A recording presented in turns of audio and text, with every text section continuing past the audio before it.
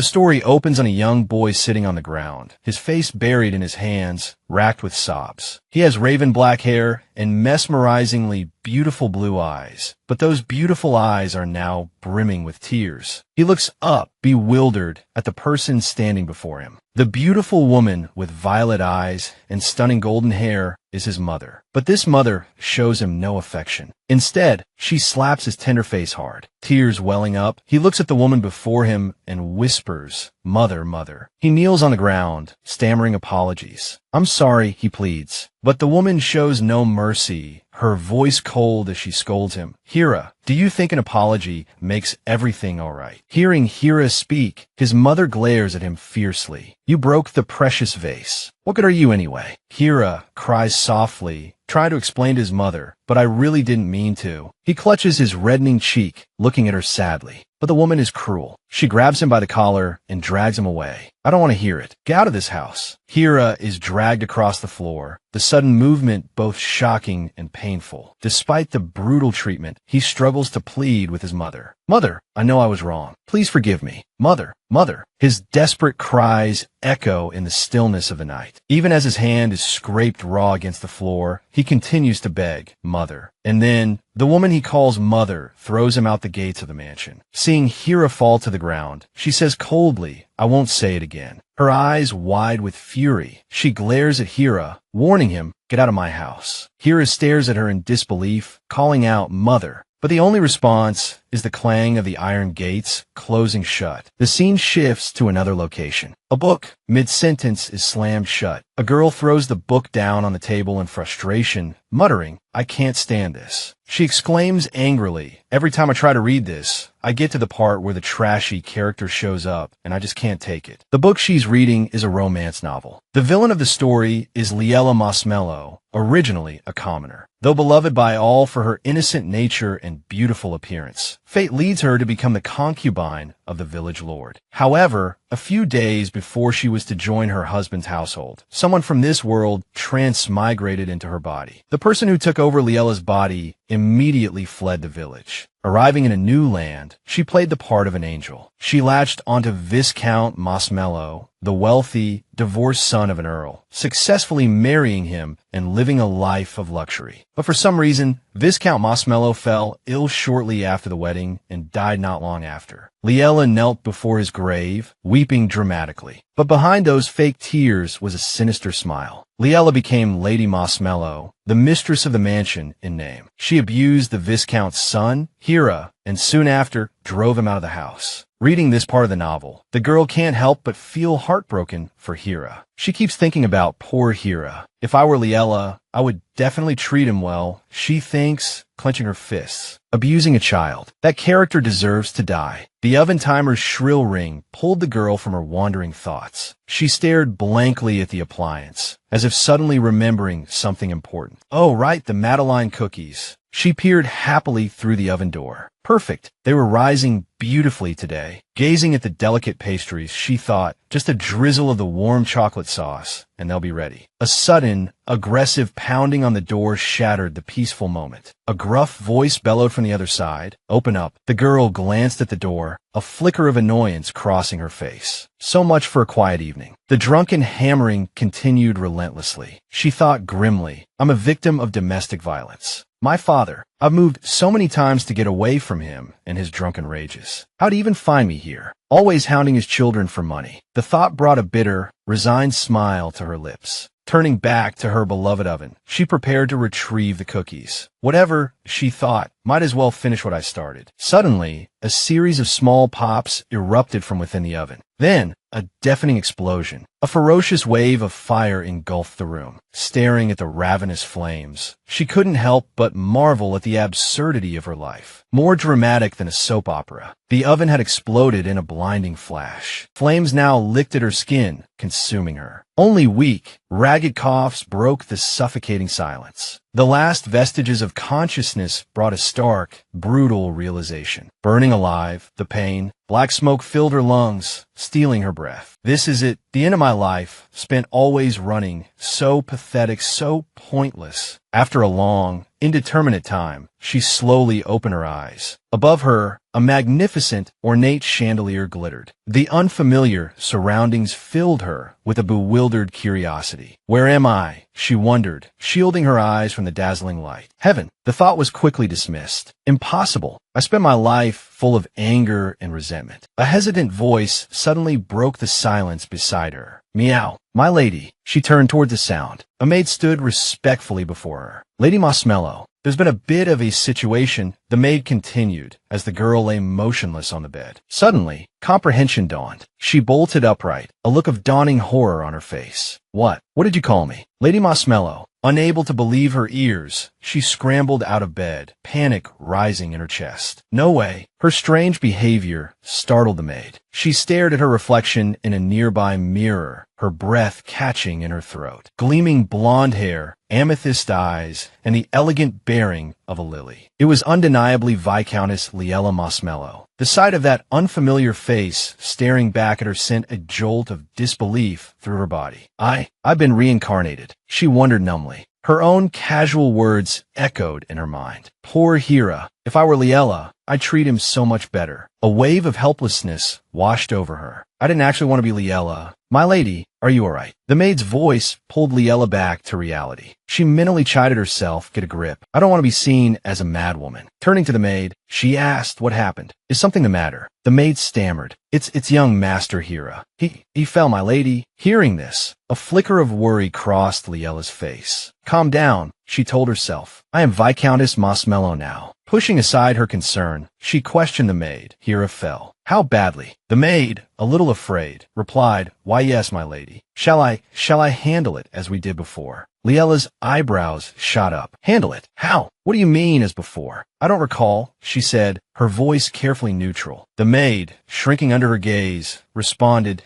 You ordered him locked in his room until he recovered, my lady. Liella was taken aback. What? She exclaimed. Take me to Hira's room at once. The maid, clearly surprised by this unexpected command, could only stutter, and my lady. Impatience flared within Liella. Well, are you going to stand there or show me the way? The maid, thoroughly intimidated, blurted out, at once. I apologize, my lady. Snatching up her shawl, Liella followed the scurrying maid, her heart pounding with a growing unease. Hira, she thought, the name a silent prayer on her lips. They stopped before a rather dilapidated-looking door. The maid bowed low. Young Master Hira is inside, my lady. Liella's hand rested on the door, her mind reeling. Hira is in there. She pushed the door open gently and stepped inside. The sight that greeted her made her breath catch in her throat. Hira lay curled up on a threadbare cot, a picture of utter misery. Liella approached him softly. Hira, she whispered. His small body trembled. At the sound of her voice, he flinched and sat up, his eyes wide with fear. His voice, small and hesitant, filled the room.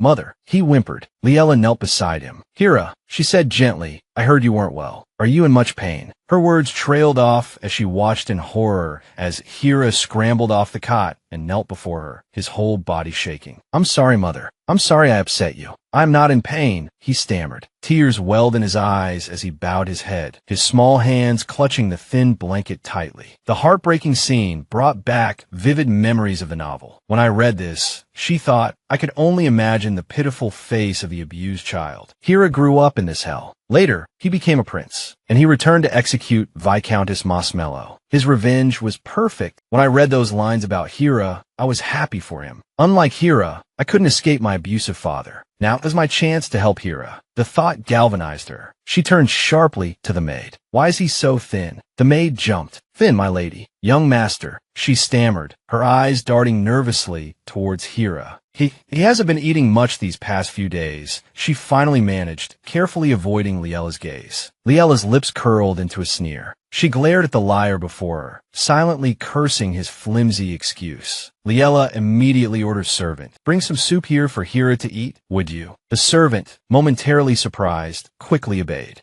Yes, of course. Witnessing Liella's demeanor towards the servant, Hira trembled uncontrollably, fearfully watching her. Liella suddenly turned to Hira, making the boy jump in alarm. She slowly walked towards him, Seeing Liella approaching, Hira instinctively recoiled, letting out a few frightened whimpers. When Liella's hand grasped his shoulder, he squeezed his eyes shut, bracing himself for his mother's wrath. After a long, silent moment, he finally found the courage to open his eyes and look at his mother standing before him. She was now kneeling by the edge of the bed, gazing at him with deep concern. Liella looked tenderly at little Hira. She thought, stroking his skin, he doesn't look well at all. I can feel the heat radiating from him. Liella reached out, wanting to touch his face, almost. Little Hira continued to tremble. Seeing this heartbreaking sight, she reassured herself it will be all right. Before her hand could reach his face, Hira quickly covered it with his own, bursting into tears. It's me. I'm sorry. I know I was wrong.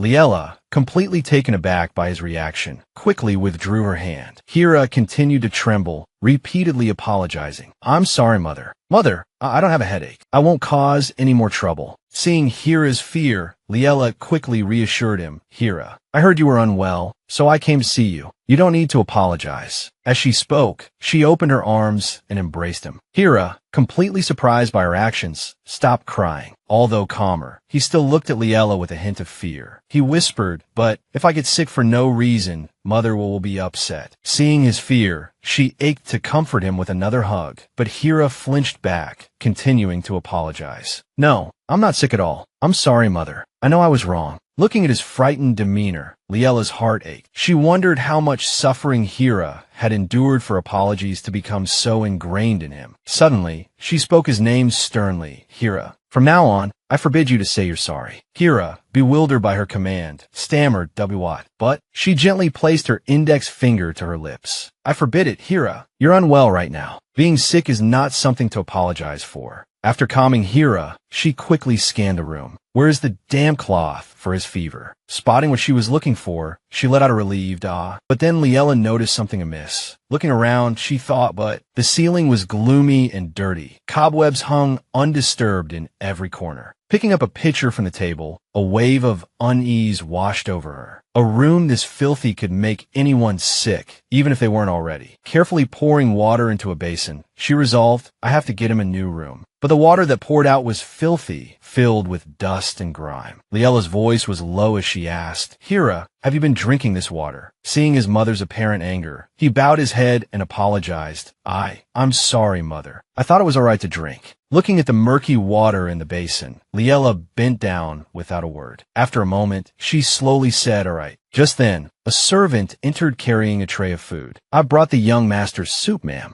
Liella turned and took the tray. Yes, let me feed him. The servant, seeing this, panicked and quickly intervened. Wait, madam, I always feed him. Hearing her words, Liella, filled with anger, looked at the tray of soup in her hands. It was rancid, reeking, clearly meant for Hira. Liella remembered the maid from the original story. How could she forget? In the original story, the maid attending Lady Mossmellow had always bullied Hira. Lady Mossmellow neglected Hira, so the maid took it upon herself to mistreat him. Thinking of this, she angrily threw the soup tray at the maid, who, frightened, covered her head. Liella glared at her and ordered, clean this up. Bring something edible. The quiet night still cloaked the mansion. After a while, the servant returned with a new dish. Here is the new soup, ma'am. Liella sat calmly on the bed, continuing to give orders. Bring fresh water for Hira to drink, too. The servant replied, yes, ma'am. As soon as she brought the water, Liella commanded a cool cloth for his fever. The servant quickly responded, right away, ma'am. A moment later, she ordered again children's cold medicine. The servant hurried off, replying, yes, ma'am. After searching for a while, the exhausted servant returned to Liella. There's no children's medicine in the mansion, madam. Hearing this, Liella, who was tending to Hira, turned and looked at her with annoyance. So, if there isn't any, go and find some. What else are you going to do? Seeing her silence, Liella smiled brightly and asked, are you trying to talk back to me? The servant quickly waved her hands in denial. No, of course not, madam. I wouldn't dare. As the servant left, Liella continued to carefully spoon-feed Hira the soup. She looked at him tenderly and said, come on, open wide. Hira, both frightened and confused by Liella's unusual behavior, looked at her, but he obediently opened his mouth and ate each spoonful of soup. Seeing this, Liella patted his head and praised him. Such a good eater. Good boy. Seeing his timid, downcast demeanor, she became thoughtful. It's sad that the barriers in Hira's heart have grown more thorns. Both I and the others in this mansion are like thorns to Hira. As he grows older, these painful memories, like thorns, will pierce deeper into his heart. Only one person can change Hira's life, the one who became Hira's adoptive father in the original story, Duke Lazius Hubert. He will be by Hira's side, warming him from my cold embrace. Inside the mansion, the servant hurried in to report, "Madam, I've broken the adult medicine in half." Liella held out her hand. "All right, give it to me." The servant respectfully replied, "Here you are, ma'am." At that moment, Liella suddenly spoke, "Oh, look at me. I forgot we need water." She smiled at the servant and calmly instructed, "Bring some water for the medicine." As soon as Liella said this, the servant seemed unable to contain herself any longer. A look of anger began to appear on her face. Seeing her displeasure, Liella understood exactly what she was thinking. "Why didn't you say so from the beginning? Your face makes it so obvious." She silently judged the person before her, unable to hide your emotions in front of your master. There's a limit to stupidity. So it was, the maid was foolish. She still hadn't realized her master had changed. The maid, witnessing Liella's unusual behavior, harbored no suspicions, instead indulging in her own gleeful assumptions. "Aha," she thought with a cruel smirk, "this must be some new game." She imagined Liella offering the young master hope, only to cruelly crush it later. Meanwhile, Liella continued to give the maid orders. "Bring me a wet cloth for Hira. Too much water. Bring it out more. This cloth isn't cold at all. Go and cool it down." The maid, obedient to Liella's commands, scurried throughout the mansion, her breath coming in ragged gasps. Finding the maid resting for a moment, Liella approached and snapped, "What are you doing? Go and clean up the broken plate from earlier." Exhausted as she was, the maid had no choice but to obey. "Yes, my lady," she replied wearily. A chilling voice cut through the air. "Once you've finished that," Liella began, "leave this mansion." The words hung in the air. The rag slipped from the maid's hand as she scrambled to her knees, pleading, "Wait, my lady, please." Tears streamed down her face as she begged. "What do you mean? There's no servant more loyal to you than me." Liella gazed down at the pleading figure, her expression unreadable. "You don't want to leave?" she asked simply. The maid clasped her hands together desperately. "Of course not. It's not fair to send me away like this." Liella slowly removed her earrings. "Yes," she said softly, "I've been short-sighted." She extended her hand towards the maid. "Take these." Surprise flickered across the maid's face, quickly replaced by a delighted grin as she took the earrings, her eyes wide with wonder. You're giving these to me. They're so valuable." She covered her mouth with her hand, overcome with joy. "I understand. You were just trying to surprise me." Seeing Liella's seemingly pleased expression, she continued, "And I didn't even realize." The smile vanished from Liella's face. Her eyes hardened. "Choose," she said, her voice low and menacing. A shadow fell over her features as she delivered her ultimatum. "Either take your master's belongings and be thrown out, or leave on your own." A cruel smile twisted her lips as she looked down at the terrified maid kneeling before her. The maid trembled, speechless with fear and shock. Without another word of pleading, she scrambled to her feet and fled the room. Liella watched her go, a cool detachment in her eyes. Then, sensing a small gaze upon her, she turned to see Hira watching her. She walked over to him and gently stroked his hair. "Did the noise wake you, Hira?" "I'm sorry." Seeing his bewildered expression, she continued softly, "This room is a bit dirty. Why don't you come and stay in my room for a while?" Liella scooped Hira into her arms, startling him slightly. Holding him close, she walked slowly towards her own room. Looking down at the small boy in her arms, Liella thought to herself, "Hira, from now on, I will protect you. I will make sure that you only experience happiness in this life." After settling Hira in her bed, she quietly closed the door. "Sleep well, Hira," she whispered. Hira, kneeling on the bed, obediently replied, "Yes." Watching him, a pang of guilt struck Liella. He's sick, and yet he sat up to answer me. The thought filled her with a deep ache. At that moment, a maid noticed Liella and inquired, "Madam, has something happened?" This was Zine, the head maid of the Mossmellow Mansion. Liella approached her and said, "I have a task for you. My personal maid has just left the mansion." Liella continued, a faint smile playing on her lips, spread a rumor that she stole from her master. Zine was taken aback, recalling the maid in question. Her personal maid, she thought. Then, she respectfully replied, "Understood, madam. I will spread the rumor." The mere mention of the incident filled Liella with a simmering resentment. How could I let her go so easily? The one who bullied Hira, the person I cherish most. She mused darkly. Lost in thought, she instructed Zine further. Also, prepare the best room in this mansion for Hira. Liella's face darkened, her voice hardening with each word. I will not tolerate anyone bullying or mistreating Hira. Make sure everyone in the mansion understands this. Zine bowed her head respectfully. Leave it to me, madam. Then Liella issued another command. Finally, prepare a carriage for me. Zine responded obediently. Yes, madam. Where are you headed? Liella's reply was clipped and cold, the Harper estate. A steely resolve filled her. I'm going to the Duke Lazier's mansion. As dawn broke, a luxurious carriage stood ready. Liella donned a blue and white gown, adorned with unique embellishments that accentuated her beauty. Zine, glancing at her, inquired, Madam, what is in that package? Liella gestured to the bag she carried. Oh, this, she asked, a radiant smile gracing her lips. Consider it bait for a wild beast. The carriage slowly rolled away from the mansion. Zine watched with a hint of worry. Will this be all right? Showing up unannounced like this. A pact with a cold-blooded demon, a man who loathes women, one who ignored the princess's proposal. That these were all epithets attached to Duke Harper. Rumor had it he never showed his face in aristocratic circles. In truth, he was quite handsome, and his principles were highly praised. Seated in the carriage, Liella recalled the descriptions of Duke Harper she had read in the novel. A sense of anxiety settled over her. I've prepared myself to be mistreated, as he has no reason to meet with me. Gazing out the window, she thought, but he will become a good father to Hira, so I can endure this hardship. After some time, the carriage came to a halt. A servant announced, We have arrived, madam. Liella carefully stepped out. She gazed at the magnificent mansion before her, a gasp escaping her lips. Oh, what a grand estate. Suddenly, a voice called out, drawing her attention. Can I help you?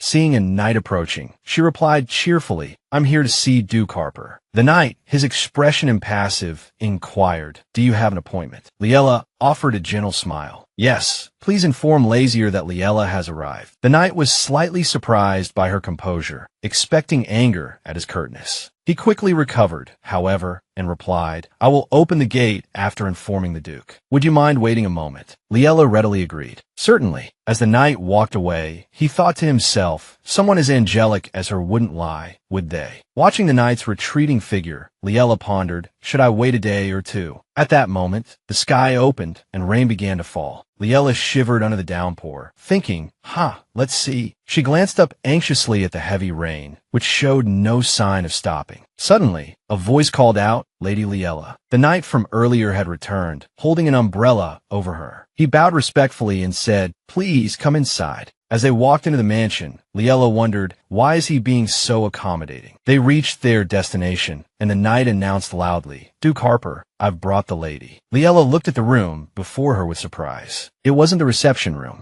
Liella hesitated at the threshold. He's bringing a woman he's just met into his personal study. She tried to reassure herself. I need to stop thinking I'm walking into a lion's den. As soon as she entered, a man spoke. Greetings. You've arrived. He looked calmly at the woman still standing motionless before him, a slight curve playing on his lips. Liella was completely taken aback by this unexpected appearance. What's with this guy? She wondered silently. Looking at the impeccably handsome man before her, Liella couldn't help but think, I expected a lion, but he's more like a beautiful cat. Gazing at him, she mused, I think I understand why the princess is so smitten. He's radiant, like the sun. Suddenly, Laziers, the Duke, stepped closer to Liella. He gently touched her rain-dampened hair and murmured, You're soaked. You should take off your coat. Then a cold voice cut through the air. I hear you address me by name, even though we've never met. Are we close? Or perhaps we're dating? Liella bristled inwardly at Lazier's words. He's mocking me. Maintaining her aristocratic composure, she bowed her head slightly. I apologize for my rudeness. I wouldn't have been granted an audience otherwise. Meeting his gaze, she continued, You knew I was lying. Why did you let me in?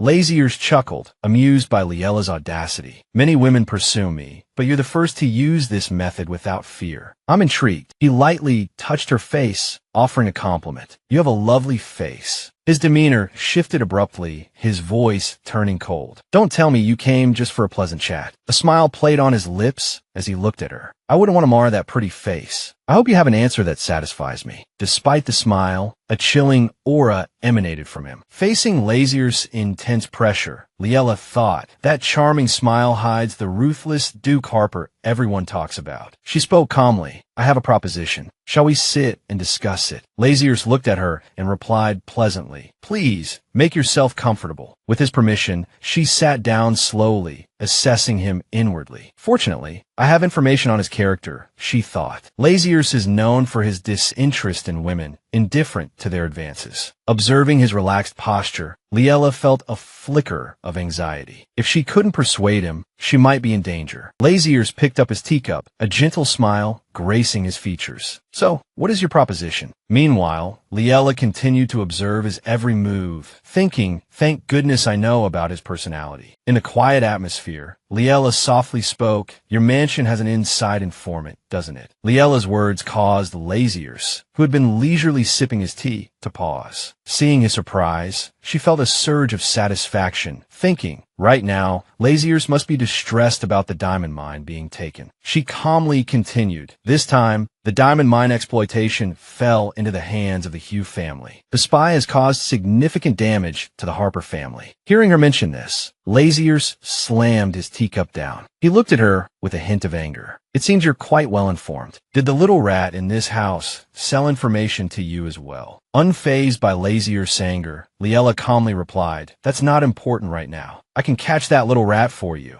and I'll also retrieve the mining rights from the Hugh family and return them to you. Laziers looked at her cautiously and asked how. By what means? Liella didn't immediately answer his question. Instead, she quietly opened a bag she had prepared earlier. From the bag, she took out a stack of documents and neatly arranged them on the table. Liella pointed decisively at the documents and confidently stated, This is the information I brought in the plan for the next steps. Please read it and judge for yourself. Laziers picked up the documents and carefully read the contents. Seeing the information within, he couldn't help but exclaim in astonishment, This. Liella felt a deep sense of satisfaction at Lazier's reaction. I compiled the information about the spy and his dealings based on the original story, including how to reclaim the mine by exploiting the Hugh family's weakness. She recalled her past life when she was still leisurely indulging in her hobbies and sighed. It wasn't difficult at all. My hobby is rereading my favorite stories hundreds of times. Since I couldn't make Hira happier, I could only imagine. After reading the documents, Lazier seriously asked her, Is this information reliable? How long have you had it? Liella slightly averted her gaze and softly replied, I can't say, but I can guarantee that the information is completely reliable. At the very least, you won't lose anything by trusting me. The atmosphere between them grew tense. Laziers coldly questioned her, Even if that's the case, what's your reason for bringing this information to me? With this much, you must be expecting something from me. Hearing him say that, she calmly replied, Of course. I want you to sign a contract with me in exchange for the information. He asked in surprise, A contract? What kind?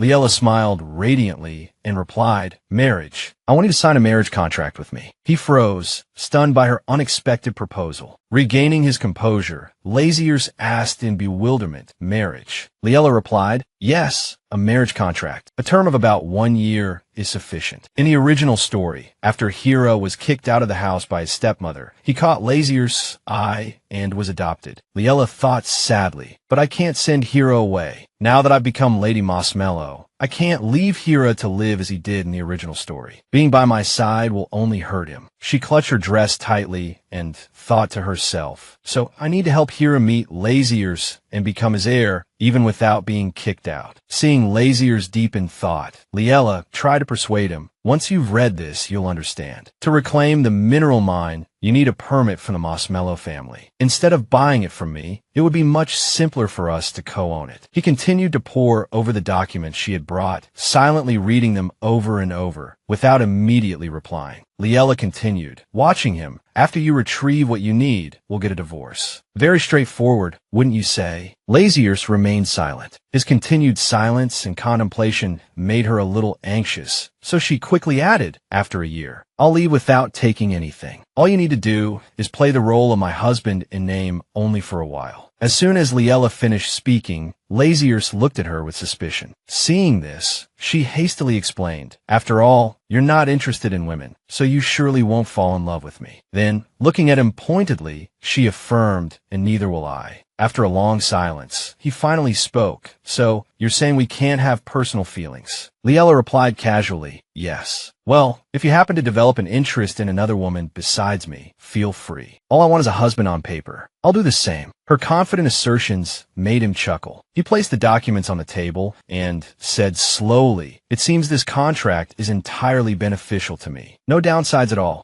Lazieus returned to his usual relaxed demeanor, casually crossing his legs. Then, he asked her calmly, "But I'm not sure why you need this contract. Are you willing to trade so much just for a one-year contract marriage?" He picked up his teacup and continued thoughtfully, "Is marriage truly the only price you desire?" Faced with his questioning, Liella fell silent, thinking to herself, the real goal is for Lazieus to adopt Hera, but revealing that now would only raise more suspicion. Maintaining a calm facade, she replied, "The other price I want, I'll tell you later. Since you don't fully trust me yet, let's discuss the details of the contract more thoroughly after I find reliable evidence about the informant." Agreed. Lazieus was intrigued by her answer, a smile playing on his lips. Handle one thing before moving on to the next. He gently set down his teacup, his face brightening with a smile as he agreed. "All right, fine." Lazieus extended a hand towards Liella and said softly, "We're partners now. Would you care for a cup of tea? It's quite fragrant." Seeing that she had achieved her goal, Liella quickly stood and bowed. "Thank you, but I must decline. My son is waiting for me at home." She bowed her head slightly and said, "I'll take my leave now." With that, Liella turned and left. Lazieus carefully watched her retreating figure, saying nothing. He stroked his chin thoughtfully. "What an interesting woman. Not afraid at all in my presence." He then leaned back lazily. "Marriage, huh? I wonder what will happen next." The thought brought a look of excitement to his face. "Let's see," he mused. Liella's carriage quickly returned to the mansion. As soon as Liella stepped down, Zine bowed respectfully. Zine immediately reported on Hera's situation. "Madam, young Master Hera has changed rooms. Would you like to check on him?" Hearing this, Liella quickly replied, "Lead the way." Zine obeyed. "Yes, madam."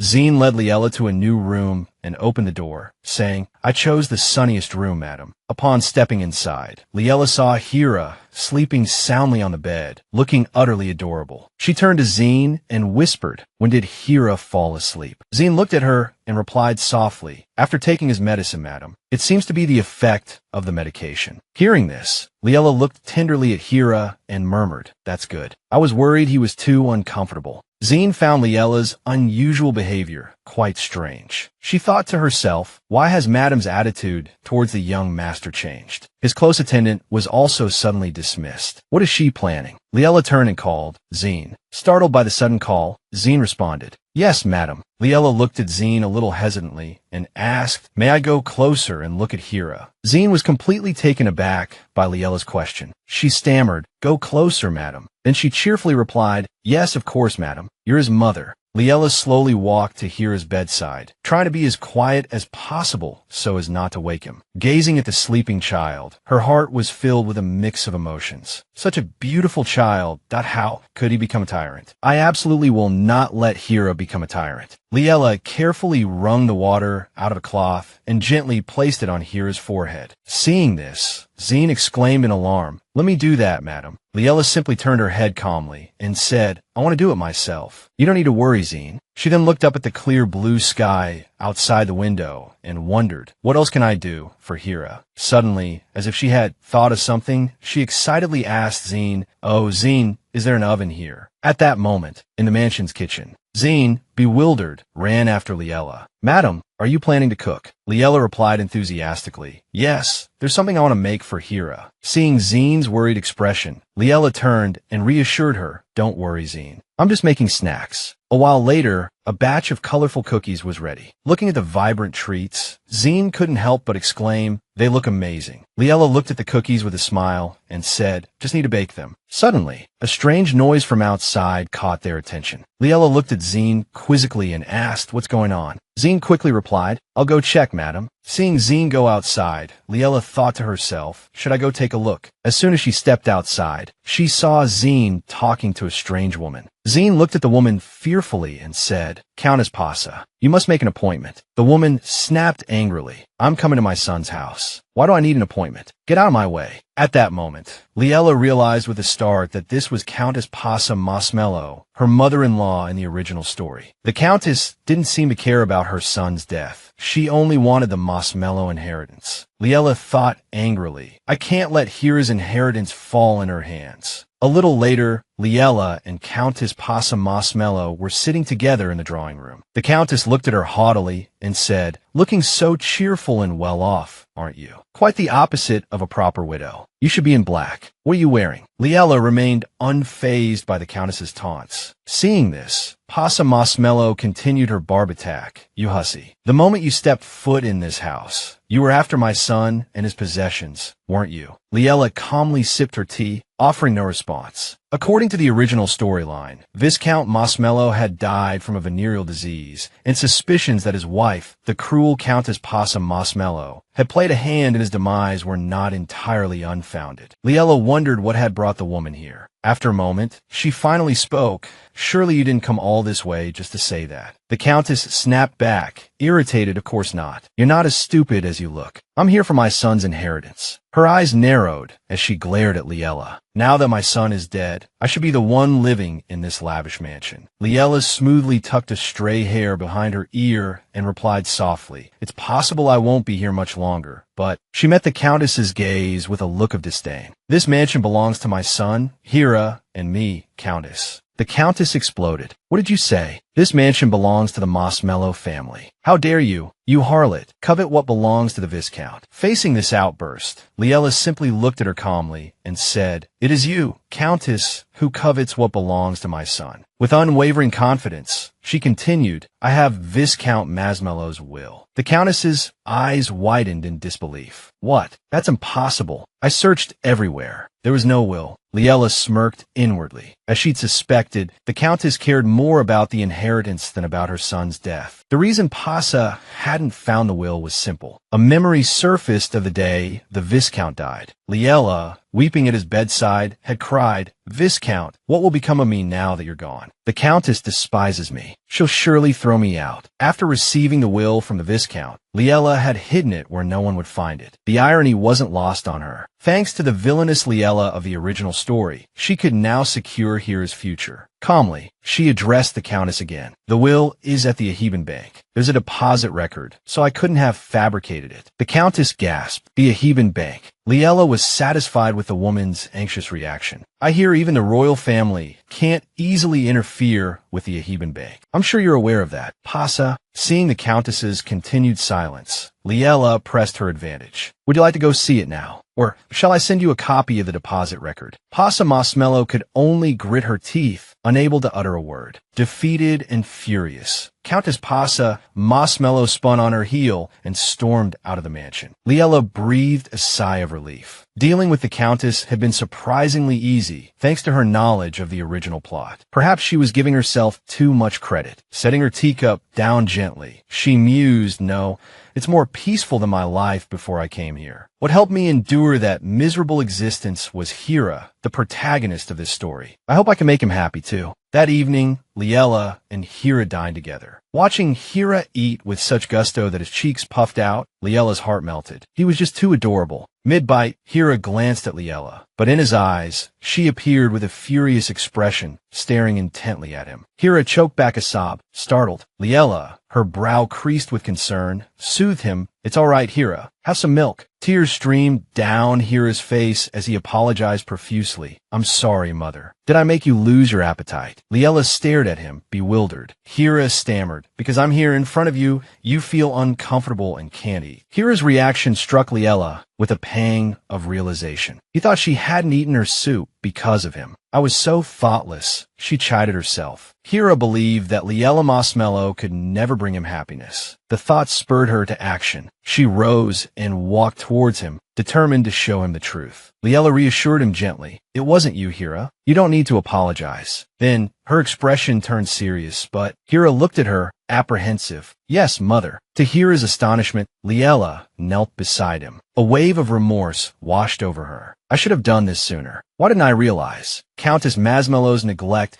has hurt him so deeply. Hira, I'm so sorry, Liella murmured, her head bowed. Hira was frozen, stunned by her unexpected actions. Liella continued, her voice thick with regret. I've been so careless, letting the servants mistreat you. I want to apologize for everything that's caused you pain. Hearing Liella take responsibility for her past indifference brought tears to Hira's eyes. She lifted her head and looked directly into his eyes, her gaze soft. I won't hurt you anymore, Hira. Her sincerity shone in her eyes. I know it's hard to believe, but will you trust me just this once? Hira, speechless, whispered mother. Liella clasped his small hand, a fierce determination hardening her resolve. I don't expect him to forgive me after just one apology. I need to show him the boundless love he's never known. Hira looked at her with uncertainty. Liella offered him the gift she had prepared. Here, Hira. Hira's eyes widened with curiosity. What is it? Liella's voice was bright. A gift for you. Macarons and a bib. She held up the bib. Do you like it? I thought it would suit you. Hira's face lit up with delight. He clutched the bib. Yes, I like it very much. He immediately began tying it around his neck. Liella beamed. It looks perfect. Her praise made Hira's eyes sparkle. Really? He asked shyly. Liella chuckled. Yes, you look adorable, Hira. Hira was wary of her sudden change in demeanor. He didn't understand why she was being so kind, but he was undeniably happy. I hope she stays like this forever, he thought. On a bright, sunny day at Duke Harper's mansion, Liella stood before Lazier's private study. The door opened, and Lazier approached her. You're here. Liella, slightly startled, replied yes. Things were resolved quicker than I anticipated. She sat down, continuing, whether he was wise or simply sensitive. The spy covered his tracks as soon as I arrived, but I managed to catch his tail. Liella placed the information she had gathered on the desk. Lazier accepted the papers, his gaze intent as he read the detailed account of the spy's activities. Liella watched him, then continued. Since his tail's been caught, he'll likely try to flee soon. Lazier sighed at her words. So what will you do? He asked. Liella's voice was firm. We have to catch him. Immediately, a smile played at the corner of Lazier's lips, impressed by her courage. Sounds interesting, he said, a note of amusement in his voice. I'll come along. Liella looked at him, surprised. Aren't you busy? He folded his arms casually. I'm free. Liella glanced at the mountain of paperwork piled behind him and couldn't help but think he lies without even blinking. Pushing the thought aside, she resolved to act. Suit yourself, she conceded. Pleased by her lack of protest, he asked, so where are we going? A short while later, they found themselves at a gambling den. Lazier surveyed the scene. The spy wouldn't be here to gamble. He must have someone to meet. Liella nodded, wary. Probably. She pointed towards a staircase. We need to get to the VIP rooms on the second floor. Just then, an attendant noticed Lazier and gasped in surprise. Duke Harper. Lazier addressed him calmly. I have some business on the second floor. May I go up? The attendant's gaze shifted to Liella. Certainly, Your Grace. But the lady with you. Lazier smoothly drew Liella closer, his voice gentle. My wife. The attendant bowed respectfully. Of course. Please, this way. Liella considered the situation with a silent sigh of relief. It's a good thing I came with him. I probably wouldn't have been allowed in alone. Finally, they reached the room where the spy was hiding. Seeing Liella hesitate at the door, Lazier asked, puzzled, aren't you going to open it? Liella quickly responded, just a moment. Anxiety gnawed at her. She wasn't sure she could handle this spy according to her own plan. In the original story, Lazier was constantly plagued by spies, leaking vital information about the Hubbard family. The downfall of House Hubbard had been complete and utter, including the disbanding of the Night Order. When the Hubbard family was on the verge of collapse due to a lack of an heir, Hira, the child abandoned by Countess Masmelo, had appeared. Hira had become the heir to the Duke Hubbard. Lost in thought, Liella's hand rested lightly on the doorknob. Hesitation flickered within her. But if I marry Lazier, Hira will naturally become his son anyway. So, it doesn't matter if this spy disappears. Having made up her mind, Liella pushed her worries aside. I'm opening it, she declared. Suddenly, Lazier pulled her back with a sharp intake of breath. Wait, Liella. The words had barely left his lips when the door burst open from the inside. A look of grim satisfaction crossed Lazier's face. He'd finally caught the troublesome rat. The spy yelled, "Damn it," and turned to flee. But Lazier was suddenly before him, a sneer twisting his features. "You know running is futile." Trapped, the spy frantically searched for an escape route. His eyes landed on Liella, who had stumbled and fallen to the floor. In a desperate move, he grabbed her, startling a cry of surprise from Liella. Lazier's eyes widened, a flicker of concern for Liella crossing his face. He held a knife to Liella's throat, threatening, "Don't come any closer. If you do, I'll kill her." Lazier anxiously pleaded, "Liella, don't move. Let me handle this." Though terrified, Liella managed to reply, "I'm all right, Lazier." The traitor tightened his grip on Liella's throat and gloated, "All right. You call this all right? If you attack me, I'll kill her." He reveled inwardly, finally close to exacting his revenge on Lazier. Ever since being discovered, Lazier had relentlessly pursued him. Taking Liella hostage seemed to have subdued him, suggesting she was important to him. Meanwhile, Lazier was consumed with worry for Liella, desperately searching for a way to rescue her. Seizing upon Lazier's vulnerability, the traitor smirked, thinking, "Using her as a hostage will give me the perfect opportunity to kill Lazier." He began issuing commands, "Turn around, do cupboard, then close your eyes." With each word, he pressed the knife closer to Liella's skin. To ensure her safety, Lazier immediately obeyed. Lazier now understood the traitor's intentions. "He intend to kill me right here," he thought grimly. "How ludicrous to die for this woman. What should I do?" While Lazier wrestled with his thoughts, the traitor advanced towards him, knife glinting menacingly. Lazier continued to grapple with a difficult decision. Should I let her get hurt? But I don't want that at all. Suddenly, the traitor shoved Liella violently backwards and lunged at Lazier. Despite the painful fall, Liella gritted her teeth. "I'm not afraid of pain or danger. I endured enough in my past life, thanks to my father. If I can just capture this traitor, I can make Hira happy." She scrambled to her feet just as the traitor swung his knife at Lazier. Lazier was still lost in thought. I suppose sacrificing an arm is acceptable. A sudden commotion behind him startled him. Liella bit back a cry of pain. Lazier whirled around, his eyes widening in horror as he saw Liella shielding him from the traitor's knife with her own arm. "Liella!" he gasped. He could scarcely believe what he was seeing. "Why?" he stammered, bewildered. Before he could finish, the traitor raised his knife again towards Liella, snarling. Seeing the imminent danger, Lazier sprang into action, seizing the traitor's attacking hand. He threw the man to the ground. Once the traitor was subdued, Lazier, his voice laced with concern, urged Liella, "Go and get your wound bandaged, Liella. I can handle the rest." Lazier shoved the traitor roughly against the floor, his eyes blazing with fury. This isn't a sight I wanted to see. The traitor, now consumed by fear, began to plead, "Do cupboard." Lazier knelt, looking down at the traitor with contempt. "You were quite arrogant just a moment ago, weren't you?" He gripped the man's chin, his voice a low growl. "Did you enjoy selling my information?" The traitor trembled, whimpering, "Spare me." Lazier's face darkened. "You expect mercy after what you've done." He sneered. "I assumed you'd made peace with the consequences when you decided to betray me." His words barely finished. A surge of anger propelled a dark energy to bloom around him. Lazier, patience gone, radiated a terrifying aura. "Tell me who's behind you," he growled, "if you want to live." Liella, having hastily bandaged her wound, fretted silently. Is it all right to leave Lazier alone with him? Her worry proved justified. The spy, his throat in Lazier's iron grip, struggled for breath. Agony racked him. "I can't reveal who's behind this. If they find out I talked." The image of a man with terrifyingly blonde hair flashed through his mind. Suddenly, blood gushed from his mouth. He collapsed, motionless.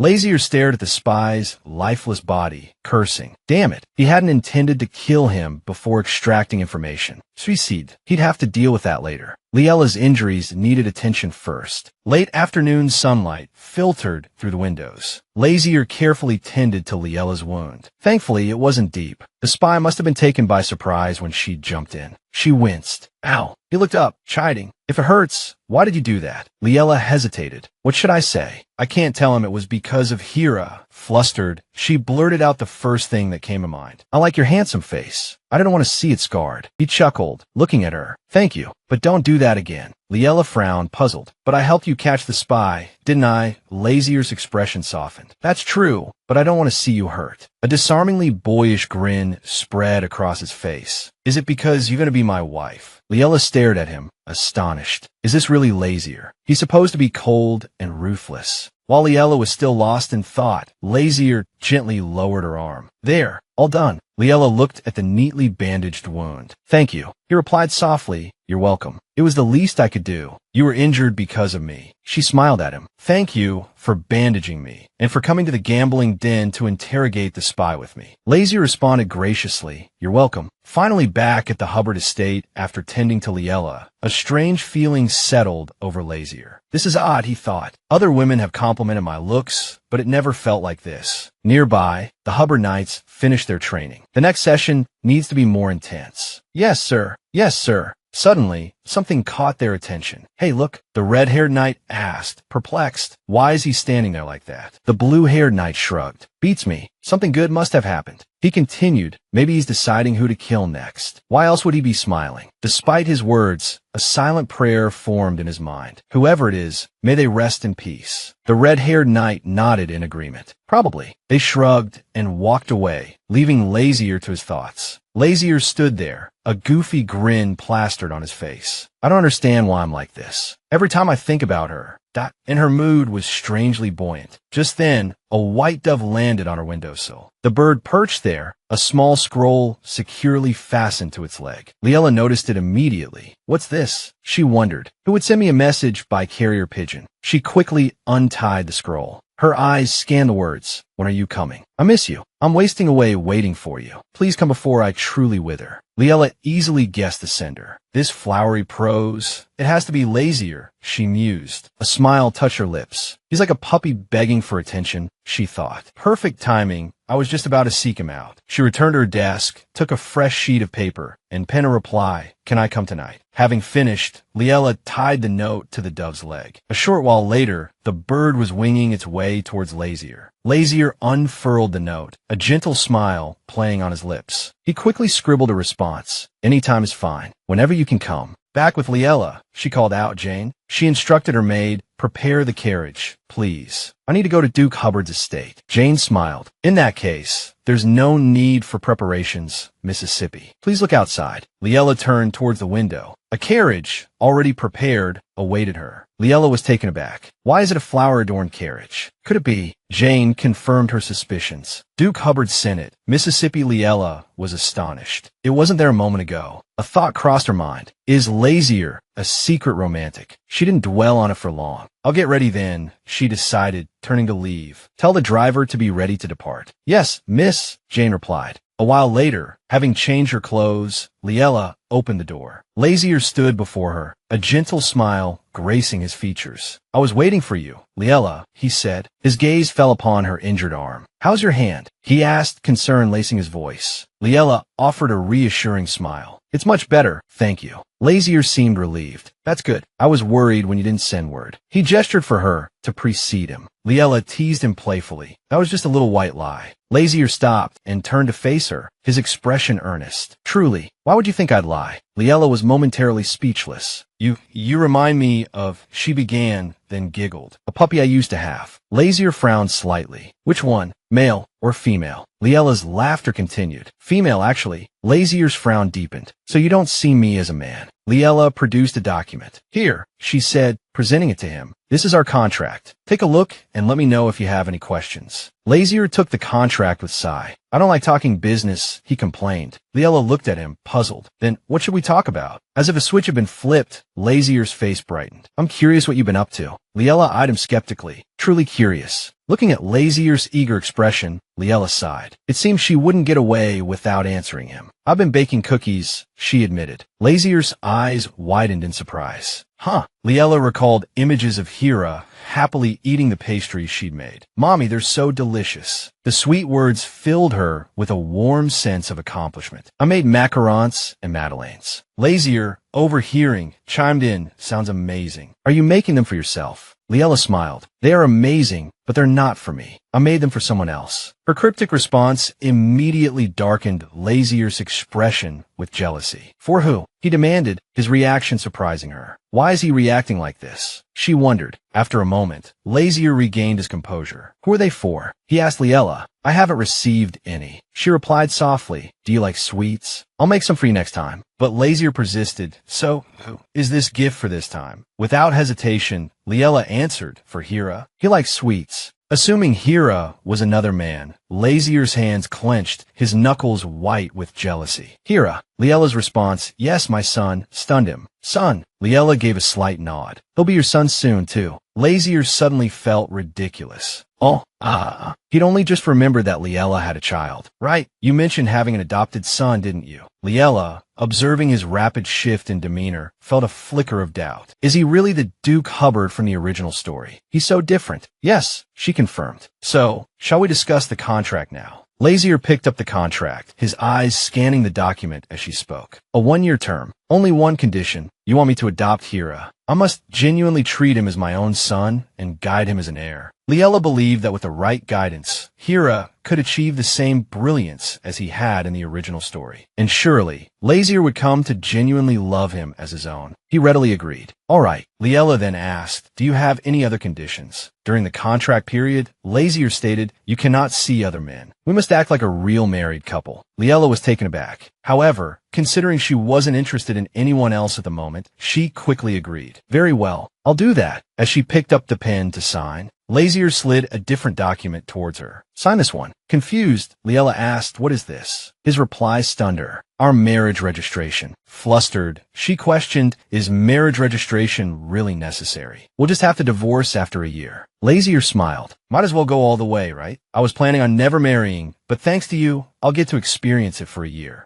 Liella found it hard to believe. Marriage registration for that reason alone. Despite her reservations, she signed the document. Suddenly, a commotion erupted outside the room. Is he in this room? The door burst open, revealing a woman with brown hair and a red dress. Lazier. Both Liella and Lazier turned towards the door. The woman, radiating anger, confronted Lazier. Lazier, you secretly got married. Liella realized with a jolt of anxiety that this was Lazier's mother. It's her. Lazier's mother, Duchess Camellia Hubbard. What do I do? If Camellia objects, the marriage will fall apart. Camellia stood before Liella, her expression filled with displeasure. Are you the one who married my son? Liella hesitantly replied, yes, I haven't signed it yet. I apologize for not mentioning it earlier. But before she could finish, Camellia cut her off. Enough with the formalities. With a snap of her fingers, she commanded, come in. A procession of servants entered the room. To Liella's surprise, their hands were laden with gifts of all sizes. She was utterly bewildered. What is this? She stammered. Camellia approached her slowly. How could you arrive at your new home empty-handed, dear girl? What sort of dresses and shoes do you like? And jewels? I do hope I've chosen wisely. Camellia opened a jewelry box and gestured towards its contents. This is my most treasured necklace. Your complexion is so lovely. It would suit you perfectly. Liella's confusion only deepened. What is all this? Camellia simply smiled warmly. I wanted to thank you, my dear. She sighed, confiding in Liella, I was so worried. Lazier showed no interest in marrying. He sent away every girl who came calling. Lazier, who had been sipping his tea, glanced over. So you're the one destined for him. Wonderful. Liella, still flustered, attempted to decline. I'm very grateful, but Duke Hubbard has already given me so many gifts. Camellia, however, noticed her formality. Isn't that a bit distant for your future husband? Call him by his name. Liella glanced hesitantly at Lazier. He offered a gentle, encouraging smile. Yes, you should. Liella felt a blush rise in her cheeks. A thought crossed her mind. Nothing in this world is free. What if Camellia expected something unreasonable in return? Just then, Camellia spoke as if reading her thoughts. I know what you're thinking, dear girl. Liella was startled. Oh, Camellia reassured her. Don't overthink it. I'm giving you these gifts simply because you're so lovely. Liella still felt a flicker of unease. But my background is humble. I'm even remarrying. Both Lazier and Camellia paused, momentarily taken aback. But Camellia didn't reject her prospective daughter-in-law. Instead, she offered comforting words. Your background and past don't matter. If you're the woman my son loves, then I will cherish you as well. That's the heart of a mother with a son. So if anyone dares to slight you because of your background, bring them to me. The House of Hubbard will not tolerate anyone anyone who disrespects our family." Liella was deeply touched by Camelia's sincerity. She clutched her hand to her chest, scarcely able to believe her good fortune. Was it truly this easy in this world? She remembered her previous life, where the luxury of marriage had been an impossible dream. She had lived a life of hardship with her father, without a mother. Her gaze returned to Camelia, who was now busily sorting through the gifts. "This jewelry looks quite nice, don't you think? I like everything. Or perhaps a dress would be a better gift." "No, both would be perfect." Liella couldn't help but smile. "This is nice." Her smile caught Lazier's attention, and for a moment he was captivated. He moved closer to her side. Sitting beside her, he asked solicitously, "Are you tired?" Liella politely replied, "No, I'm fine. I'm just not used to this. It's not tiring, just unfamiliar." Looking at him, she wondered, if I had a mother, would she have loved me unconditionally like Camelia? At that moment, Camelia asked her why. When Liella admitted, "I'm just envious," Lazier looked at her in surprise. Liella, her voice tinged with sadness, confessed to Lazier, "Because I don't have a family. I envy those who are loved by their relatives." Her words pierced his heart. He gently took her small hand in his and reassured her, "From now on, you don't need to be envious anymore. If we marry, we'll become family." Liella stared at him for a moment, stunned, before a bright smile bloomed on her face. "That's right," she replied. To her, even just a year with Hira felt like having a family. Lazier was captivated by her radiant smile, his gaze lingering on her face. He then ventured, "So, I was thinking, could we extend the contract for about 100 years? Being family with you for just 1 year isn't enough." His words left her speechless, utterly astonished. Flustered, she stammered, "Are you joking?" But his expression remained resolute. "No, I'm serious." A sudden silence fell between them. After a long pause, she finally spoke, changing the subject. "All right, do you have some free time?" Her attempt to deflect the conversation brought a flicker of disappointment to Lazier's eyes, but he forced a smile. "I always have time for you." "What is it?" She pulled out an invitation. "What's this?" he asked. She explained it was an invitation from Hira. She then noticed his reaction, as if he'd never seen it before. "Your Grace, didn't you receive an invitation?" she asked quickly. He sighed. I guess not." Liella brightened. "I have to go to this party. Would you be my partner?" The air hung with a hint of romantic anticipation. But to her surprise, he didn't answer. The air grew heavy with silence. Confused by his lack of response, she pressed him gently. "Did you receive the invitation or not?" He hesitated. "Well, about that." He leaned in and whispered in her ear. Whatever he said shocked her. "Excuse me," she exclaimed. It turned out Lazier had thrown the invitation away. "You threw the invitation away." Liella spoke calmly. "If you threw the invitation away, then don't even think about going." He pulled out a piece of paper. "No, I'll go," he declared. His words bewildered her. "But you said you threw it away." He simply smiled. "Even so, I'll still go." Her confusion deepened. Not wanting to force him, she said, "It's okay. I can find someone else to be my partner." Lazier froze. "Anyone?" he asked, a sharp edge to his voice. He was clearly upset. "If I don't go, who are you planning to take?" His reaction only added to her confusion. "What's wrong? Are you angry?" she asked, studying his expression. "I don't know yet. I haven't thought about it," she replied. Lazier's face darkened with jealousy. "Let's see who stands beside you." "I'll go." Resigned, she agreed. "Then let's just go together." He nodded, his expression brightening instantly. She then noticed something in his hand. "But what are you holding?" The object in his hand gleamed with a captivating golden sheen. "Oh, this," Lazier said, bringing it forward. He placed it on the table. Liella's eyes widened in surprise. "A gun. Can I see it?" He readily agreed. "Of course." Holding the gun, she couldn't contain her excitement. "Amazing. I get to see something that appears in stories up close." Seeing her fascination, Lazier leaned closer. "Are you interested? Do you want to try shooting it?" This surprised Liella, and she turned back to look at Lazier. "Is that really allowed?" He simply smiled and said, "It's up to you." A moment later, Liella was already in a shooting stance. Watching her posture, Lazier couldn't help but praise her. Perfect form. If there were bullets, you would have shattered the window. When he curiously asked, "When did you learn how to hold a gun like that?" she replied, a little flustered, "I learned a little when I was young."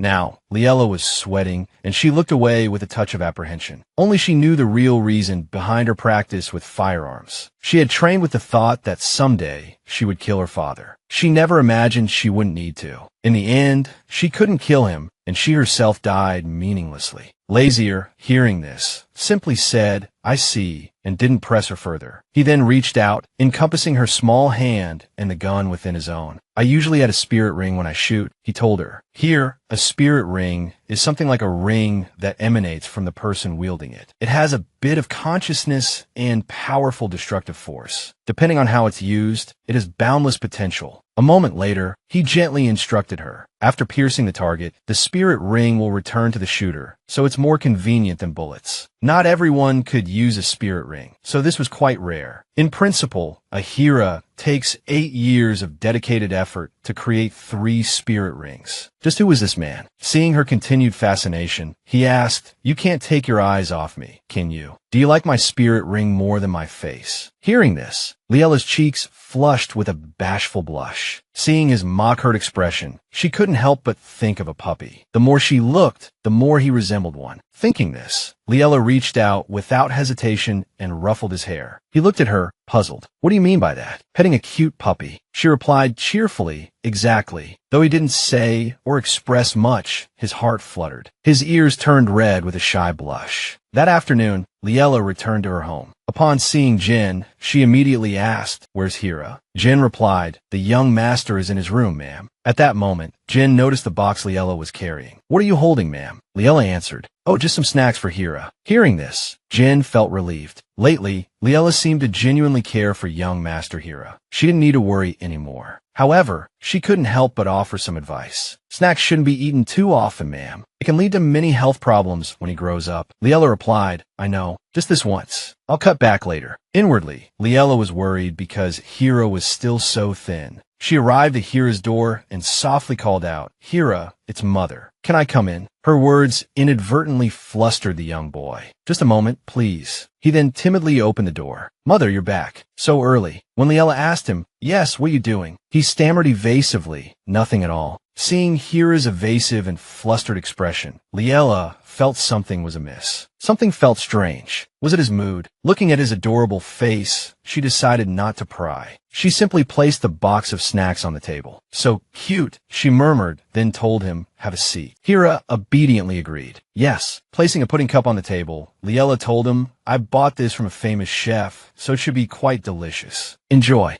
Then she placed it before him. Try it, she encouraged. As Hira nibbled at the food, she sat down beside him, a smile gracing her lips. His hesitant reply, It's delicious, filled her with warmth. He looked up at her then, his gaze shy. A little bashfully, he scooped up a portion and offered it to her. Mother, you eat too. May I? She asked, her heart swelling with a joy she couldn't contain. Was he finally warming up to her? She watched as his small hands, trembling slightly, held the morsel out to her. His sweet face tugged at her heart. Even if he couldn't fully trust her yet, he was trying. He was making an effort to connect. What could she possibly do to repay such bravery? Liella gently lowered her head and accepted the offered treat. Good boy, she murmured, and his face lit up with a radiant smile. But the very brightness of that smile brought a pang of sadness to her heart. He was so afraid of rejection. Her expression hardened with resolve. It didn't matter if she only had a year. She would make Hira truly happy. The plate was soon empty. Did you enjoy it? Liella asked softly. He nodded politely. Yes, it was very delicious. Please, she suggested, Hira, if you're not busy, would you like to go for a walk? We could go to the swing you like so much. At the mention of the swing, his face clouded over with sadness. He looked down, his voice hesitant. But the swing, Liella guessed instantly. That cruel woman, Lady Malsmel, must have had it removed. The swing in the mansion gardens had been one of Hira's favorite things. Lady Malsmel had ordered its destruction, and when Hira returned, it was gone. Later, when Hira became emperor, he would return to this very mansion and rebuild the swing with his own hands. The thought brought a fresh wave of pity for the young boy. Childhood wounds were not easily forgotten. Smiling gently, she said, The swing is back. Would you like to see it? Hira's eyes widened in surprise. Really? Yes, Liella replied. Let's go. Moments later, they were in the garden. Hira ran towards the swing, his face alight with joy. Seeing him standing there, mesmerized, she asked, Well, do you like it? He turned to her, a bright smile illuminating his features. I love it, he exclaimed, and then he sat down on the swing. She stood beside him and softly called his name. Hira. He looked up, his expression happy. Yes. A touch of sadness entered her voice. After Lady Malsmel, I hurt you a great deal, didn't I? I promise I won't let you experience that kind of fear again. This swing, it's my apology to you. He listened quietly, then replied, yes, mother. Then, hesitantly, he added, I want to give you a present too.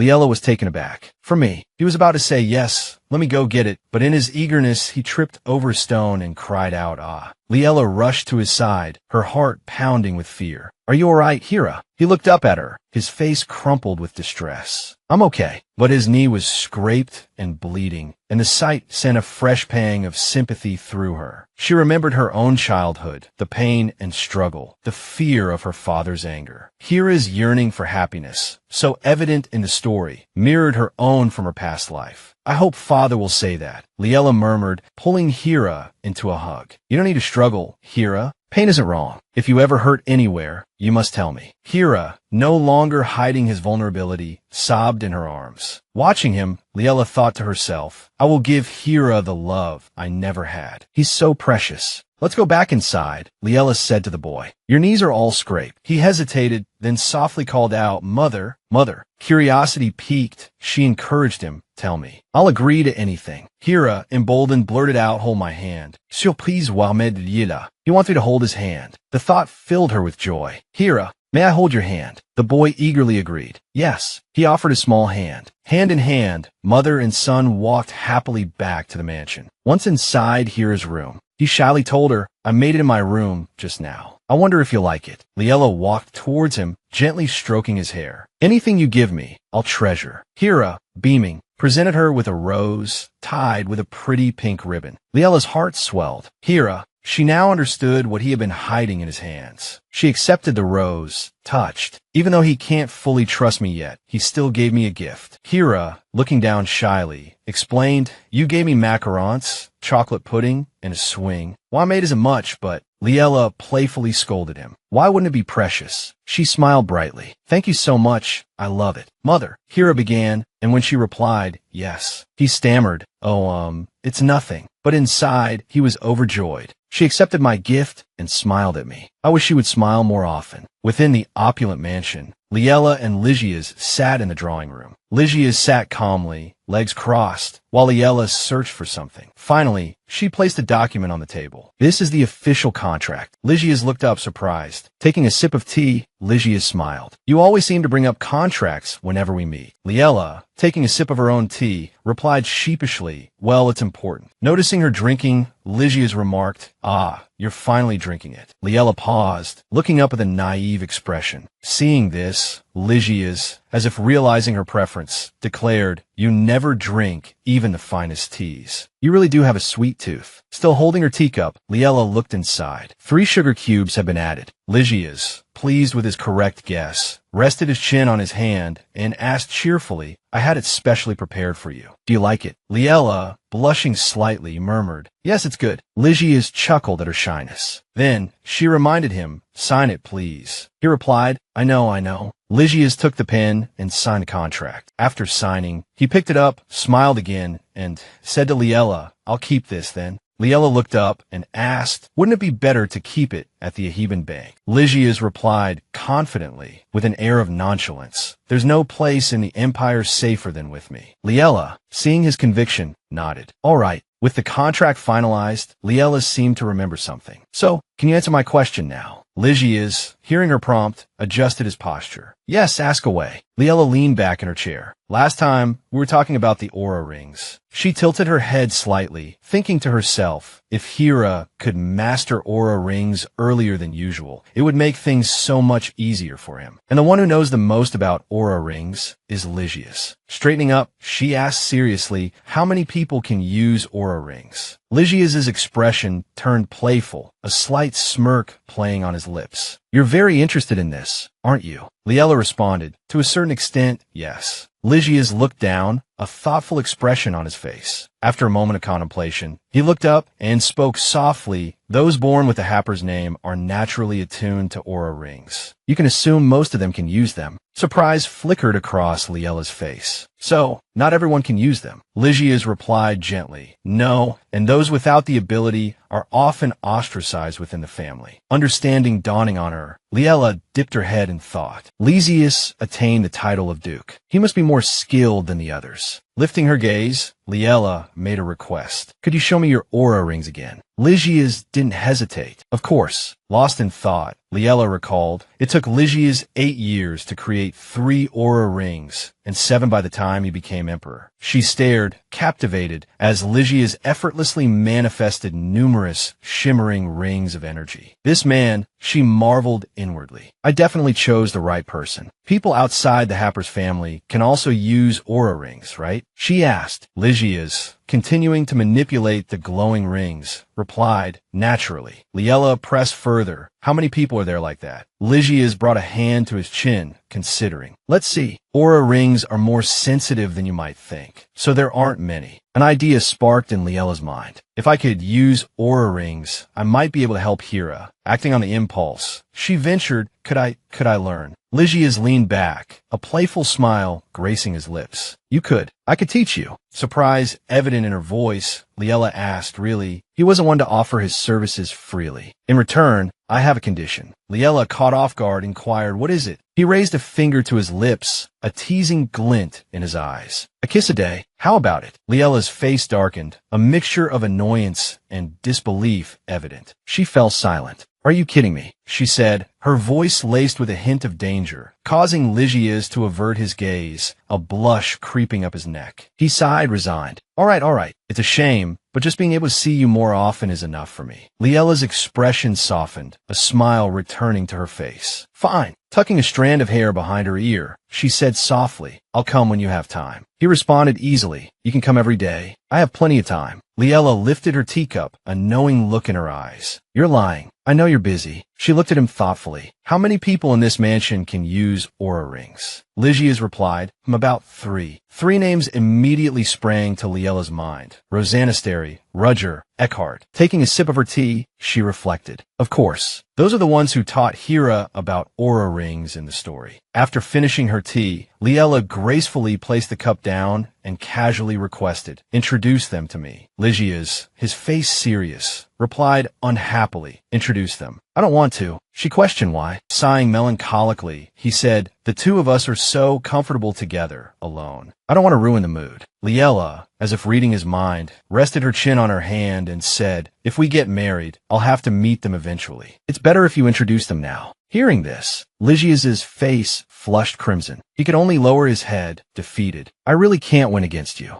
At the training grounds, Rudger Eckhart rushed in, a piece of paper clutched in one hand, the other braced against the door as he shouted, is it true about the monarch getting married? His outburst caused Rosanna Steria, who was practicing her swordsmanship, to stop. He frowned, holding the paper in front of Rosanna, and asked again, it's fake news, right? Rosanna simply stood there, staring at the paper. It read, Duke Hubert plans to hold a wedding ceremony. Return immediately upon receiving this letter. Rosanna contemplated the paper. Look at this seal. It really is from a Hubert family. Rudger, his hand gripping the paper tightly, his voice trembling, asked, so is it really true? Rosanna, resting her chin on her hand, voiced her suspicion, not necessarily. Is it the kind of marriage we're thinking of? She explained, marriage can also be interpreted as forming a new alliance. So it could be just a name only. His face brightening, Rudger looked up at Rosanna. Right? Then, rolling up the paper smugly, he added, because there's no way the monarch would fall in love with a woman. Rosanna, exasperated, simply muttered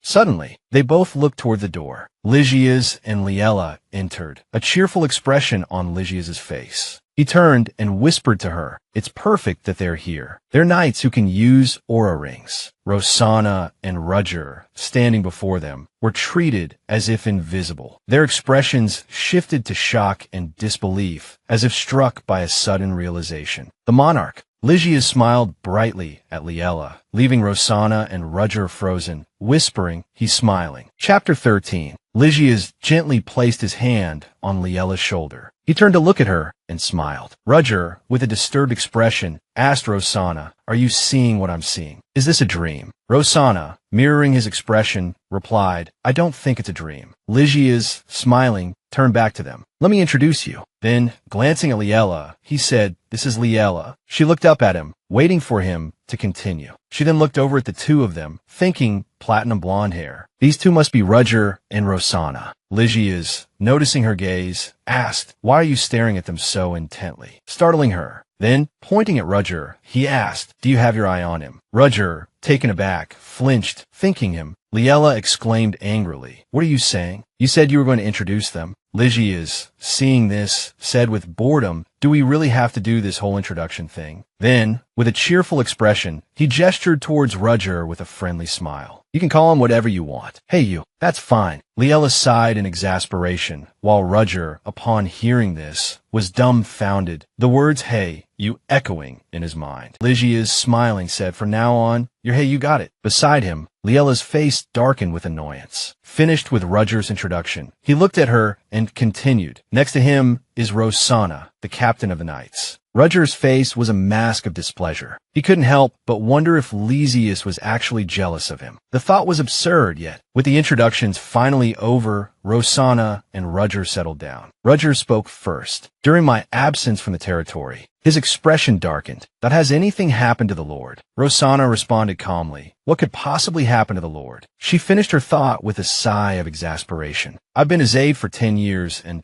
I still don't understand why he even needs a guard." Roger chuckled, arms crossed, at her complaint. "Indeed," he replied casually, "you even only have a single aura ring." That comment was like a spark to gunpowder. Rosanna lunged, grabbing his collar threateningly. "I'll show you what I can do with a single aura ring." Her voice dripped with menace. "Did you get your head stuck somewhere? Learn some respect." Sorry." Satisfied with his apology, Rosanna released his collar, crossed her arms, and returned to her seat on the dais. "All right, report." Roger straightened, his expression turning serious. "I haven't found a single trace of them." Rosanna slammed her fist on the pillar beside her. "Damn it," she roared. "You let them play you for a fool." Roger bristled. "That's not true." He rubbed his forehead in frustration. "I even used my aura ring to search for days." Rosanna continued her interrogation. "And what about our little melanin-deficient child?" She paused, tapping her chin thoughtfully. If it were Hira, before she could finish her sentence, footsteps echoed from the entrance. Hira entered, his face impassive. He seemed to take in the scene before him, and Rosanna shook her head. "You see, we just got back. Nothing to report." Hira's expression remained unchanged, while Roger groaned. "Damn it." Hira remained silent. Inside a lavish, opulent mansion, Liella, dressed in a ball gown,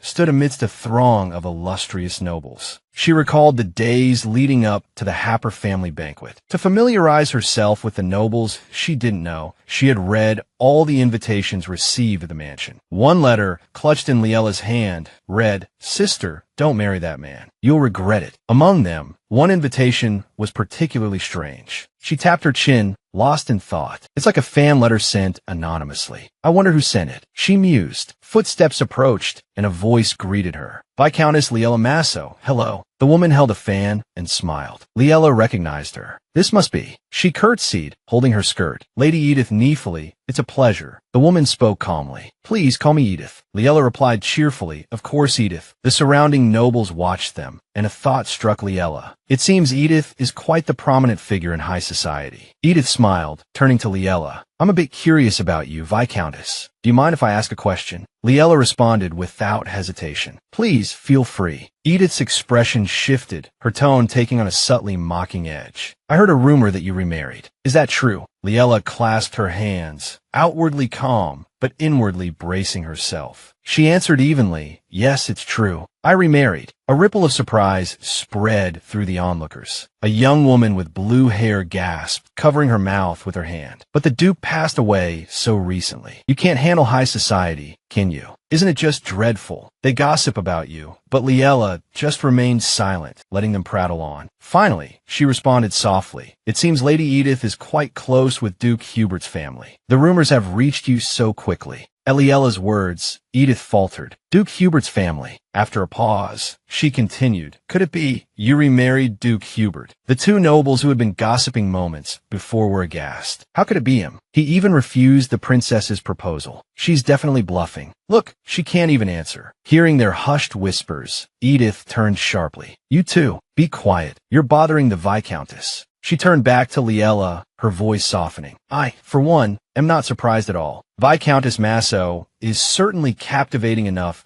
to capture Duke Hubert's heart. Edith took Liella's arm with a playful smile. Isn't that right? Liella gave a small, uncertain laugh, wondering if Edith had always possessed such a bold personality. While Edith and Liella maintained a cheerful facade, the two gossiping nobles were clearly displeased. Liella, in response to Edith, offered a bright smile. Thank you for the compliment. Suddenly remembering an errand, Liella excused herself. I have something to attend to, so I'll be going now. It was pleasant speaking with you. To herself, she thought, something feels off. It's best not to get caught between them. Finally free from the small group, Liella moved away and breathed a sigh of relief. Turning around, she gasped. Oh, a red-haired man stood before her, wiping his face with a handkerchief. Liella recognized the crest on his coat. That's the Brake family crest. Baron Daffbrake. She froze, hand rising to her chest. But why does he seem so familiar? Suddenly, his eyes met hers, and Liella startled. Daff slowly approached, filling her with a mixture of confusion and apprehension. This is strange. Baron Brake should know Viscountess Masso. He inclined his head. Hello, have we met before? Liella felt a wave of bewilderment wash over her at his question. Frozen in place, Liella thought, what should I do in a situation like this? Just act natural. In the story, Liella and this man never met. She offered a polite smile. You and I. Then, firmly, that's impossible. Daff looked disappointed. His voice was soft. Ah, is that so? He bowed his head. I apologize. Then, he turned and walked away. Liella stood there, dumbfounded. Why do I feel so uneasy? This strange sense of familiarity. He reminded her of her father, perhaps because they were around the same age. Lost in thought, she felt a gentle touch on her hand. Lygia's lifted her hand and placed a soft kiss on the back of it. Liella blushed, scolding him. We're in public. What are you doing? He simply chuckled. I missed you. Liella retorted, we see each other every day. To herself, she thought, we just introduced Rutger and Rosanna yesterday. Lygia's leaned closer, his voice a gentle murmur. To me, that's far too long. He took her hand in his. Looking up at him, Liella couldn't help but think, is he really going to hold my hand here? Standing in this corner, maybe no one will notice. Across the room, a group of nobles stared openly at them. A wave of anxiety washed over Liella. Lowering her gaze, she whispered, everyone's staring. Lygia's, seeing her like this, simply replied, so what? You know I'm yours anyway. The two of them just stood there, oblivious to the surrounding nobles staring at them. Edith stood within the crowd, using her fan to hide half her face, her eyes glaring at the pair. Rosanna and Rutger were surprised by their monarch's words. Liella's face grew even redder upon hearing him say that. She turned and said, so many eyes are on us. Let's go somewhere else, leaving him stunned. But before they left, Lygia said, all right, but his eyes narrowed slightly as he asked, don't tell me you have a thing for old, wrinkling men. Liella was taken aback, exclaiming, how could you say something so awful? Could it be? She quickly turned back to look at Lygia's. He raised a hand to his mouth, also looking back at her. Then, Liella looked back at Lygia's. He leaned his face closer, a smirk playing on his lips. You were very concerned about him, just now. His voice took on a slightly petulant tone, feigning hurt. It seemed like the two of you were even having a heart-to-heart. She looked at him silently, thinking, is he jealous of a beer-bellied old man? Suddenly, she burst out laughing. Lygia's tilted his head, puzzled. Why are you laughing? Liella calmly replied. A soft chuckle accompanied her words. Ha ha ha. There's really nothing going on between me and the Duke. He looked doubtful. Really? She laughed again. Yes, really. Gently lifting Liella's hand to his face, he said in a slightly weird cheap tone, then you can only pay attention to me, okay? Don't worry about anyone else. Liella smiled gently, thinking to herself, he really is like a puppy. Then, Lygia's took her hand and led her out to the balcony. Liella quickly sat down in a chair and asked, why were you so late today? He stood there, taking off his jacket and draping it over her. Ah, I had some business to attend to, he replied calmly. Curious, she asked, what kind of business? Lygia simply told her, there was something I was looking for, but I didn't find anything. Liella seemed to understand the underlying meaning of his words. She sat there, lost in thought, speculating the thing Lygia's is looking for at this time must be whole. She thought about it. Whole are people who use mutated spirit circles. Whole. Whole differs from normal spirit circles in that it doesn't return to the caster, but floats in the air. If it detects a normal spirit circle, it will latch onto it and absorb its power. Lowering her head, Liella thought sadly. That's why the power of normal spirit circles has been decreasing, and the spirit circle users are so upset. Rutger and Hodges are looking for them, but it's not easy. She became even more despondent. It seems I won't be able to see Hodges today either. Determined, she thought, I have to meet with Hodges. Suddenly, she noticed a figure.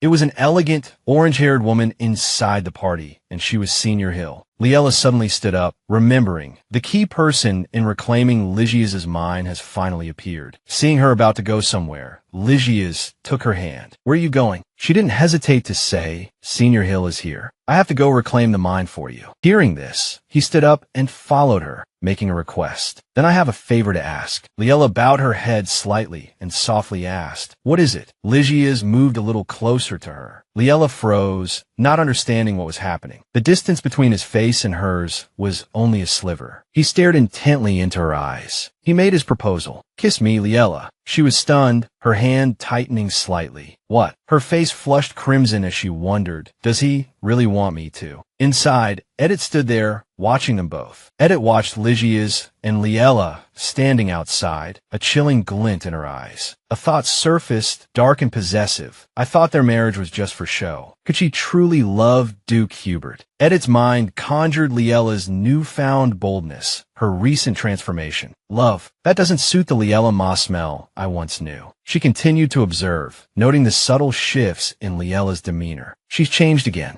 A slow smile spread across Edith's face. Well, this is interesting. The calculating expression vanished, replaced by a bright, almost dazzling smile. And she murmured to herself, I like this Liella Mosmel best. In a corner of the ballroom, Liella Mosmel turned, sensing someone approaching. It was Lygia's. He paused, seemingly hesitant as she met his gaze. Face to face, a delicate blush colored Liella's cheeks. She raised a hand to his lips, then quickly withdrew it, her gaze dropping to the floor. Guilt laced her voice. I'm sorry, she whispered. Perhaps this isn't right. Lygia's looked down at her, his expression soft and gentle. Suddenly, Liella turned and pointed towards a man with blue hair. Lygia's followed her gesture. The man, startled, looked their way. I think he's looking for you, Liella said. The man quickly averted his gaze, whistling nonchalantly. Glancing back at Lygia's, Liella offered a gentle smile. We both have things to attend to, so I'll be going now. Oh, and here's your coat. She slipped it off her shoulders, returning it to its owner before hurrying away. Lygia's watched her go, his hand resting on the coat she had just returned. A look of surprise lingered on Lygia's face. He hadn't managed to utter a single word before she was gone. Back in the main ballroom, Liella addressed a woman before her. Miss Hugh, she called out, hello. The woman turned quickly. Senior Hill, the picture of elegance, dipped into a curtsy, gathering her skirts. Lady Mosmel, she greeted. Hello. The formal pleasantries exchanged. Hugh, now identified as Senior Hill, approached Liella, her hands clasped before her. I heard you remarried, she said. Congratulations. Liella responded with a warm smile. Thank you. Suddenly, Senior Hill fell silent, her gaze fixed on something across the room. Across the ballroom, a man with orange hair, impeccably dressed in a suit, chatted animatedly with a group of nobles. Recognizing the distinct hair color, Liella surmised that this must be Dawson Hill. His relationship with Senior isn't good, she recalled. Turning back to Senior, she saw a look of pure animosity directed at the man. Liella's suspicions were confirmed. Senior clearly loathed Dawson. She was surprised, however, by the open display of hostility. Senior remained fixated on Dawson, oblivious to Liella's scrutiny, until she spoke. Miss Hugh, Liella called out again. Senior snapped back to attention. Oh, please, call me Senior, she replied. Yes, Liella murmured, a frown tugging at her lips as she watched Senior Hill's gaze flit briefly to her before returning, fixated, to Dawson. I like to speak somewhere more private. A beat of silence hung in the air before Senior Hill uttered a non sequitur, her eyes still on Dawson. Remarry. Liella blinked, utterly bewildered. I'm sorry. Senior Hill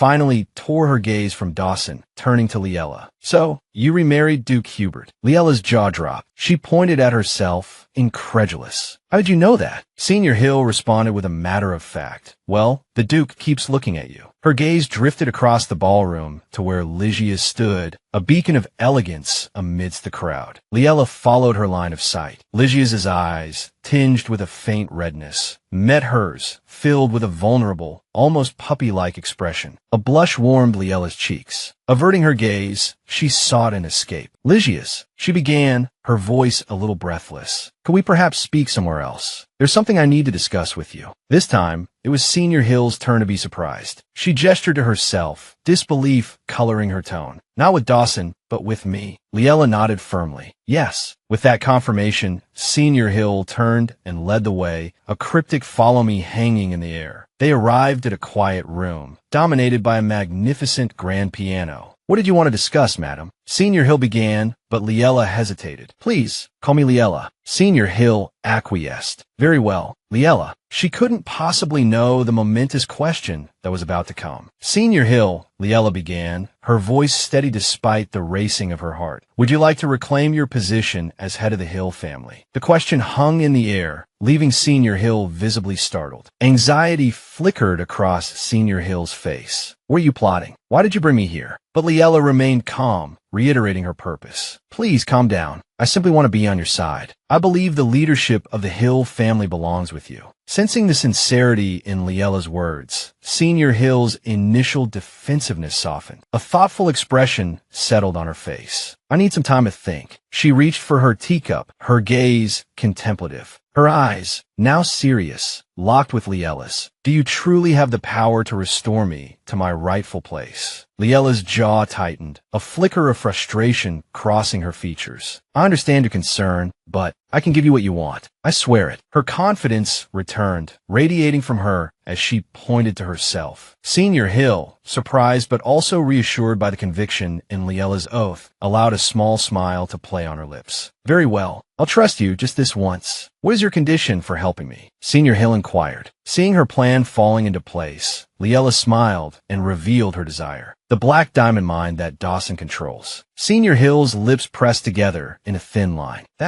If you become the head of the family, that mine will naturally belong to you. Entrust it to me. Within a year, I will help you become the head of the Hill family. Liella extended her hand towards Senior Hill, a gesture of goodwill. Senior Hill's eyes widened, sparkling with a glimmer of hope. A genuine smile spread across her face. All right, madam. No, Liella. She rose and clasped Liella's hand. Back in the grand ballroom, Lygia's mood had plummeted. Your Majesty, a voice thick with a Wei Chu, a mixture of grievance and feeling wronged, called out from beside him, drawing his attention. Rutger's eyes welled with tears as he looked at Lygia's. Your Majesty, this is truly unfair. Are you even listening to me? He pleaded, but his words were met only with the king's cold indifference. No, I refuse to listen to anyone who interrupts my time with Liella, Lygia's declared, his voice stern and laced with irritation. Though unspoken, Rutger understood instantly to whom Lygia's referred. Rutger flinched, a flicker of fear in his eyes. He stammered, unable to form a coherent sentence. Your Majesty, about that. Mid-sentence, Lygia's attention was drawn elsewhere, his sudden movement catching Rutger off guard. Rutger, Lygia's called. Yes, Your Majesty, Rutger responded, his voice laced with respect. Hole has been spotted. Summon Rosanna. Rutger blinked, bewildered by the command. Don't you need me to accompany you? Rutger ventured, only to be met with Lygia's darkened expression and a chilling glare. Rosanna is sufficient. When Liella returns, escort her home. Recognizing the futility of arguing, Rutger bowed his head. As you command. Before he could finish, Lygia's turned and strode away. After concluding her negotiations with Senior Hill, Liella returned to the ballroom. Scanning the room, she noticed Lygia's absence and approached Rutger with a puzzled frown. Where has his grace gone? Rutger offered no pretense. He had some urgent business to attend to and has departed, my lady. He instructed me to escort you home. Please, feel free to speak with us casually, Lady Liella, Rutger added, his tone warm and inviting. Liella offered a bright smile. Certainly. Despite her outward cheer, Liella's mind raced. Why would he leave so abruptly? Something urgent, perhaps pursuing Sadao. Could it be something else? She wondered, her anxiety betraying itself on her face. Rutger, noticing her concern, quickly offered reassurance. His Majesty is with Rosanna, so please don't worry. Of course, it would be better if Hijet and I could accompany him, but I must stay with you, and Hijet isn't at the ball. At the mention of the name, Liella's expression darkened further. Rutger, flustered, hastened to explain. Ah, Hijet is a member of our knightly order. Hijet, is that the one I didn't get to meet before? Liella asked. Yes, Hijet was away on business at that time, Rutger confirmed. Liella's violet eyes grew thoughtful. That's the one Hira will become very fond of later. It's a shame I didn't meet him then. Could you introduce me to him? She asked, looking up at Rutger. Anticipating his hesitation, she added, I'd really like to meet him, just once. In a quiet room elsewhere, a tall young man with striking silver hair sat bathed in the moonlight filtering through the window, its gentle glow illuminating his shimmering locks. A knock at the door broke the silence, drawing his attention. It was Rutger, who, without waiting for a response, pushed the door open and stepped inside with a cheerful grin. Hijet, cooping yourself up in here again? He asked, his tone a mix of teasing and genuine concern. Hijet's face hardened at the sight of the intruder, dark blue-green energy crackling in his hand. I apologize, but would you mind leaving? His tone left no room for misinterpretation. If Rutger refused, Hijet would force him out. True to his word, Hijet unleashed a bolt of energy towards Rutger, who narrowly dodged it, his face contorted in anger. Are you trying to kill me? What did I ever do to you? He roared. You're interrupting my thoughts, Hijet grumbled, his hands still shimmering with lingering energy poised to strike again. Seeing this, Rutger clutched his chest dramatically and stepped forward to face him. What are you thinking about? He asked. None of your business. Hijet snapped back, his tone curt. Rutger, undeterred by Hijet's hostility and ever the provocateur, pressed on. Torturing yourself in here again, are you? He asked, giving Hijet a knowing look. Hijet's eye twitched. Not torturing myself. I'm just trying to figure out what I've lost. Seeing Hijet's rising anger, and knowing he might actually get a beating if he continued, Rutger decided to get to the point. He grinned and gestured towards the door. Well, then you should come out and see. You'll be surprised who I brought. Hijet, however, remained uninterested, firing another blast of energy towards Rutger with an impassive expression. I don't want to know. Unlike the previous attack, this wave of energy simply pushed Rutger steadily backwards towards the door. He panicked as he saw himself about to be propelled into Liella, who was standing just outside. Hey, don't push. As Liella drew closer to the doorway, Hijet finally sensed something amiss. He spoke with suspicion. There's an unfamiliar presence. What did you bring? Rutger simply rolled his eyes. I told you you'd be surprised. Liella, standing behind him, chuckled softly. Not wanting Rutger to suffer any further awkwardness, Liella stepped out from behind him and stood before Hijet. She offered a bright, elegant smile. You're Hijet, aren't you? She asked. Her eyes shone with an almost childlike excitement as she looked at him. Oh, it really is Hijet. Before her stood a striking young man with unusual golden hair and red eyes. He wore a simple black shirt that somehow accentuated his unique aura. In the story, he's like a brother to Hira, my favorite character, but I just don't get him. Despite Liella's friendly approach, Hijet's expression remained as sour as if someone had stolen his favorite toy. I asked what you brought here. Seeing his attitude, Rutger, standing behind Liella, spoke up indignantly. Hey, Hijet, if you don't treat her well, your life is going to be miserable. Liella, seemingly unfazed by Hijet's rudeness, simply smiled enigmatically. Waiting for the two men to finish their little spat, she stepped forward again to face Hijet directly. It's a pleasure to meet you, Hijet. I'm Liella, and I'm going to marry your liege. Her voice was gentle as she extended a hand in greeting. Upon learning her identity, Hijet finally reciprocated the gesture. A pleasure, Lady Liella, he replied, though his expression remained sullen. Now that the misunderstanding was cleared up, Hijet turned to Rutger. Has his grace returned yet? Seeing Hijet's softened demeanor, Rutger responded cheerfully, no.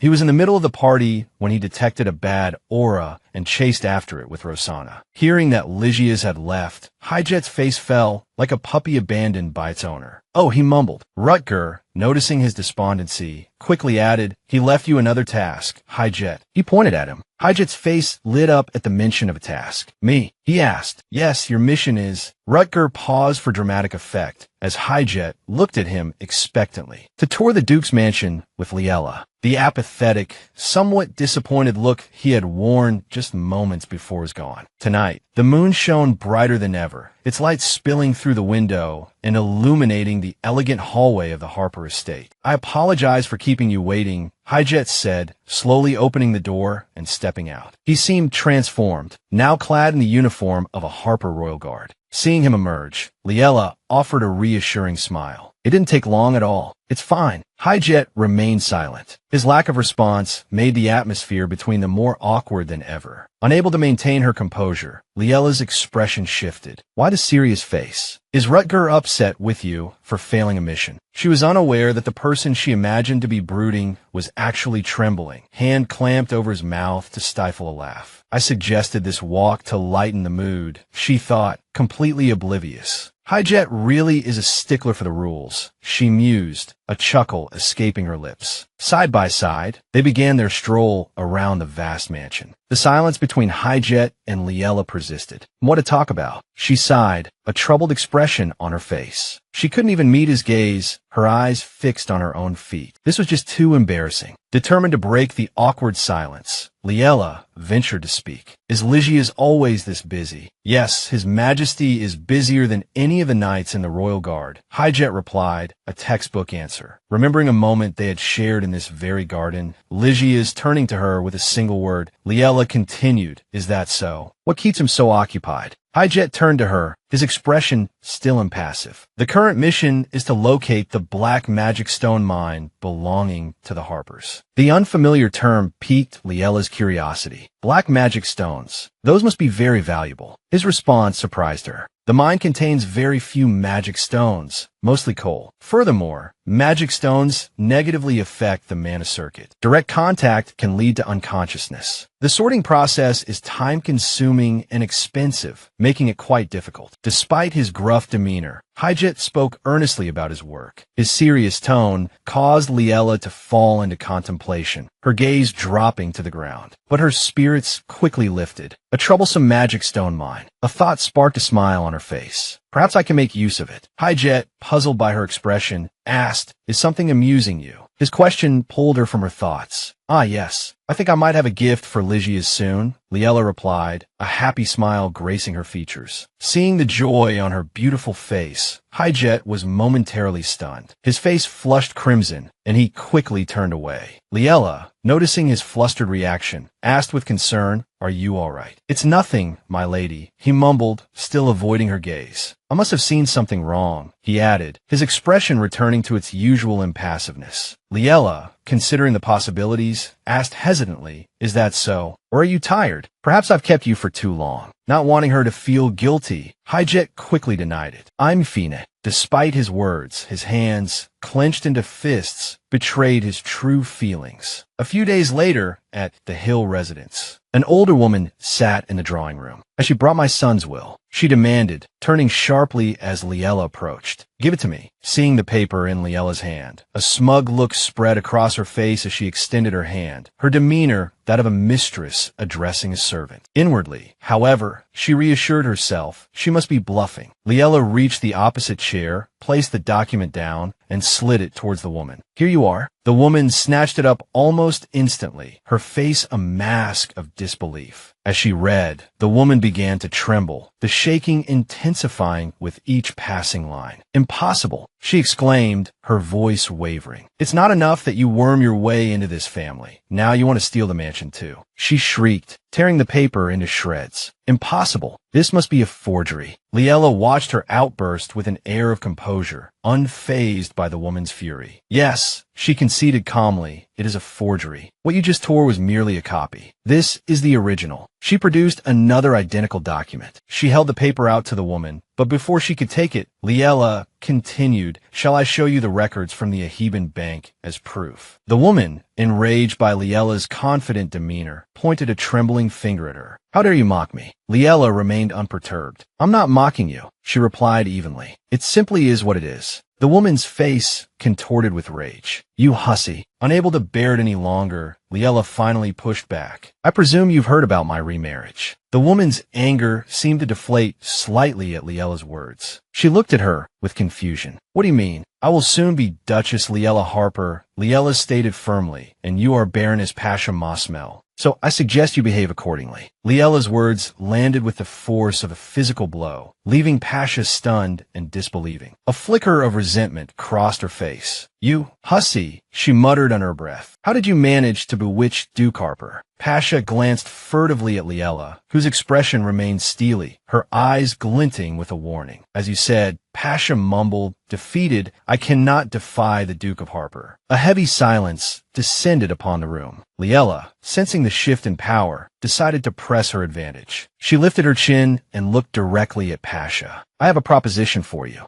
After a moment of contemplation, Pasha's demeanor transformed. The haughty arrogance vanished, replaced by a veneer of forced hospitality. What do you want? She stammered. What will it take? Liella couldn't help but feel a flicker of amusement at the woman's swift-about face. Maintaining a pleasant expression, despite her inner thoughts, she replied, I want two things. First, unrestricted passage to the kingdom of Nixon, currently controlled by the Mosmel family. And second, she continued, the image of a sweet young boy flashing through her mind, custody of Hira. Pasha's face registered surprise at the mention of the boy's name. Is that all? She asked, a hint of incredulity in her voice. Pasha began to mentally weigh the pros and cons of Liella's demands. The passage to Nixon was of little value, as only the Hill family traded with the kingdom. And Hira, that weak, timid boy, was of no use to anyone. Liella, seeing the calculating look in Pasha's eyes, knew exactly what she was thinking. Of course, she added smoothly, preempting any refusal, I wouldn't simply take these things. I will compensate you handsomely. Baroness Pasha didn't react with the expected delight. Instead, she sighed dramatically, a hand fluttering to her chest in a display of theatrical regret. While her face conveyed disappointment, her mind raced with calculating thoughts. Stupid fool, she mused internally. Though I don't know what you'll offer, feigning regret will surely bring more rewards. Her performance complete, she lowered her hand and fixed Liella with a look of carefully restrained anticipation. Truthfully, I'm reluctant to part with those things, she began, but what can you offer me in return? She posed the question expectantly. Liella, equally adept at playing her role, lowered her gaze in thoughtful contemplation. Let me see, she murmured, as if weighing her options. Suddenly, her eyes lit up, a spark of inspiration igniting within them. I've acquired the black magic stone mine from the Harper estate. I'll give you that mine, she declared. Will that suffice? Pasha's surprise was evident. She hadn't anticipated such generosity. You'd really give me the black magic stone mine? She stammered, incredulous. The realization of her potential gain brought a smug smile to her lips. The black magic stone mine is incredibly valuable, she thought, relishing Liella's apparent naivete. What a fool, taking such a loss without even realizing it. Liella, seeing Pasha's silence, tilted her head with an air of innocent inquiry. Are you not satisfied? She asked. Fearful of letting such a prize slip through her fingers, Pasha plastered a warm smile on her face. Oh no, not at all. Let's make a deal, shall we? Just then, a maid with fiery orange hair passed by, burdened with a stack of blankets. She became an unwitting participant in their scheme. Bring me the contract papers. Pasha barked, her commanding tone startling the poor maid. Liella, witnessing the scene, could only offer a wry smile. Finally, her negotiations with Baroness Pasha concluded, she was able to return to her beloved home. Sitting at her desk, lost in thought, she pondered her next move. The urgent matters are more or less settled, she mused. But how should I tell Hira about my remarriage? The thought brought a wave of anxiety, a sharp pang of uncertainty. Countless scenarios played out in her mind. In the first, she pictured herself presenting Hira to a beaming, welcoming Lygius. I have someone new for you to meet, Hira, she'd say. This is your new father. Say hello, Hira. She quickly dismissed the idea. It felt too abrupt, too forced. In the second scenario, she envisioned herself adopting a sorrowful demeanor. Hira, my dear, she'd lament, you've suffered so much because of me. So, I found you a better father. In a year's time, you won't have to see me anymore. That, too, felt wrong, too melodramatic. Liella sighed in frustration. This is too contrived, she thought. After exhausting all possible approaches, none of which seemed feasible, she rested her head in her hands, letting out a weary sigh. Everything has gone so smoothly until now, she lamented. This is going to be difficult. But finally, a decision formed in her mind. Don't overthink it, she told herself, straightening up. Perhaps honesty is the best policy. Having made up her mind, Liella immediately sent for Hira. When the boy arrived, she patted the seat beside her. Come sit here, she invited. Hira obediently sat beside her, his eyes fixated on the pastries laid out on the table, a gleam of excitement in his gaze. Can I have some? He asked hopefully. Liella smiled indulgently. Of course, she replied. I made them myself, just for you. Eat as much as you like. She extended her hand, offering him a delectable chocolate cake. Here you go. With permission granted, Hira eagerly picked up his fork and began to devour the treat. Watching him eat with such gusto filled Liella with a warm sense of maternal satisfaction. I'm so glad he likes it, she thought. I need to prepare him for the news of my remarriage, so he isn't too shocked. Lost in thought, she noticed a smudge of chocolate on the boy's chubby cheek. Oh, you have some chocolate on your face, Hira, she said. Let me get that for you. She reached out to wipe it away, but Hira flinched. Liella froze, her hand hovering in midair. The boy, thinking she was about to strike him, squeezed his eyes shut, his small body trembling. Her face pained, Liella quickly withdrew her hand. I am sorry, Hira. I won't touch you. She offered him a handkerchief. Here, wipe your face yourself. Hira stared blankly at her, confused by her actions. The handkerchief was embroidered with his likeness and the words, for Hira's happiness. He stared at it, the corners of his eyes reddening, before tears began to stream down his face like a waterfall. Seeing him cry for the first time, Liella fumbled, her hands fluttering nervously. Hira, what's wrong? He sobbed, wiping his eyes with his sleeve. I'm sorry, mother, he choked out. You're so good to me, but why did you? Tears welled in Liella's eyes as she watched him. Hira didn't know her soul had changed. He must be so confused. He'd endured so much. She lifted his face, her gaze filled with sorrow, and gently stroked his cheek. I'm sorry, Hira, she said softly. After your father died, perhaps the shock made me, not myself. I promise I won't dislike you again. Hearing this, Hira stopped crying and looked at her with hopeful eyes. Really? Seeing him calm down, Liella smiled gently and lifted him high in the air. Yes, my precious Hira. At her words, he burst into tears again, burying his face in her shoulder. After a while, Hira wiped his eyes with his sleeve. Hira, Liella began, there's something I want to tell you today. Will you listen? He didn't quite understand, but he nodded obediently. Yes, mother. We're going to have a new family, she announced joyfully. The unfamiliar phrase piqued his curiosity. A new family. Yes, Liella confirmed. I've decided to marry a man who will be a good father to you. Hira was stunned into silence. He's very kind, so he'll be good to you. But if you don't want a new father, just tell me. You need time to think, after all. Hira simply shook his head. Afraid she'd misunderstand, he averted his gaze and mumbled, I'm okay. He must be an angel, just like you. Father never cared about me anyway. He'll truly love you and want you to be happy, Liella said, gently turning his face so he was looking directly at her. Gazing at the sweet boy before her, she thought he's so different from that Viscount and Baroness Mosmel. Ah, Hira, if you're okay with it. He looked up at her. Can we go meet him now? Inside a luxurious carriage, Liella, dressed in an exquisite blue gown, looked tenderly at Hira sitting across from her. Are you nervous? She asked. He startled at her question, stammering, no. However, his trembling body betrayed his words. Liella covered her mouth with her hand, hiding a smile. So adorable. He's clearly nervous. They chatted for a while, and the carriage eventually stopped at a lavish mansion. We're here. Liella stepped out of the carriage, then lifted Hira down. A figure approached them from behind. So affectionate, the figure remarked. Hira, startled, clung tightly to Liella's sleeve. But mother said my new father would be kind. Lygia's Harper appeared, looking at Liella with puppy dog eyes. I wish you were this affectionate with me. This is kind. Hira began to question everything he thought he knew. At a banquet table laden with pastries, the three of them arrived at the banquet and sat before a table laden with food prepared in advance. But the chair was ill-suited for Hira, and he felt a prickle of unease. He leaned closer to Liella and whispered, the chair is too high. Liella, hearing this, cheerfully suggested. Then why don't you sit on my lap, Hira? Hira hesitated, a blush rising on his cheeks. But that wouldn't be very polite, he mumbled. Liella, charmed by his sweet concern, smiled warmly. You can do whatever you like, Hira, she assured him. And with that, Liella scooped Hira up into her arms, surprising him with the swiftness of the gesture. How's this? She asked. Hira, slightly flustered, replied. It's fine, he managed. As she spoke with Hira, Liella fell to gaze upon her. Looking up, she saw Lygia's Harper watching them, a strange expression on his face. He quickly schooled his features into a smile. What were you about to do just now? Liella asked, a note of suspicion in her voice. Lygia's responded quickly. Nothing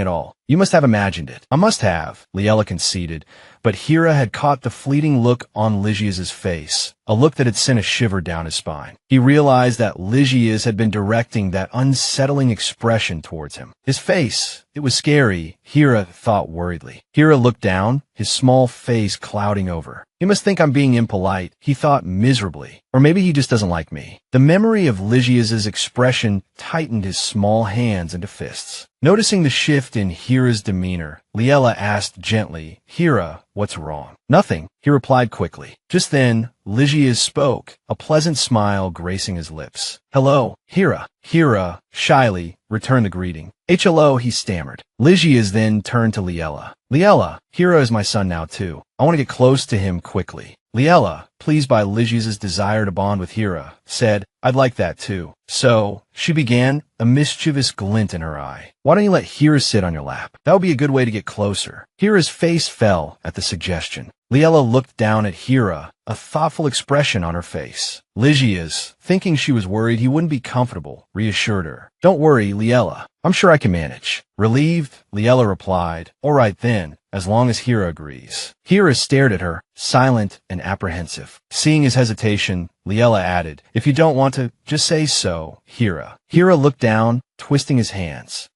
He stammered, his thoughts racing. I'm a little scared, but Mother said my stepfather is a warm person. He glanced nervously at Lygia's, and he really loves Mother. He recalled the look of adoration in Lygia's eyes whenever he looked at Liella. Hira lowered his head again and mumbled, All right, reassuring himself he's not a bad person. Lygia's, beaming at Hira's agreement, said warmly, Come here, Hira. Liella gently set Hira down and patted his back reassuringly. Hira had walked over to Lygia's Harper, who immediately scooped him up and settled him on his lap. Liella, seeing how naturally he held the child, felt a flicker of curiosity. You said you could do this well, she began. Have you looked after children before? Lygia's responded quickly. How could I have? His answer only deepened Liella's curiosity. He added, But I really am confident I can. He looked down at Hira with a gentle smile. Hira, he said, now that you're up higher, do you have a better view? What would you like to eat? Hira, surprised by the attention, stammered, Lygia's picked up a plate of pastries and offered it to him. I hear you're fond of chocolate macarons. Hira took a macaron and brought it to his lips. Thank you, he murmured, shyly accepting the offered treat. Watching this exchange, Liella felt a warmth spread through her. Lygia's really does seem like he could be a good father, she thought. And there's a faint resemblance between them, too, she mused. The more she looked, the more convinced she became. You two look like you could be father and son, she remarked. Lygia's replied, What else would we be? Liella's heart fluttered with happiness. She covered her mouth with her hand, a soft smile gracing her lips. That's right, she agreed. Hira, you like pudding too, don't you? And there's ice cream as well. Eat as much as you like. Hira, thinking he'd misheard, asked really. As he spoke, Lygia's gently wiped Hira's mouth with a napkin. Observing the easy affection between Lygia's and Hira, Liella smiled to herself. They're getting along so well. I'm so glad. The once-laden table was quickly being emptied by the three of them. Hira, now fast asleep, was cradled in Lygia's arms. Holding him close, Lygia's glanced at Liella and smiled. Our son seems tired, he said. Liella thought, he seems to have relaxed completely. Should we let him sleep for a while? She asked, testing the waters. Lygia's smiled at her. Of course. Let's take him to the bedroom. Lygia's handed Hira to a servant. He stood and turned to Liella, his gaze tender. Let's take a walk while Hira rests, he suggested. Strolling through the grounds outside the mansion, Lygia's inquired about Liella's preferences. What kind of flowers do you like? He asked. That kind. Yes. Which ones do you like? I'll plant them in the garden. Liella paused in her walk, considering his question. Then, With a smile, she looked at him. Could we put a swing in the garden? She asked. Ligia's, a little surprised, responded, a swing. Liella, a touch of shyness in her voice, explained, yes, I made one myself. Ligia's face lit up. Of course, he said. Liella beamed. Thank you, she said. Hira loves that swing. A shadow crossed Ligia's face, and his smile faltered. Ah, he said, not for you, but for Hira. Liella, oblivious to the shift in his expression, continued to smile. Yes, she replied. Ligia's Harper's smile returned, but it seemed strained. He quickly changed the subject. Do you like the garden? He asked, adjusting Liella Masmel's hair as she smiled in reply. It feels very different from the place I walked with Hira last time. Hearing her mention Hira, Ligia's Harper faltered. His expression darkened again, and he asked coldly, you went out alone with Hira? Liella Masmel, still oblivious, turned to him with a smile. Didn't you know? Rutger told Hira to walk with me. Ligia's Harper gave a cold laugh. Then, in a voice as frigid as ice, he continued, Rutger. He chuckled darkly. Yes, of course I knew. Liella Masmel glanced down at his arm and noticed him doing something, asking with surprise, why are you suddenly summoning your mana circle? Afraid of frightening her, Ligia's Harper offered a gentle smile and quickly explained, being next to you makes me nervous. Besides, our hands keep touching. As he spoke, he touched his hand to Liella Masmel's. She looked at him doubtfully, thinking to herself, I thought I was walking a distance away from him at first. Ligia's Harper remained silent, observing her as she worried. This distance should be fine, right? Seeing the unease on Liella Masmel's face, Ligia's Harper mistakenly thought she was unwell. Have you gotten tired from walking so long? He asked quickly, shall we rest for a bit? Liella Masmel, noticing a beautiful flower garden ahead, thought with surprise, that's the secret space in the garden. The more she looked, the more familiar it seemed. Clapping her hands together in delight, she thought, that place, it's the one that appeared in the original story. Seeing the garden sparked another thought. Hira had to work so hard to get his mana circle in the original. She pictured him holding his hand up to his chest, trying to summon it, with Hira watching from the side. But a mana circle is like a person's heart, not easily obtained. Whenever things got tough, Hira would go to one place, hold back his tears, and steal his resolve. That place is right here, the secret garden of the Duke's mansion. Excitement bubbled up inside her. Turning to him with a bright smile, she said, let's go. Ligia's Harper looked at her tenderly, offering a silent smile in agreement. Before them stood a long wooden bench, placed in the very center of the garden. Liella Masmel, delighted by the sight of the bench, asked, it looks wonderful. Whose favorite spot is this? Ligia's Harper smiled. It was my mother's. He gestured towards the bench. There's a place to sit. Liella Masmel, gazing at the bench, thought excitedly, it's where Hira used to sit. A place for one. It would be rude if I sat. While she was lost in thought, Ligia's Harper walked over to the bench and sat down, surprising her. Oh, she murmured. A flurry of questions filled her mind. What does he mean by sitting down like that? Did you want me to sit? She asked. Ligia's Harper kamli blade. No. Then, patting his thigh, he continued, you can sit here. Seeing this, Liella Masmel quickly reached out and said, but I'm not a child. Ligia's Harper urged her, come on, and swiftly pulled her onto his lap, his action causing her face to flush crimson. Ligia's Harper then brought his flawlessly handsome face close to Liella's, gazing at her with adoration. You're my good luck charm, he murmured, feeling something around her neck. Liella looked down to find a diamond necklace, surprised that he had put it on her without her noticing. What's this? Liella asked, nuzzling his face against her chest. Ligia's replied, a wedding gift. I hope you'll give me more of your attention. Holding the necklace, Liella thought in astonishment, is this spiritual energy inside? How can spiritual energy be contained within a diamond? Ligia's asked, do you like it? Liella responded brightly, yes, I love it. Suddenly remembering something, Liella stood up and turned to him. You said you'd teach me how to cultivate spiritual energy, remember? Ligia's replied cheerfully, of course I do, then looked at her affectionately. My thoughts are always filled with conversations with you. Hearing his flirtatious words, Liella thought to herself, how can he say things like that without even blinking? Aloud, she asked, if I had a spiritual energy ring, what color would it be? He smiled. I don't know yet. I hope it's the same color as mine. Liella continued, so, will you teach me today how to create a spiritual energy ring? Lysias responded enthusiastically, I'd be delighted to. In Lysias' study, he rummaged around, saying, I've never taught anyone this before, so I don't know if I'll do a good job. Liella reassured him, just relax. If I fail, it's just because I'm a slow learner. Lysias seemed a bit embarrassed by her words. I'll try my best not to make you a poor student, he said, taking out a gun and placing it on the table. This is a second gift for you. Holding the gun, Liella thought happily, I'm getting so many gifts today. I'll have to bake him cookies next time. Lysias looked at her and said, actually, I've been able to use spiritual energy since I was born, so Hijet would be better suited to teach you. But he trailed off. Hearing his tone and seeing his expression, Liella knew he was unhappy. She wondered, why doesn't he want me interacting with the knights? Lysias continued, I'll teach you how to use spiritual energy with a gun instead of stone. He pointed at the gun and began to instruct her. From here, he said, indicating the handle, to here, pointing to the barrel. You just release your spiritual energy. Having heard his explanation,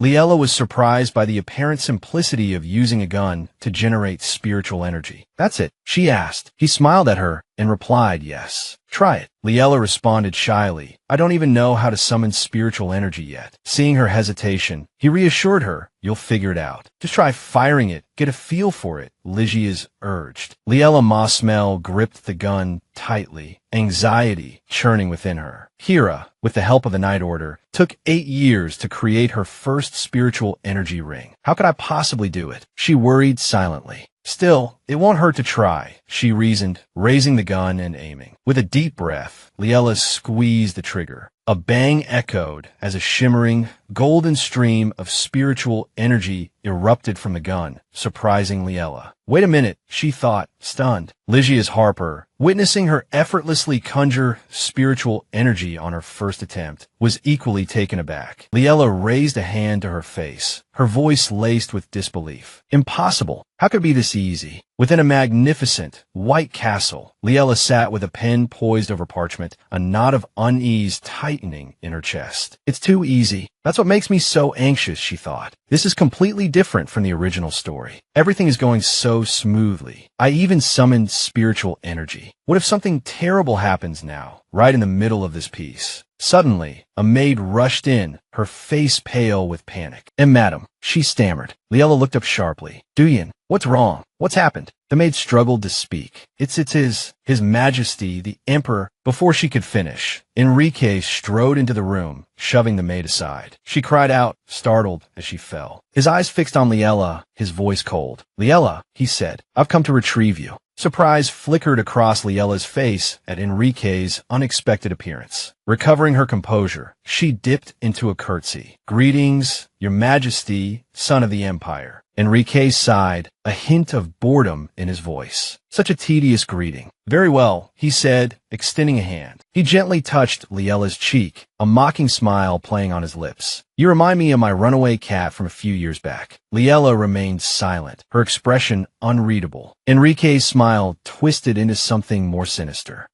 We'll deal with the runaway cat later. Confusion clouded Liella's mind. What's he talking about? She wondered. As if I were that cat. Did he know Liella in the original story? Emperor Enrique is the villain of the original story, a Sido with mutated spiritual energy. He's the antagonist to Lysias and Hira. But the original story never mentioned any connection between Liella and Enrique. Lost in thought, Liella was startled when Enrique's arm snaked around her waist. He pulled her close, his voice a low murmur against her ear. You've become even more beautiful after all this time. A flicker of fear crossed Liella's face. I don't understand what you're saying, she replied, and she truly didn't. Without another word, Enrique scooped her into his arms. Liella gasped, her voice laced with apprehension. Put me down. Enrique's voice was calm, almost indifferent to her plea. I'm afraid I can't do that. I haven't come to retrieve you like some chivalrous gentleman. His next words hung in the air, chilling her to the bone. I'll come to kidnap you. Liella's face paled. In Enrique's office, Liella sat stiffly in a chair, lost in thought. I don't understand the details of this situation, but I can't let myself get swept away. I have to figure out this man's relationship with Lady Mosmel. He said I ran away, so it probably wasn't a good relationship. Liella Mosmel glanced up at him as she thought this. Enrique looked at her, then pointed to the teacup on the table. You like this, don't you? Drink it. Liela continued her internal monologue. First, pretend not to know Enrique. Thank you for your kindness, she quickly replied, but floral tea doesn't agree with me. Enrique, his offer rebuffed, gave a small grunt. Then with a bright smile, he asked, is that so? Liela nodded. Yes. Well then, he said, let me show you something. As he spoke, Enrique stood and reached out as if to touch Liela's face. A flicker of curiosity sparked within her. What did he want to show her? His hand brushed her cheek lightly, sending a shiver of fear down her spine. Her face paled. He quickly summoned his ring of spiritual energy. Liela, seeing it, thought, so this is the mutated whole. But why? Enrique watched her, his expression cold. He swiftly sent the ring of energy flying towards her. Surprise jolted through Liela as it settled around her hand. He knows I can use spiritual energy, she realized with a growing sense of dread. Her gaze remained fixed on Enrique. Mutated whole clings to pure spiritual energy. He deliberately showed me his whole, which means Lady Mosmel in the original story could also use spiritual energy. Liela's face darkened further. Could it be that the Emperor was using Lady Mosmel to purify his whole? In the original story, Enrique's claim to the throne was weak, but he gained overwhelming support due to his powerful spiritual energy, which allowed him to ascend. I wondered how he pretended to have pure spiritual energy, but using Lady Mosmel would make sense. Was Lady Mosmel also a chosen one? Chosen ones are rare in the original story. Did Enrique discover this and exploit her? But Lady Mosmel didn't want to be used, so she hastily married Viscount Mosmel. If she had a husband, the Emperor wouldn't be able to bother her so easily. Viscount Mosmel, the obstacle in his path, is dead, so he's brazenly come to kidnap me. Liela's eyes narrowed, her gaze sharp and cold. Look at your hand, Enrique said suddenly. Liela, startled, obeyed. The whole is already being purified, she realized with a shock. Enrique, observing the cleansing of his spiritual energy, continued, it seems your spiritual energy still remembers me. A wave of anxiety washed over Liela. He must have been getting impatient. It's been a while since he's had his spiritual energy cleansed. If this goes on, I won't be able to escape. I think I should be going, she said aloud. Enrique's hand clamped around her wrist. I'm not finished yet. His eyes were glacial. Have you grown more defiant now that you're a stray cat? I am not your pet, your majesty, Liela retorted. Seeing her anger, Enrique quickly released Liela's hand. All right, I was wrong, okay? But even if you are my pet, I'm not letting you go. Enrique gave Liela Mosmel a cold look, then began to voice his assumptions. I don't know if you used Duke Harper to escape, or if you have some other plan, but a duke famed for his disinterest in women, he couldn't possibly like you. So, it must be a marriage of convenience, correct? Liela. Enrique murmured her name, taking her hand and raising it as if to kiss it. Only I truly love you.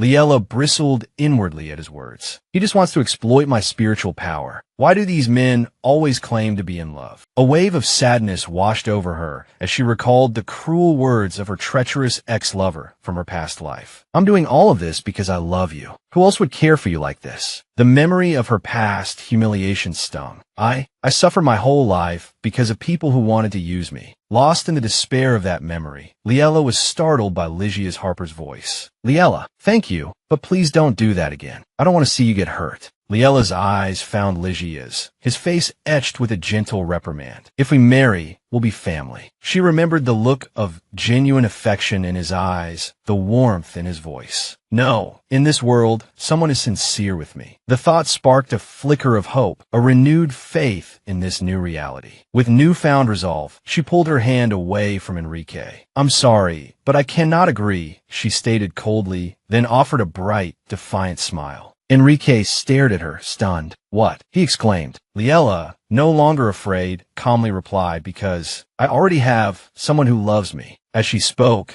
the image of Lygia's protective back filled her mind, a shield against all harm. Having made her position clear, she felt she could no longer remain. With a curtsy, she said, Please forgive my abrupt departure, Your Majesty. Watching her tense figure, Enrique bowed his head and sighed. I understand, he murmured. I've lost. He looked at her, with an intense gaze. I'll give you that thing, the thing you've always desired. So, please, don't be angry anymore. Liella stared, exasperated. He clearly hadn't heard a word she'd said. Her expression hardened, her eyes turning icy. Even if I had reason to accept something from your majesty, I have no intention of doing so. Enrique chuckled at her stubbornness. Huh, what? He asked, incredulous. Must it really be this way? Just then, a commotion outside the door caught Liella's attention. You cannot enter without permission. A guard shouted. The noise grew louder. Enrique looked towards the door, puzzled. What's going on? The guard voice rose in panic. No, Duke Harper. But it was too late. Lygias burst into the study, his face a mask of fury. Liella was startled to see Lygias appear there. Lygias, she questioned. How did you know to come here? He rushed to her side, taking her hand with a smile. What are you doing here, Liella? He asked, his voice laced with concern. I've been looking everywhere for you. His sudden actions left Liella momentarily frozen in place. Quickly regaining her composure, she glanced at Enrique, standing behind them. Perfect, she thought. In for a penny, in for a pound. Since the main character of my little story is already here, I might as well let the Emperor see our relationship. She looped her arm through Lygias's, putting on a charming smile. I was just about to come find you, she chirped. Her exaggerated display of affection startled Lygias. He stared at her, bewildered. Women are so hard to understand, he mused. Enrique, meanwhile, stood by like a forgotten lamppost, watching their exchange. Unable to bear it any longer, he spoke up. Duke Harper, he said, his voice edged with annoyance. Do you not see me here? Lygias turned to him. Your Majesty, he replied coolly, are you there? The seemingly dismissive question further infuriated Enrique. What? He exclaimed, crossing his arms and facing Lygias with a sardonic smile. How dare you?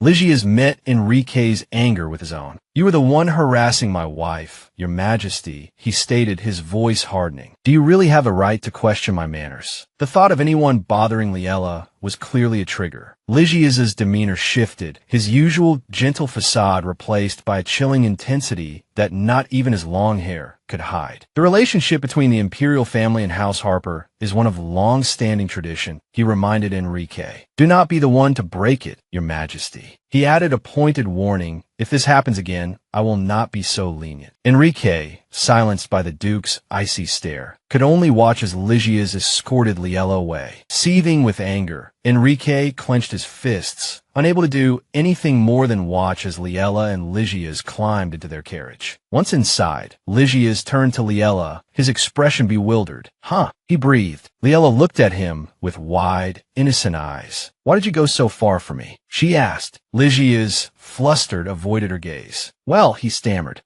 He began, then, gathering his courage, met her eyes with a smile. You're my wife, he stated simply. Such a high-quality serving of dog food, Liella thought, momentarily stunned by his words. But we're only married for a year, and it's just a contract, she reminded him softly. Lygias chuckled. Even so, he replied, wife is still wife. He continued, I intend to cherish my wife until the contract ends. Overwhelmed by the unexpected barrage of affection, Liella was too flustered to protest further. The air thickened with awkwardness. Liella quickly turned her head, trying to break the tension. How did you know I was at the palace? She asked. Lygias pointed to the necklace she was wearing. I sensed something unclean, he explained, and it led me to your residence. Surprised, Liella touched the necklace. His magic within the necklace reacted to whole, she realized. Sensing her concern, Lygias offered a reassuring smile. Your maid told me everything that happened, he said. Perhaps I look trustworthy enough. Lazarus suddenly turned his face away, revealing a divinely sculpted profile. With a serious tone, he said, more than anything, it turns out Enrique Ahin wasn't so hard to find after all. I was searching far and wide, but he was right under my nose. Liella's hands clenched at his words, her eyes wide with surprise as she looked at him. As far as she knew, the investigation was supposed to have ended without any results. After all, the dealings between the royal family and the House of Harper had taken place long ago. Instead of eliminating the Harpers, a significant threat to the royal family, they chose to join forces.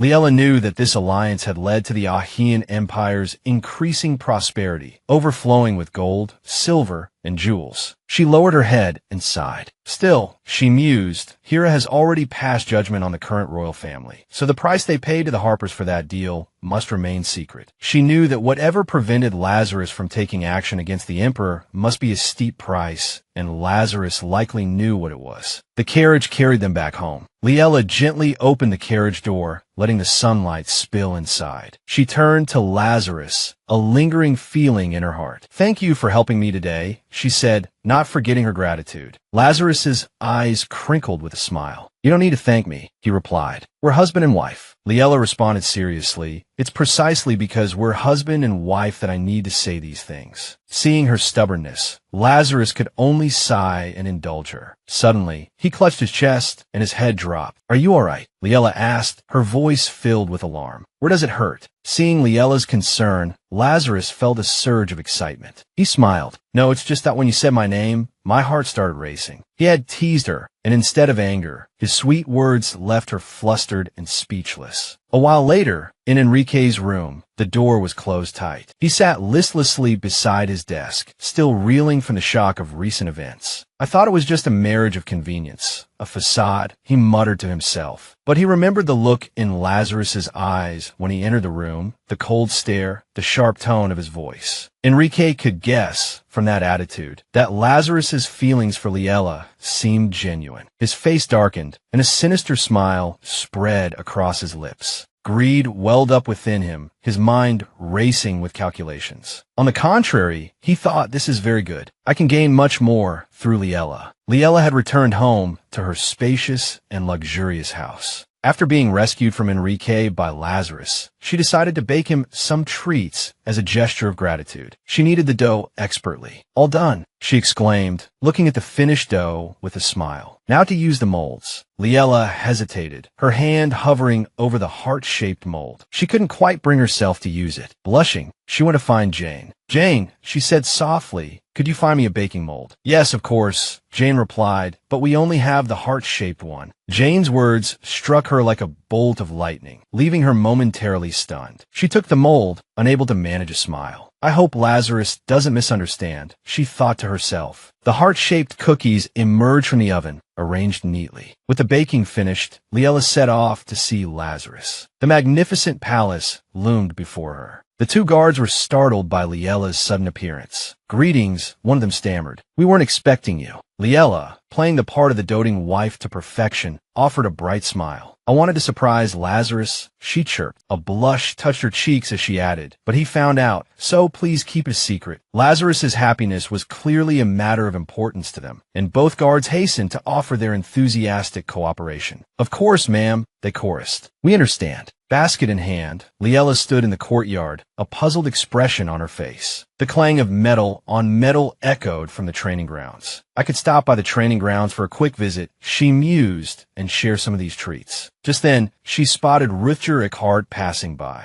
They exchanged cheerful greetings, Ruthger waving to her with a grin. Liella waved back, her spirits buoyed by the pleasant encounter. Today seemed to be shaping up rather nicely. Her cheerful mood was short-lived. Rosanna Stell appeared, delivering a sharp smack to Ruthger's arm. "What are you doing slacking off?" she barked. "Get back to training." Ruthger yelped in protest. The two bickered for a moment before Rosanna noticed Liella's presence. She quickly strode over. "Is something the matter, Lady Liella?" she inquired. Liella held up her basket with a smile. "I baked some treats, and thought I'd share them with everyone." Rosanna's eyes widened. "Cookies?" she asked, her gaze fixed on the basket. Liella nodded. "Yes. Do you like cookies?" At the mention of cookies, Rosanna's face lit up. "I love them," she declared. Liella handed a bag of cookies to both Rosanna and Ruthger. Seeing Rosanna's enthusiastic reaction, she chuckled. "It's nothing really. Are you that happy?" Rosanna nodded vigorously. "Yes, we love sweets," she explained, adding, "but the Emperor doesn't care for them, so we rarely get the chance to indulge." This casual remark struck Liella like a blow, deflating her cheerful mood. "Lazarus doesn't like sweets," she asked quietly. Rosanna, oblivious to Liella's sudden shift in demeanor, chimed in, "Oh, it's not just that he doesn't like them. He absolutely hates them." Liella froze. The realization that she didn't know her husband's preferences as well as she thought hitting her hard. Disappointment etched itself onto her features as she offered the basket to Rosanna. Rosanna stared at the neatly packaged cookies, her eyes widening at the sheer quantity. Rosanna took the basket, her face beaming with delight. "Are you giving all of these to us?" she asked incredulously. Liella's gaze lingered on the cookies she had made for Lazarus. With a forced smile, she replied, "Yes, they're a gift for everyone. Please share them with the rest of the knights." Dejected, Liella turned and walked away, leaving the two knights staring after her in surprise. Well, she thought, at least she had learned something new about Lazarus, even if it came at a cost. Shaking off her disappointment, she resolved to make him something else. "I'll just have to make him something different," she decided. Meanwhile, Lazarus arrived at the training grounds. "I was so caught up in that urgent matter that I didn't even realize Liella was here," he thought, feeling a pang of regret. He approached Rithger, who bowed respectfully. "Liella was here, wasn't she?" Lazarus asked. "Yes, Your Majesty," Rithger replied. "She was just here, but she left." Disappointment washed over Lazarus. "She was here, but she left," he echoed, bewildered. Rithger looked confused. "You didn't know, Your Majesty." Just then, Rosanna, clutching the basket of cookies, rushed towards Lazarus, a broad grin on her face. "Your Majesty," she exclaimed, looking at the glittering bags of treats in the basket. They were hard to resist. Rosanna Stell began her persuasive spiel, praising Liella's exceptional baking skills and the sheer deliciousness of her cookies. To add weight to her words, Rithger Eckhart chimed in, mimicking a craving and smacking his lips in exaggerated appreciation, leaving Lazarus speechless. Rosanna Stell exclaimed that the cookies were so good that even the knights in training had devoured them all. Lazarus's face stiffened. He couldn't find the words to respond. A pang of jealousy began to stir within him. Seeing Rosanna Stell's bright smile, Lazarus's expression darkened, causing both Rosanna Stell and Rithger Eckhart to break out in a cold sweat. Lazarus asked, "Is that so?" Rosanna Stell stammered, well, about that." Unable to contain his irritation, Lazarus adopted a cunning look and offered a twisted smile. "Feeling energized after those cookies, are we? We'll be intensifying training next week then." A moment on the lips, a lifetime on the hips, as they say. Rosanna Stell and Rithger Eckhart, their faces still etched with shock, stood at attention and replied, "Yes, Your Majesty." Lazarus dismissed them with a curt, "Dismissed." The two of them hurried away, leaving Lazarus alone. As he calmed down, a wave of confusion washed over him. "I can't believe I got so worked up over some cookies," he muttered to himself. Meanwhile, Rosanna Stell and Rithger Eckhart were in a state of disarray. Rithger scolded her. "Why weren't you more careful?" Rosanna Stell could only offer a helpless, "Shut up." After the cookie incident, Lazarus worried that he might not be ready to let Liella go, even after a year. "I need to find a way to keep her close," he thought, as he returned to his residence. Liella sat beside little Hira, watching him happily eat his treat. "So adorable," she cooed. "You've gained weight, Hira." Hira looked up, his emerald green eyes wide. "Yes, mother," he replied. Liella responded with a gentle,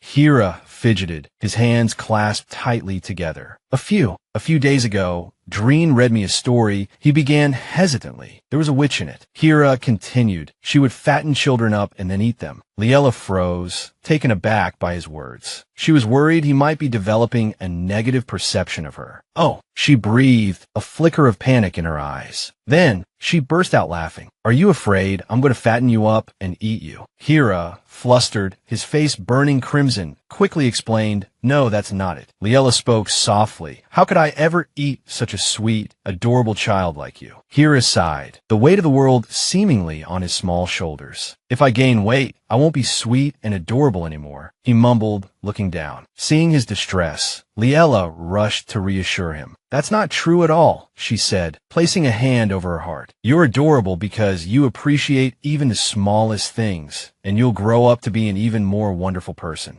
Looking at Hira, she was reminded of Lazarus. "A brave man who fights against evil," she murmured. Hira's eyes glistened with unshed tears. Liella reflected, "I wanted to tell him that ever since I read the original story." Observing Hira, Liella remembered how much he had suffered because of the changes in his life in the original story. This time, she vowed silently, things will be different. Her words seemed to comfort Hira. "Mother," he cried. He suddenly looked up, his eyes filled with determination. I want to protect you, he declared. The suddenness of his declaration startled Liella. Huh, she gasped. Hira trembled, his head bowed, and his hands flushed. Mother changed suddenly. Because you were grieving father's death, he stammered. As if emboldened by his own words, Hira continued, so, I won't let you suffer anymore. I will protect you. The sudden maturity born from his experience surprised Liella. Liella's eyes welled up, deeply touched that the small child sitting before her, Hira, had just vowed to protect her. A tear escaped as she whispered his name, a soft smile gracing her lips. Hira, she replied, her voice thick with emotion. I promise I'll protect you too. She was determined to shield him from the pain he was destined for in the original story. Later, in her study, Liella worked diligently, her pen flowing smoothly across the page. She knew that to protect Hira, she had to address the immediate issues at hand, a realization that spurred her to act even more swiftly. The first step is already in motion, Liella mused, thinking aloud, starting with the plan to make Senior the head of the Hill family. Suddenly, she felt a ripple of energy from her necklace. Gazing down at it, she murmured, there's activity from Lazarus's magical power. Liella paused, set her pen down. She looked up, surprise evident in her eyes. Is Lazarus coming to the mansion? She wondered aloud as the door slowly began to open. Lazarus, strikingly handsome and impeccably dressed, appeared in the doorway. Hello, Liella, he announced. I'm here. Inside the mansion, moonlight bathed the room, complemented by the soft glow of electric lights. A plate of sweets and drinks had been placed beside a vase of flowers, creating an elegant tableau. Liella approached the table, her eyes widening in surprise at the sight of the treats. What's this? She asked. A sly expression flickered across Lazarus's face as he steered the conversation towards the morning's cookies. It's a thank you gift from Anites for your cookies, he explained. They both sat down, a comfortable air settling between them. Thank you, Liella replied. Lazarus then inquired, but why didn't you see me before you left? Liella was momentarily speechless. How could she explain that she had baked him cookies despite knowing he disliked sweets? Well, it's because she stammered, flustered. Seeing her hesitation, Lazarus pressed his advantage, his voice soft. I was quite sad, you know. This little puppy was sulking. Liella looked up at him, her eyes filled with a mixture of emotions. Internally, she scrambled for an excuse. I heard you didn't like cookies, so I didn't give them to you. I didn't want to bother you, so I left. The words formed in her mind, but she couldn't bring herself to speak them. Lazarus gazed at her intently, his eyes full of warmth. He recounted how he had felt when he sensed her magical energy in the mansion. You have no idea how happy I was, he confessed, a confession worthy of being scribbled down in a fan fiction.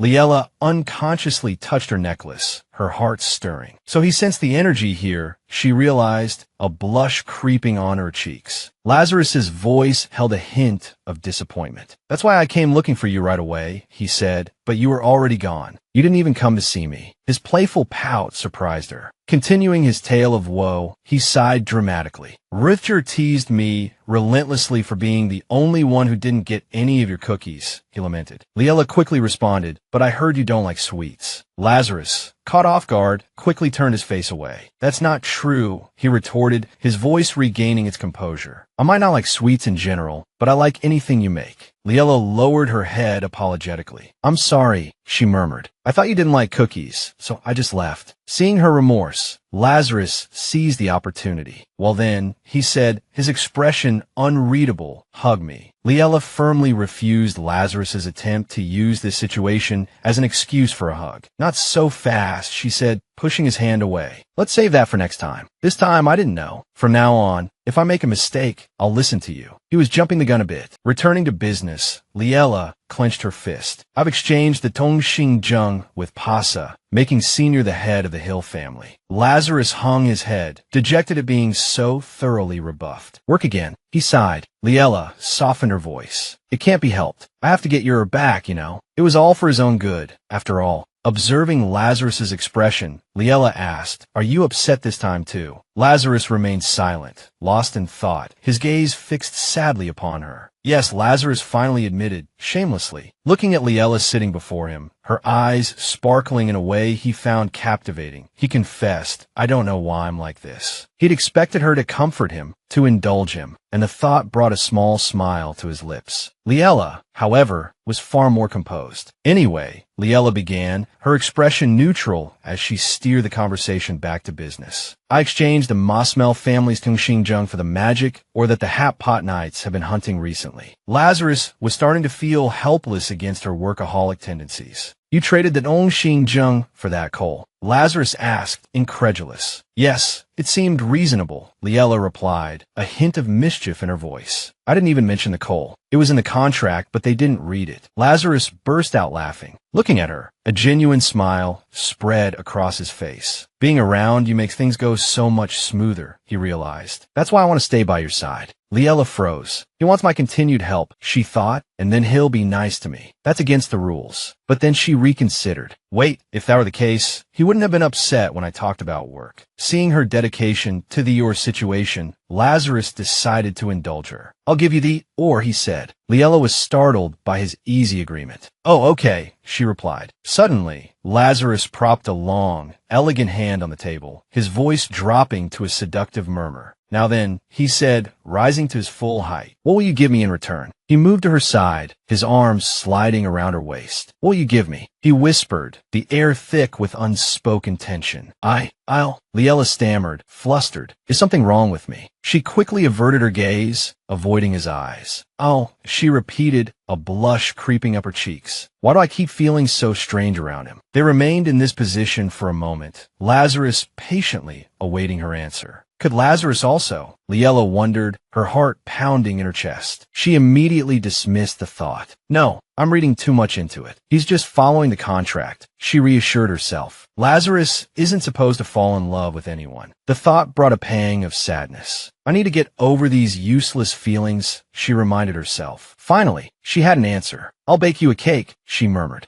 A bright smile lit up her face. "And this time," she promised, "I won't give it to anyone else." Lazarus sighed, hanging his head in mock despair. His one-year plan to win back his wife was proving to be quite the challenge. Lazarus sighed, hanging his head in mock despair. His one-year plan to win back his wife was proving to be quite the challenge. Characters: Liella, Lazarus, Pasa realms/locations, Hill family estate ranks. Senior, likely referring to Lazarus's new position. Hat Pot Knights items/concepts. Tong Xinjiang, Tong Xingxing, likely meaning a pass or permit of some kind. Magic or... Lazarus stood up and said, "All right, fine. If I lose this bet, I'll set up another one." He then moved towards the night training grounds. Liella, true to her word, appeared at the training grounds. Rithjurek Hart, seeing her arrive, greeted her cheerfully. "You're here." Liella, holding a basket of pastries, looked towards him. Liella asked brightly, "Where's the Duke? I want to practice my mana control with him." "I brought pastries, too." She suddenly remembered her promise not to share the pastries, and fell silent. Rithjur replied, "He went with Captain Rosanna to urgently investigate the area where the hollow was spotted." Liella was surprised. Investigate. Liella recalled, in the original storyline, the investigation was halted after Enrique was found to be innocent. Lazarus's choices have changed things. A flicker of worry ignited within her. She knew that the more the storyline deviated, the less useful her foreknowledge would become. Thinking of Lazarus, Liella murmured, "If the information I have becomes worthless, Lazarus will lose interest in me. We'll end up on completely different paths." Composing herself, Liella said, "That's only natural, but why am I so uneasy?" Rithjur, noticing her distraction, approached with concern. "Is something wrong?" he asked. Liella offered a weak smile. "It's nothing." Liella made a suggestion. "If Lazarus isn't here, would you train with me?" Rithjur's face lit up. "Of course." He boasted, "I'm actually a very good teacher. I even taught Hizit." Hizit, standing nearby, scowled. "The vice captain hasn't taught me a single thing," he corrected. Liella couldn't help but chuckle. Anxious to save face in front of Liella, Rithjur whined at Hizit. "What are you saying, Hizit? Have you forgotten our precious time together?" Seeing Rithjur crossing a line, Hizit drew his gun, pointing it directly at him. Eat this, he threatened. Rithger, not to be outdone, subtly revealed the gun hidden behind his back. The two men fired their guns almost simultaneously. Rithger's shot went into the air, sending a plume of smoke billowing upwards. Caught up in the moment, gun still in hand, he declared, "Your technique is too obvious. You always shoot in a straight line." Liella watched their mock battle with amusement. Rithger, puffed up with pride, continued, "See, with this technique, you can neutralize your opponent's mana. Want to try it?" Hizit, thoroughly embarrassed, offered no further resistance. Taking in the scene, Liella hesitated. "It's not marksmanship I want to learn. I need to know how to quickly gain mana." But she couldn't bring herself to refuse Rithger's enthusiastic offer. He looked at her with a grin. "How about we make a bet?" He pointed to Hizit. "You'll spar with Hizit, the pride of the Hatpot Knights. Whoever wins gets to make a request." Such a tempting offer was hard to resist. "Interesting,"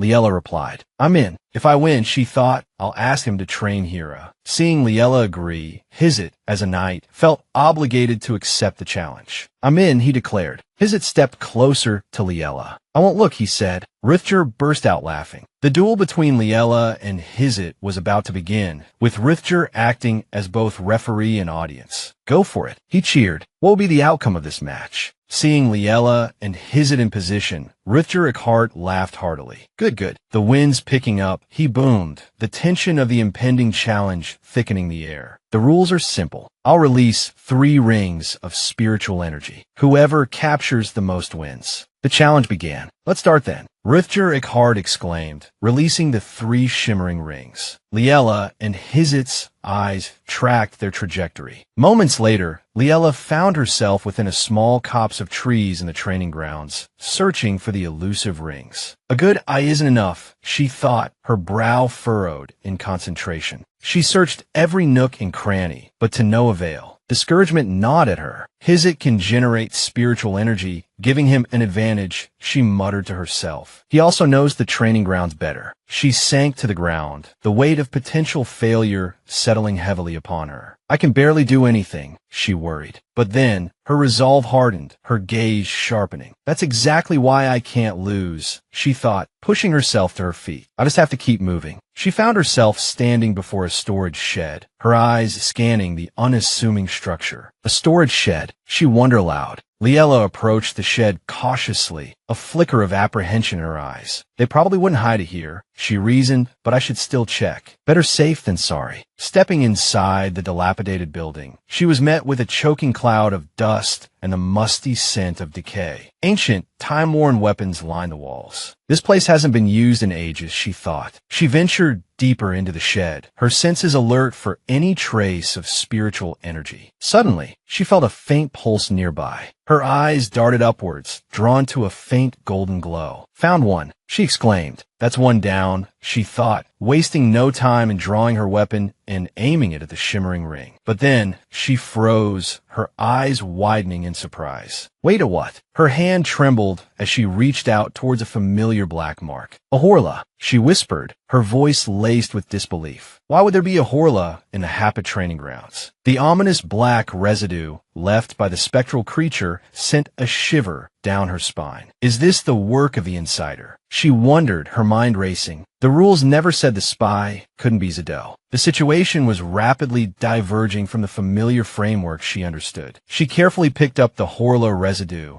examining it closely. "Zado must be the insider's master," she murmured. "I have to tell Lazarus when he gets back." Suddenly, the Horla residue drifted out of the shed, and she turned to watch its path. Where's it going? She wondered. As the Horla residue floated further away, realization dawned on her.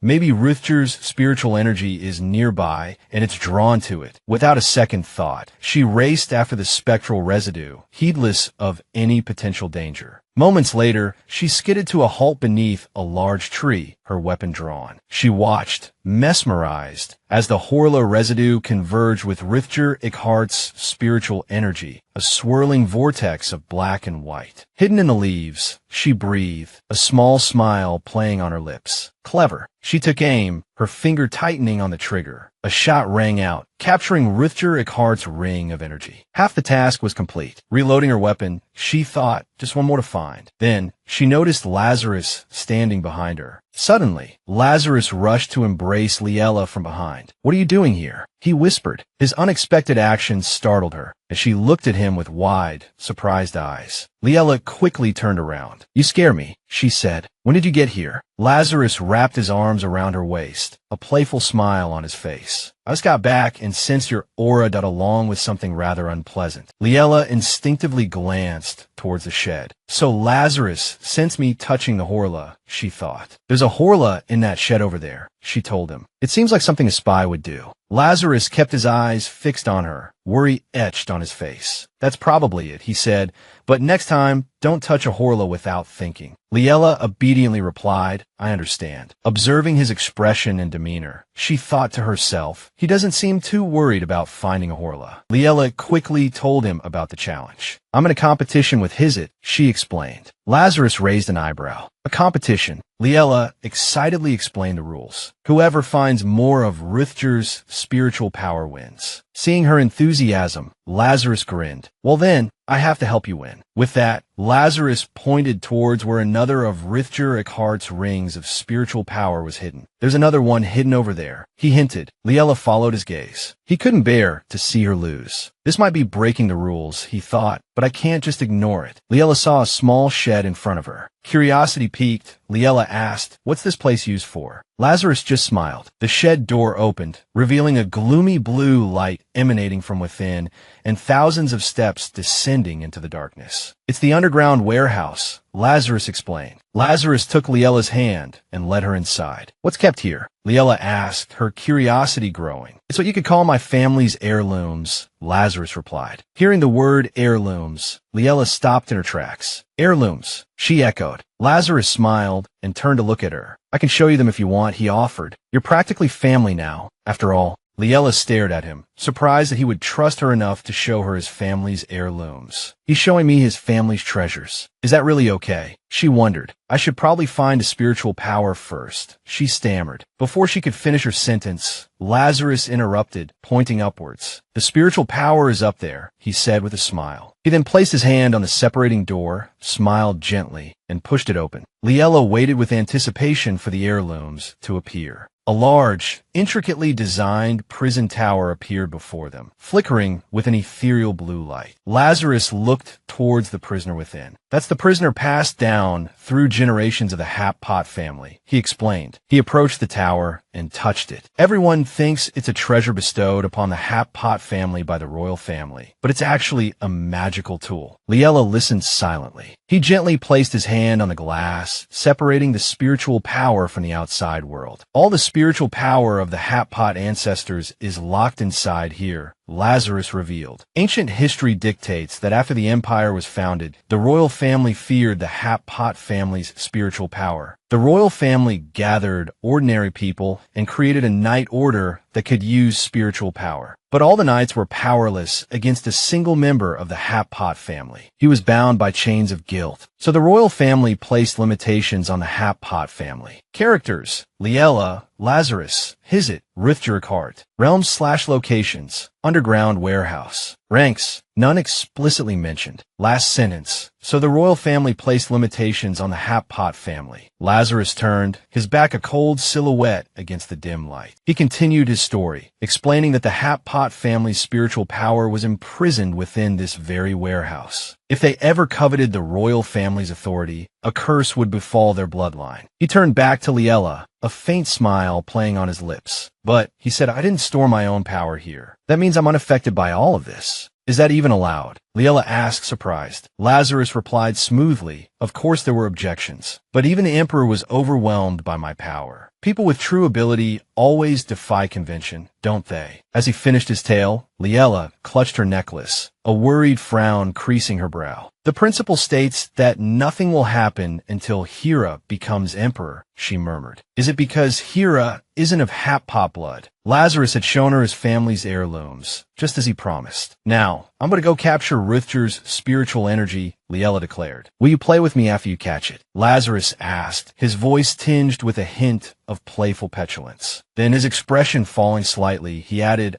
perhaps not. Liella, though wanting to, knew she couldn't. I have to prepare for tomorrow's picnic with Hera, she explained. Lazarus sighed dramatically. Foiled again, he lamented. Undeterred, he leaned in closer, a mischievous glint in his eyes. Then let me come along. I can help you find the spiritual energy. Liella stared at him, incredulous. Lazarus, at a picnic, she questioned, but if he was offering, she wouldn't refuse. Okay, she agreed, thinking it might be a good opportunity for Hera to bond with Lazarus. Lazarus practically vibrated with excitement. I'm so thrilled. I don't think I'll be able to sleep tonight, he exclaimed. Don't be silly, Liella chuckled. But, he continued, if you find two, you're sure to win, right? What reward do you want from Hizit? A flicker of jealousy sparked in Lazarus's eyes. Hizit can grant your wish, he asked, disbelief lacing his tone. Sensing his misunderstanding, Liella quickly reassured him. Oh, don't worry about that, she said, a playful smile tugging at her lips as she smoothed her skirt. I've been wanting to make this wish ever since I met Hizit. Seeing her so happy brought a strange pang to Lazarus's chest, but he gazed at her with an intense, almost yearning look. Chapter 25. The next day, Liella Mossum, along with Duke Lazuro's Harper, brought Hera to a lush, vibrant forest. A crystal-clear lake shimmered under the gentle morning sun, casting a warm glow over the tranquil scene. Hera was captivated by the beauty surrounding him. The picturesque landscape of verdant hills and sparkling water drew a gasp of awe from his lips. Wow, he breathed. Liella Mossum looked at her son, her eyes filled with affection. Hera, do you like it? She asked. Hera's own eyes, wide and bright with happiness, answered for him. Yes, he exclaimed. It's amazing. I've never seen a place like this before. Both mother and son were then drawn in by Duke Lazuro's Harper's enticing suggestion. Gesturing towards the clear blue lake, he said, we can also go boating over there. Hera, seemingly thrilled by the prospect of a new experience, bounced with excitement. Boating, he cried. I've never been boating before. Hera's joy was infectious, and Liella Mossum couldn't help but share in his enthusiasm. Liella extended her hand, a genuine smile of happiness gracing her features. Then let's go boating, she said to Hera. Once the three of them were settled in the long, spacious boat that Lazuro's Harper had rowed to the middle of the lake, Liella Mossum turned to her son. Are you scared, Hera? She asked. Hera knelt on the deck of the boat, resting his hands on the railing. He looked over at his mother, Liella, and replied, No, Mama, the way the sunlight reflects on the water is beautiful. He leaned further out, wanting to trail his fingers in the cool, clear water. Seeing her son so happy, Liella felt a surge of warmth. She was relieved Hera wasn't afraid of the water and made a mental note to bring him out more often. But before his fingers could break the surface, Hera's attention was caught by something beneath the waves. The clear azure transformed into a mottled darkness, a small section shimmering before his eyes like a miniature galaxy. Hera's bright blue eyes darkened momentarily, his cheerful smile fading. The water, or rather, the thing within it, swirled mesmerizingly. Liella noticed her son's sudden shift in demeanor. His body swayed slightly, as if he were losing his balance. Hera, Liella called out, as her son slowly reached a hand towards the swirling water. Without warning, he lurched forward, plunging his hand beneath the surface. Hera, Liella screamed in terror. A hand shot out, responding to her cry, the hand of Duke Lazuro's Harper. Lazuro's quick reflexes and strong arm prevented Hera from falling into the water. He scooped the boy up, holding him securely. Don't lean out so far, he cautioned Liella, who was still visibly shaken. Once safely back on the deck, Hera, his eyes wide with a lingering fear, explained there was something floating. I tried to grab it. Liella rushed to Hera's side, clutching his small hand, her face etched with worry. That was so dangerous. What if you had fallen in? Duke Lazuro's calmly took a seat behind Hera. Still frightened and aware of the fear he had caused his mother, Hera mumbled an apology.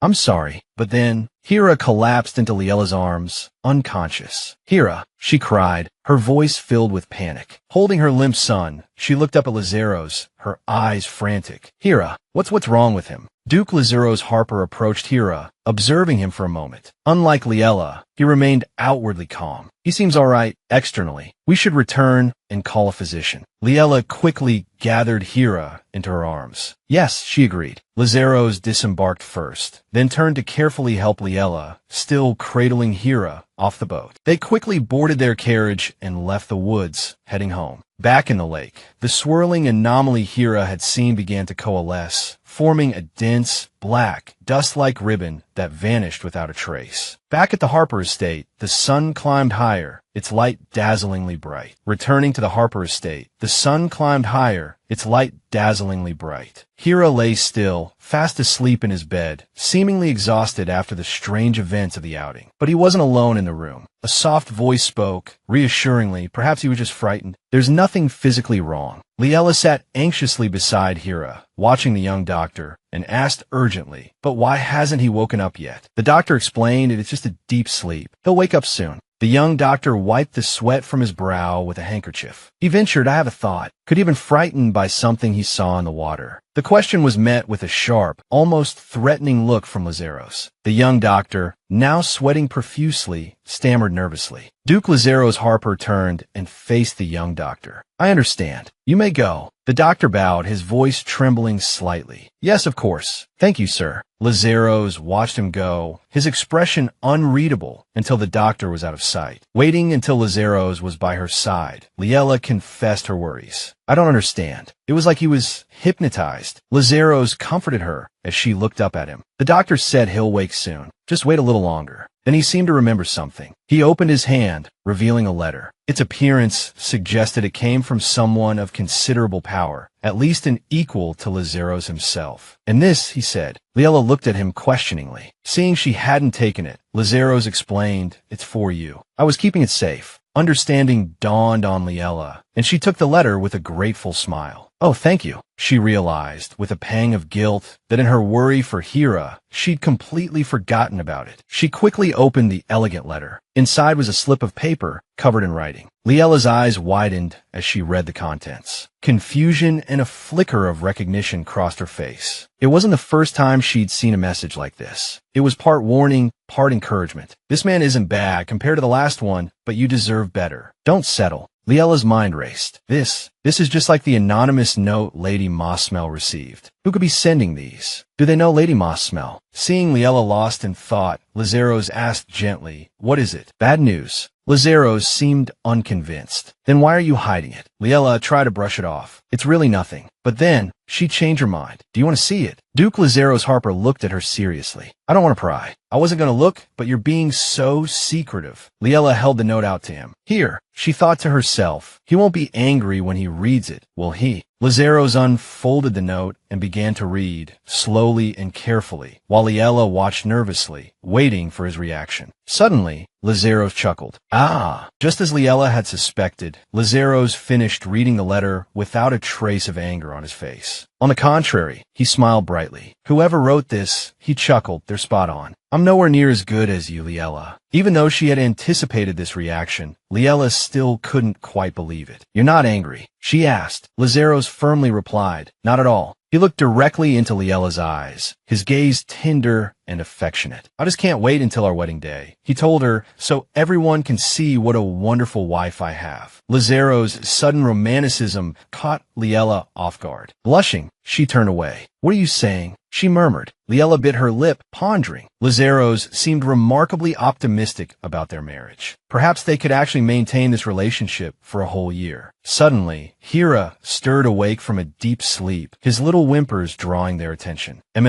He mumbled, turning his head slightly. Lazaros quietly watched his son lying in bed while Liella called out to him, "Hira, are you awake?" Hira blinked his eyes open, roused by his mother's voice. Suddenly, Hira threw off his covers and sat bolt upright, crying out, "Ah!" Liella, alarmed, called his name again, "Hira." Seeing Liella seemed to frighten the boy. He clamped his hands over his ears, cowering on the bed, his small body trembling uncontrollably. I'm sorry, Mother," he stammered in terror. I'm sorry. Hira continued to apologize, even though he had done nothing wrong. I know I was bad. His reaction left Liella utterly stunned. Frozen in place, she covered her mouth with her hand, trying to maintain her composure. Lazuros, standing behind her, silently observed the scene. He stepped forward to comfort Hira, who was still trembling, tears welling up in his eyes. Hira, he said softly. Hira looked up at the man who had spoken his name, tears streaming down his small face. He hiccuped. Seemingly realizing something, Lazaros asked Hira gently, "Do you recognize me?" Hira immediately responded with hesitant uncertainty. Who are you?" The question pierced Liella's heart like a dagger. She clenched her fists, the pain of physical ache in her chest. Liella's face paled. The unfolding events were beyond comprehension, beyond acceptance. They had both stepped out of the room to let Hira rest after his emotional outburst. Liella sat beside Lazaros, her head bowed in sorrow, silent and still. The young doctor's diagnosis echoed in her mind. He had told Lazaros he has temporary amnesia. He's lost memories after experiencing a great shock, but he should recover soon, so please don't worry. Liella murmured to herself. Only recent memories are gone. Lazaros, fearing for her health, tried to comfort her. Just wait a little longer, he said. Everything will be all right. Liella felt a surge of sadness and frustration. It's been so long since I've seen Hira like this, she thought. I almost forgot. Liella Moss committed an unforgivable sin against Hira. Now, after all this, the truth had finally dawned on her. I thought everything was going so smoothly, she realized, but now I know. She made a firm resolution. I am the one who has to leave when this one-year marriage contract ends. I had to prepare to leave Lazaros, while he remained silent, sitting beside me, waiting for Liella to adjust to everything. Liella clenched her fists, inflicting pain on herself to reinforce a crucial rule she must never break. Stay alert. Don't give your heart to Lazaros.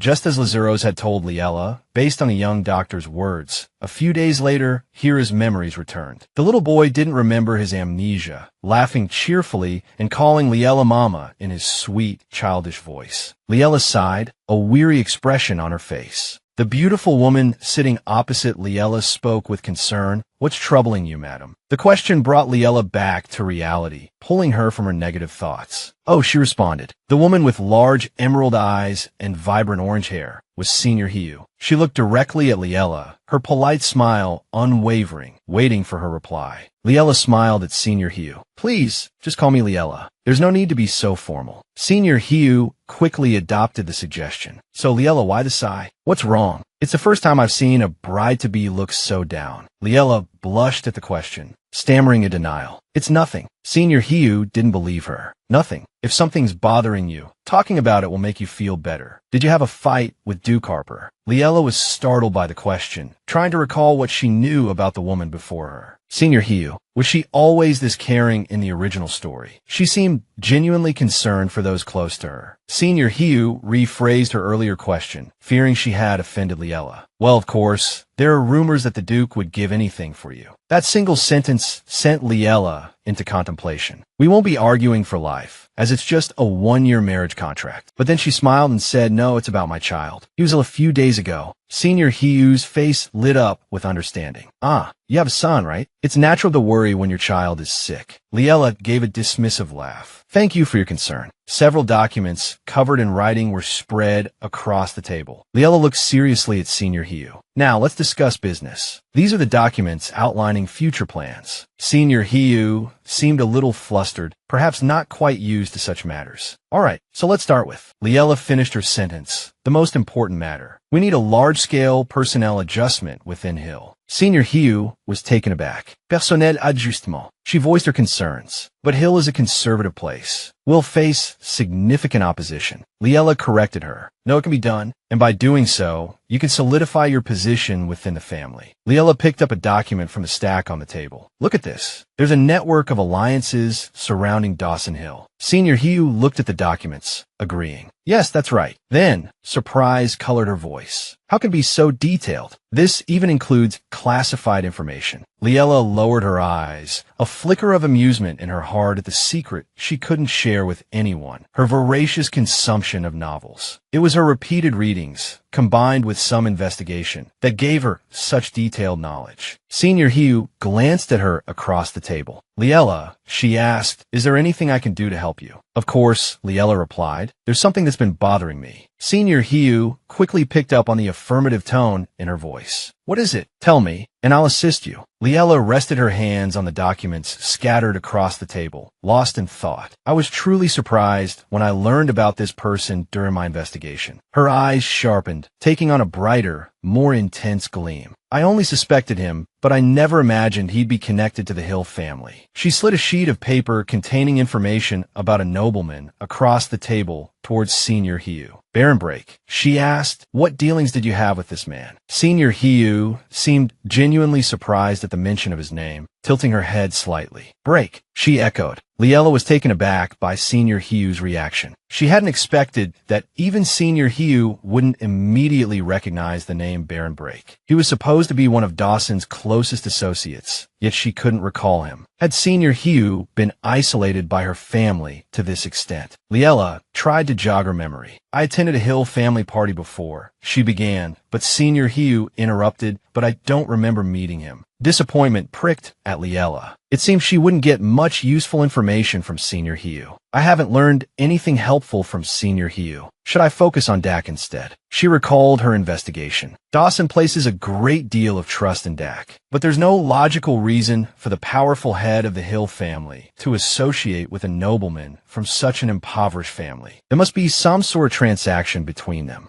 I'm not sure what they exchanged, but I need to find out if I can exploit this. Suddenly, Senior Hugh spoke. Is Baron Brake an important figure? I just remembered something about him. He understands etiquette and has a wide network of contacts. I've heard he attends many social gatherings. Liella, however, looked bewildered. But not long ago, he behaved disgracefully at a party. It was quite awkward. Senior Hugh was now just as surprised as Liella had been moments before. What? How is that possible? Liella, are you sure you haven't mistaken him for someone else? Liella lowered her head, thinking back. He was definitely wearing the Brake family crest, and his portrait and face matched perfectly. I really should look into Dak further. I only learned this information when investigating the relationship between Dawson and Dak. I don't understand why matters concerning him bother me so much. That familiar feeling from our first encounter. What is Baron Brake hiding? Senior Hugh felt a pang of guilt towards Liella. She couldn't recall something so fundamental, yet so crucial to them both. But then, she spoke with renewed determination. I will investigate the relationship between Dawson and Dak. Liella asked hesitantly, can you do it? Senior Hugh nodded, her gaze resolute. She patted her hand on her leg and solemnly declared, of course. You can entrust it to me. Someone willing to shoulder responsibility had luckily found someone willing to offer unconditional trust. Liella spoke seriously with Senior Hugh. Good. We need to find out what Baron Brake and Dawson Hill were dealing with. Senior Hugh's enthusiasm ignited. With determination, she clenched her fist and affirmed, I won't miss a thing. Senior Hugh's endearing reaction made Liella laugh. A genuine, joyful laugh she hadn't felt in a long time, especially after the emotional turmoil surrounding her son, Hira's, recent illness.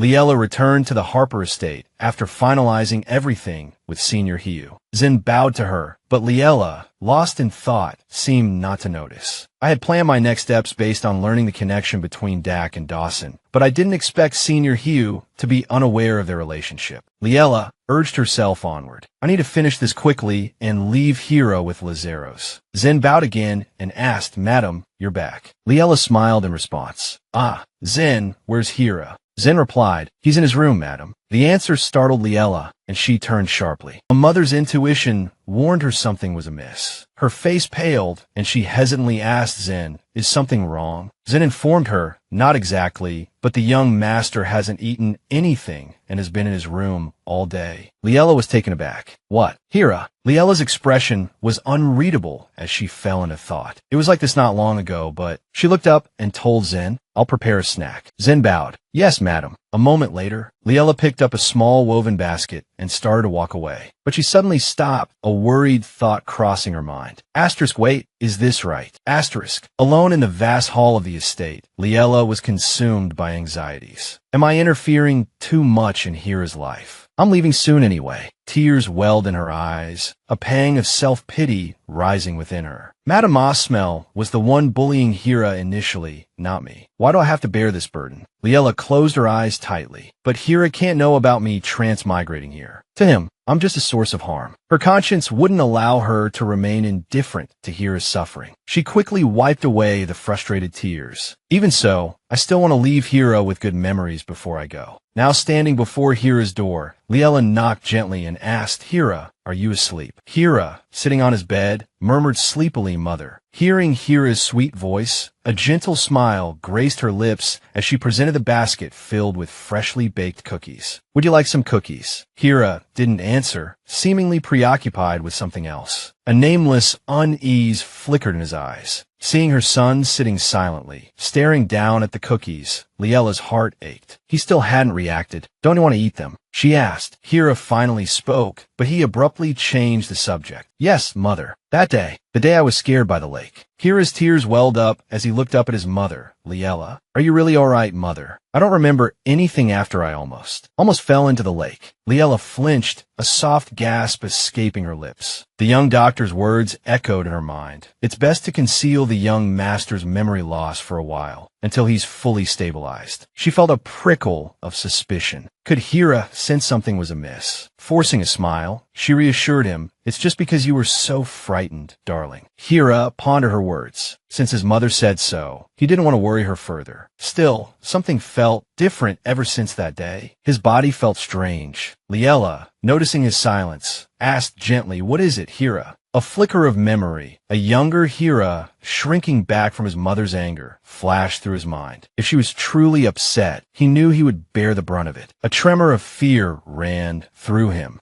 He suddenly felt truly afraid.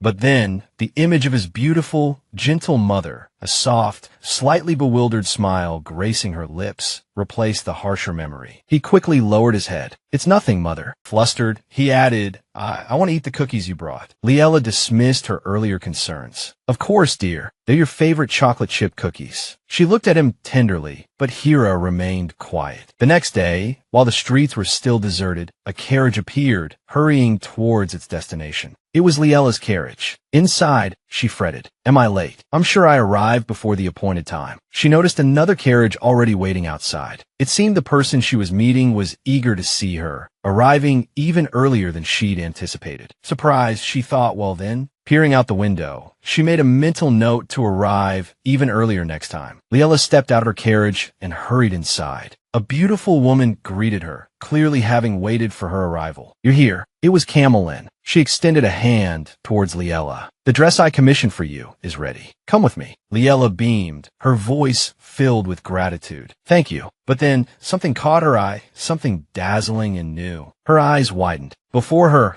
was a shimmering, exquisite white gown. Camelin gestured towards it, a radiant smile illuminating her face. I didn't want to pressure you, so I just got you this small gift. A thought sparked in Liella's mind. No, don't tell me. Hesitantly, she voiced her suspicion. This dress, is it? Camelin gently touched the fabric, holding it up for Liella to admire. You recognized it right away, didn't you? It's your wedding dress. Liella's hand flew to her chest, speechless. A wave of helplessness washed over her. Oh, dear heavens. Camelin had said she didn't want to pressure her, but Liella's conscience felt anything but light. This is far too much pressure. It's just a one-year contract marriage. Is all this really necessary? Camelin, however, was beaming with pride, having clearly spent considerable time admiring the gown. Her joyful smile made her look years younger. Liella hesitated. She couldn't possibly refuse Camelin's kindness. Liella mused wistfully. I wonder if I'd feel this way if I were her real mother. Camelin, seemingly even more enthusiastic than the bride-to-be herself, took Liella's hand and led her along. Come, dear, sit over here. You still have other dresses to try on today. Liella obediently followed in Camelin's footsteps, replying softly, oh, all right. Once seated, Liella suddenly reacted, a flicker of surprise in her eyes. She looked up at Camelin and asked, wait, other dresses. A touch of guilt colored her voice. No, if I accept them, my conscience. Camelin, seemingly understanding Liella's predicament, smiled gently. It's my dream to give my daughter lots of beautiful dresses. Camelin stepped closer and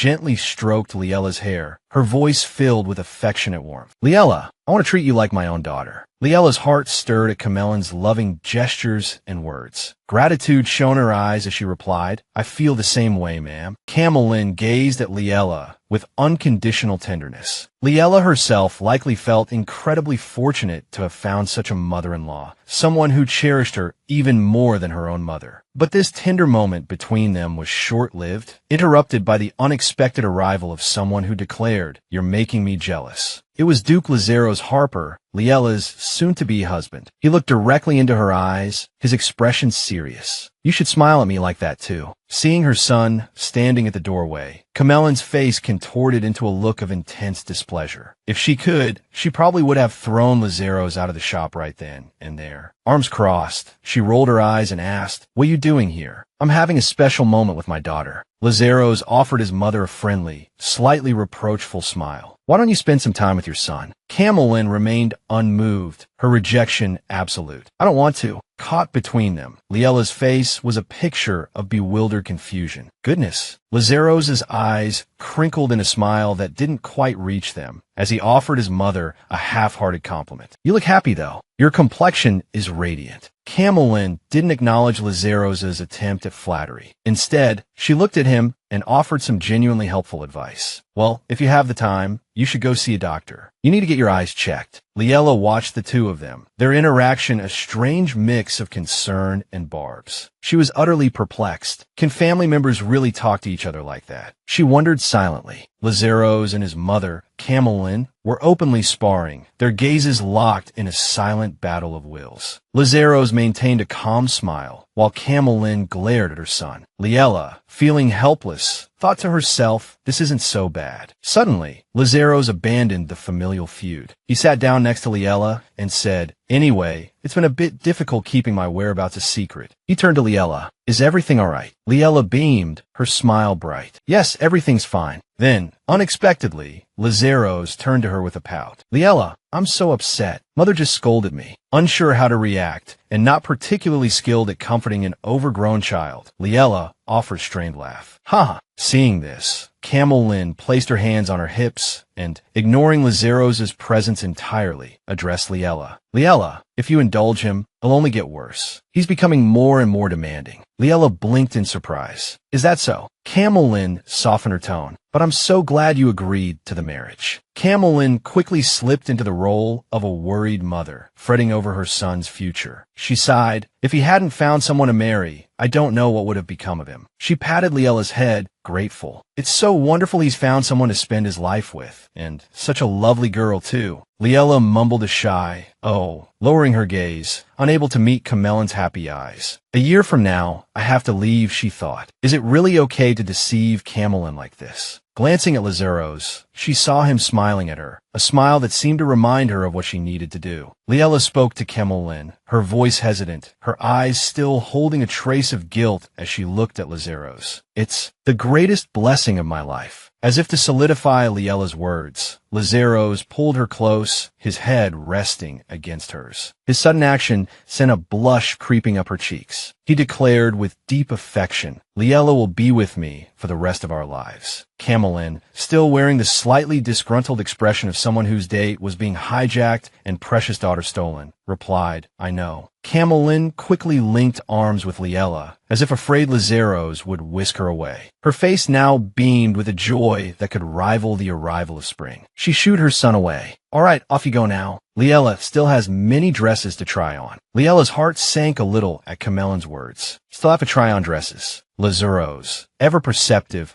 caught the flicker of distress in Liella's eyes as he glanced at her. He decided to intervene. Liella, are you all right? You've been so busy lately, you must be tired. Camellin hadn't expected this. She loosened her grip on Liella's arm, flustered. Oh, is that so? Liella hesitated for a moment, seemingly wanting to please everyone. She felt torn. Her workload had indeed piled up recently. I have to deal with the mine being seized by the Hiu clan. I have to investigate Break. I have to train my spiritual power because of Hira. And Hira's recent memory loss and panic attacks are also my responsibility. Camellin spoke gently to Liella, sensing her daughter-in-law's discomfort. Trying on dresses does take a lot of time and effort. You don't have to do it right away. Liella replied apologetically, I'm sorry. I'll definitely make time next time. Camel Lynn rose to her feet, saying as she stood, you're such a good girl. Liella, I'll prepare your wedding just the way I like it. She added reassuringly, don't worry about a thing. Just leave it all to me. Liella obediently replied, yes, thank you. Lazaro stood up with Camel Lynn and took Liella's small hand in his. He smiled, asking, shall we go then? Leaning closer, he whispered in her ear, somewhere where it's just the two of us, with no interruptions. No longer quite so flustered by Lazaro's affectionate gestures, Liella met his gaze directly, returning his affection with a firm squeeze of his hand. But a few seconds later, confusion clouded her features. Lazaro's, grinning, led her away, Liella trailing after him in a daze, a silent protest forming in her mind. Aren't we going home? Only when they were both settled in the carriage did she finally voice her question. Where are we going? I'm being all mysterious again, Lazaro said. Guess where we're going? Liella felt a little embarrassed that her guess was wrong and had given him the wrong impression. She had assumed they were going to a sweet shop and tried to salvage the situation a little. Any excuse would do. She explained her reasoning to Lazaros. It's like the king in the story about the king who loved chocolate so much. Lazaros looked surprised. The king who loved chocolate so much. Yes, Liella replied, and began to tell him the charming story she knew. Once upon a time, there was a king who loved chocolate so much that he built a castle made of chocolate. Looking at his beautiful castle, the king was overjoyed, but he forgot one thing. The scorching sun melted the castle. Liella ended the story with a tragic turn. And so, the king who lived in the castle was buried in chocolate and died. Liella chuckled. Well, that's the story. He loved chocolate so much that even dying drowned in it was happiness. As soon as she finished speaking, a wave of sadness washed over Liella. She felt just as greedy and foolish as that king. Even though she knew she would have to leave in a year, she still clung to vain hopes. She remembered Lazaro's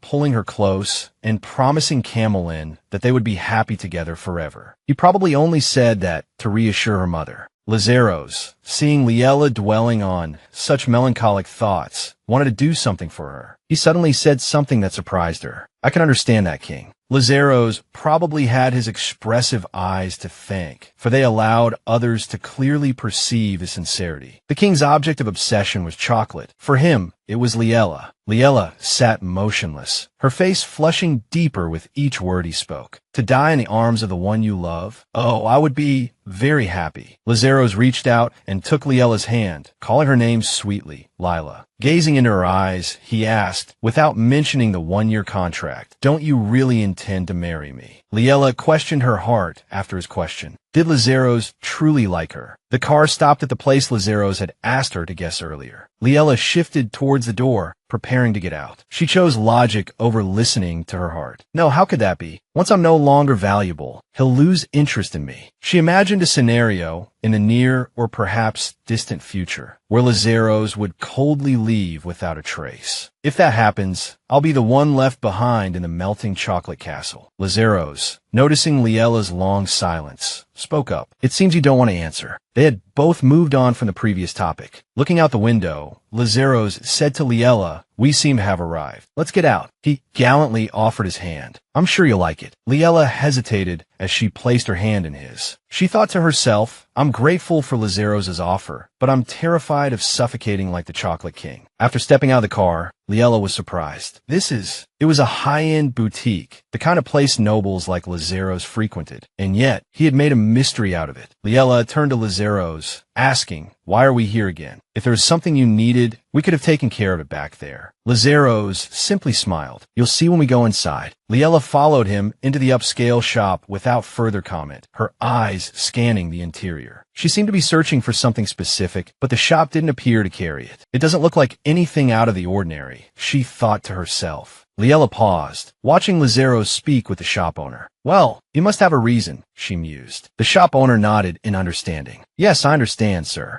Liella approached Lazaros. Are they fetching something? She inquired. Yes, he replied. Moments later, the shop owner returned, carrying a large box. Ah, here it is. Inside the box lay a dazzling, luxurious garment. A coat. Liella gasped, surprised. It wasn't women's wear, but it was far too small for Lazaros. Could it be? She questioned, a realization dawning. Is it for Hera? Indeed, Lazaros confirmed. Our son will be attending the wedding as well, he reminded her, catching Liella off guard. Oh, she murmured, her gaze falling to the floor. I hadn't even thought about getting something for Hira. Perhaps Lazaros really is a better guardian than I am. Thank you for thinking of Hira, she said politely. He'll love it. You're so busy, Lazaros replied. Leave these things to me. Liella beamed, a joyful smile spreading across her face. I can't wait to see him try it on. Lazaros leaned in closer, his voice soft. Then we must hasten the wedding. His words sent a blush creeping up her cheeks. Liella quickly averted her gaze, unable to meet his eyes. Why, yes, she stammered. Lazaros gently placed a hand on her shoulder. Let me know if it doesn't fit, he cautioned. I only had my one hug with him to go by. He led her outside, a smile playing on his lips. Now, let's go somewhere else. This wasn't our final destination. Lazaros' hand rested lightly on the small of her back. As they turned, they heard the shop owner call out, I'll have it delivered to the Moss Smell estate, sir. They returned to the carriage that had brought them. Just as Liella was about to step inside, she spotted a familiar figure amongst the nobles strolling down the street. She froze. Oh, the figure came into clearer view. It was Baron Brake. What are you looking at? Lazaros asked. Liella pointed. Do you remember that, Baron?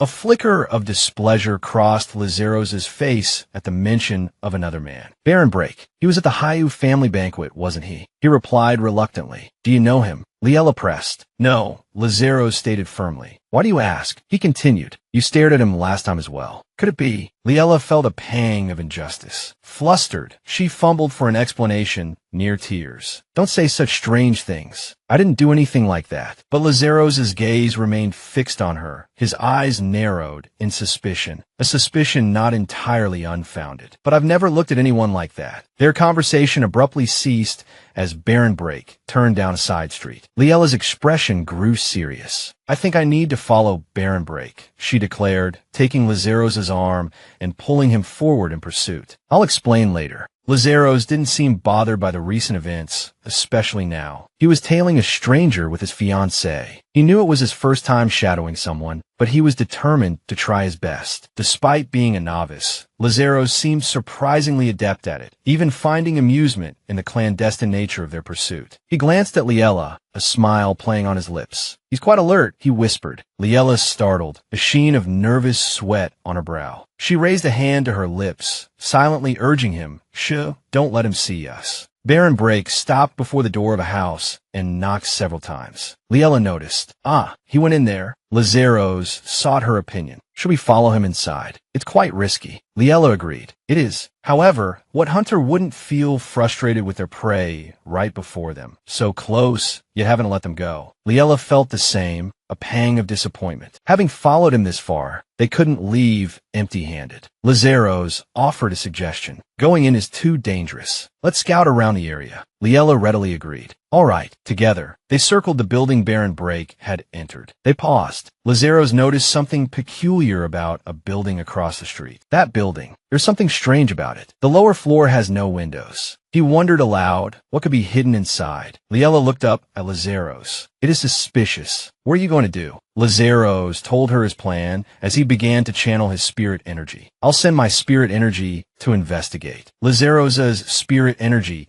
slowly seeped through the narrow gaps of the door. While waiting for its return, Lazaros scanned the surroundings, noting nothing particularly unusual about the building's exterior. He turned to Liella. But why do you find him suspicious? She moved closer, and he leaned down to hear her hushed words. I think he has some dealings with Dawson Hill, but even Senior Hill doesn't know what kind of relationship they have. Lazaros fell into thought. I see. After a moment, he addressed Liella. This is the best course of action for us right now. It's too dangerous. Let's go back. I'll investigate this building later. Liella suddenly spoke. Thank you. And then, I'm sorry. Lazaros was surprised. For what? She replied, for clinging to you for so long. Her words stirred a pang of discomfort within him. He clenched his hand, but Lazaros quickly changed the subject. It's getting late. I suppose we won't be able to go where we planned. Liella remembered, a blush creeping on her cheeks. What should we do? Lazaros offered a reassuring smile. It's all right. We have plenty of time later. Liella pondered his words. Plenty of time. Does he really still want to be with me after a year? However, she quickly lowered her head, a wave of disappointment washing over her as she dismissed the thought. No, a year is enough. She walked briskly ahead, turning back to call to Lazaros. Let's go, before the sun sets completely. Lazaros stood there for a moment, a subtle melancholy clouding his eyes. Something had shifted. The waning afternoon sun always seemed to cast a pall of loneliness and sadness, a time when tears flowed easily. Night fell, and the Harper mansion was quiet, but the moonlight filtering through the windows prevented it from feeling too somber and cold. Night fell, and the Harper mansion was quiet, but the moonlight filtering through the windows prevented it from feeling too somber and cold. Characters: Lazaros, Liella, Baron Brake, Dawson Hill, Senior Hill. Locations: a house, a building with no windows on the lower floor, Harper Mansion. Ranks: Baron. Realms: not mentioned in this passage. Someone had arrived at the Harper Mansion seeking Lazaros. He seemed surprised to see this visitor. What brings you here? He asked. The newcomer lowered the hood of his cloak, revealing himself to be Emperor Enrique. With a jovial laugh, he said, I heard you're about to marry Lady Mossmell, so I came to offer my congratulations. Lazaros's brow furrowed in displeasure. At this late hour, Enrique shrugged. I'm a busy man. You have to understand. Besides, I never thought you'd actually bring Lady Mossmell into the Harper family. Lazaros remained silent, a flicker of unease in his eyes. Enrique's voice dropped, a malicious glint appearing in his eyes. He made no attempt to hide his intentions. Surely you know about her past. Meanwhile, within the Duke's mansion, Liella emerged from a room. Hira was waiting for her just outside. He hesitated, then called out, Mother. Mother. Liella looked surprised. Liella asked gently, Hira, why aren't you asleep? Hira stammered, I was waiting for you, Mother. Liella thought to herself, I haven't had a proper talk with him since that day. Hira hesitated again, then asked, I'm really all right. After I almost fell into the lake, I don't remember anything. Liella's eyes widened slightly, a thoughtful expression crossing her face. She hadn't expected Hira to approach her first. Liella sat down gently to speak with Hira. Do you have something you want to tell me? She asked kindly. Let's go to your room. Hira shook his head quickly. Oh no, Hira mumbled shyly. I wanted to show you my playroom. Liella looked surprised. Playroom. Then she remembered. Oh, the one I had made for him. A warm smile spread across Liella's face. All right, let's go. Hira beamed, clearly delighted to have her agreement. Yes. Inside the playroom, countless toys of all shapes and sizes filled the space. Liella silently commended Zen for following her instructions so well. Her gaze fell upon the bookshelves lining one wall. Oh, wonderful. So many books, she said to Hira. Hira blushed, a shy smile on his face. Yes, I'm gonna read them all. Liella thought to herself, I would have done this sooner if I'd known he'd enjoy it so much. It's almost bedtime, Liella said. Let's read a book instead of playing with toys. Hira readily agreed. Yes, all right. Liella turned and gestured towards the sofa. Go sit down over there. Liella turned her attention to the bookshelves, hesitating slightly as she scanned the titles. What would be good? She wondered. Her hand landed on a book with a particularly charming cover. Two adorable kittens adorned the front. Holding it up, she said to Hira, this book is full of cute animals just like you. Hira stammered, looking at the book, I haven't read that one yet. Liella smiled, a gentle, motherly smile. She took the opportunity to check on him. How have you been feeling lately? Hira seemed to pause for a moment before answering, I've been fine. Liella still sounded concerned. You said you didn't remember anything after you almost fell, so I just wanted to make sure everything is all right. She spoke softly and reassuringly. If you feel any pain anywhere, you must tell me. Liella's concern touched Hira, and he felt a flicker of warmth. She paused, then continued. If you don't want to tell me, you can tell Zen too. Hira remained silent, Liella's gaze soft and affectionate. He felt a sudden dizziness, a swirling sensation in his head. Noticing this, Liella asked with concern, Hira, are you all right? Slightly dazed, he stammered plan. It's nothing. Hira blushed, lost in thought, and still silent. Liella, worried, watched him quietly. Finally, he spoke, revealing the incident from that day. Actually, I saw something under the lake, and my body felt strange. I felt nauseous. Liella's brow furrowed with worry. What did you say? She asked, her voice laced with anxiety. Do you have a fever? Did you eat something bad? Have you been able to sleep? The barrage of questions left Hira momentarily speechless. Then, recalling his earlier words, Liella pressed further. Wait, you said you saw something under the lake. Did you almost fall in trying to get it? Her concern escalating, she added, I'll call the doctor right now. We'll see if there's any medicine that can help you. Hira, flustered, replied, I'm not really sure. His small hand reached out and gently touched Liella's, offering comfort. So, please don't worry too much. Actually, I waited for you today to tell you that I'm okay now. A smile bloomed on Hira's face. Because the doctor and Zen said my memories will slowly come back. A wave of emotion washed over Liella as she listened to him. Hira, she murmured softly. While Hira is trying so hard to face me, she thought, I keep avoiding him. She pressed her lips together, her thoughts churning. Leaving Hira is important, but I have to do what's best for him first. Thinking of Hira's cheerful smile, she made up her mind. I will make sure Hira has a peaceful, warm life. With newfound resolve, she stood up. Hira, she said gently, shall we play a more interesting game? Hira looked up, curious. A more interesting game.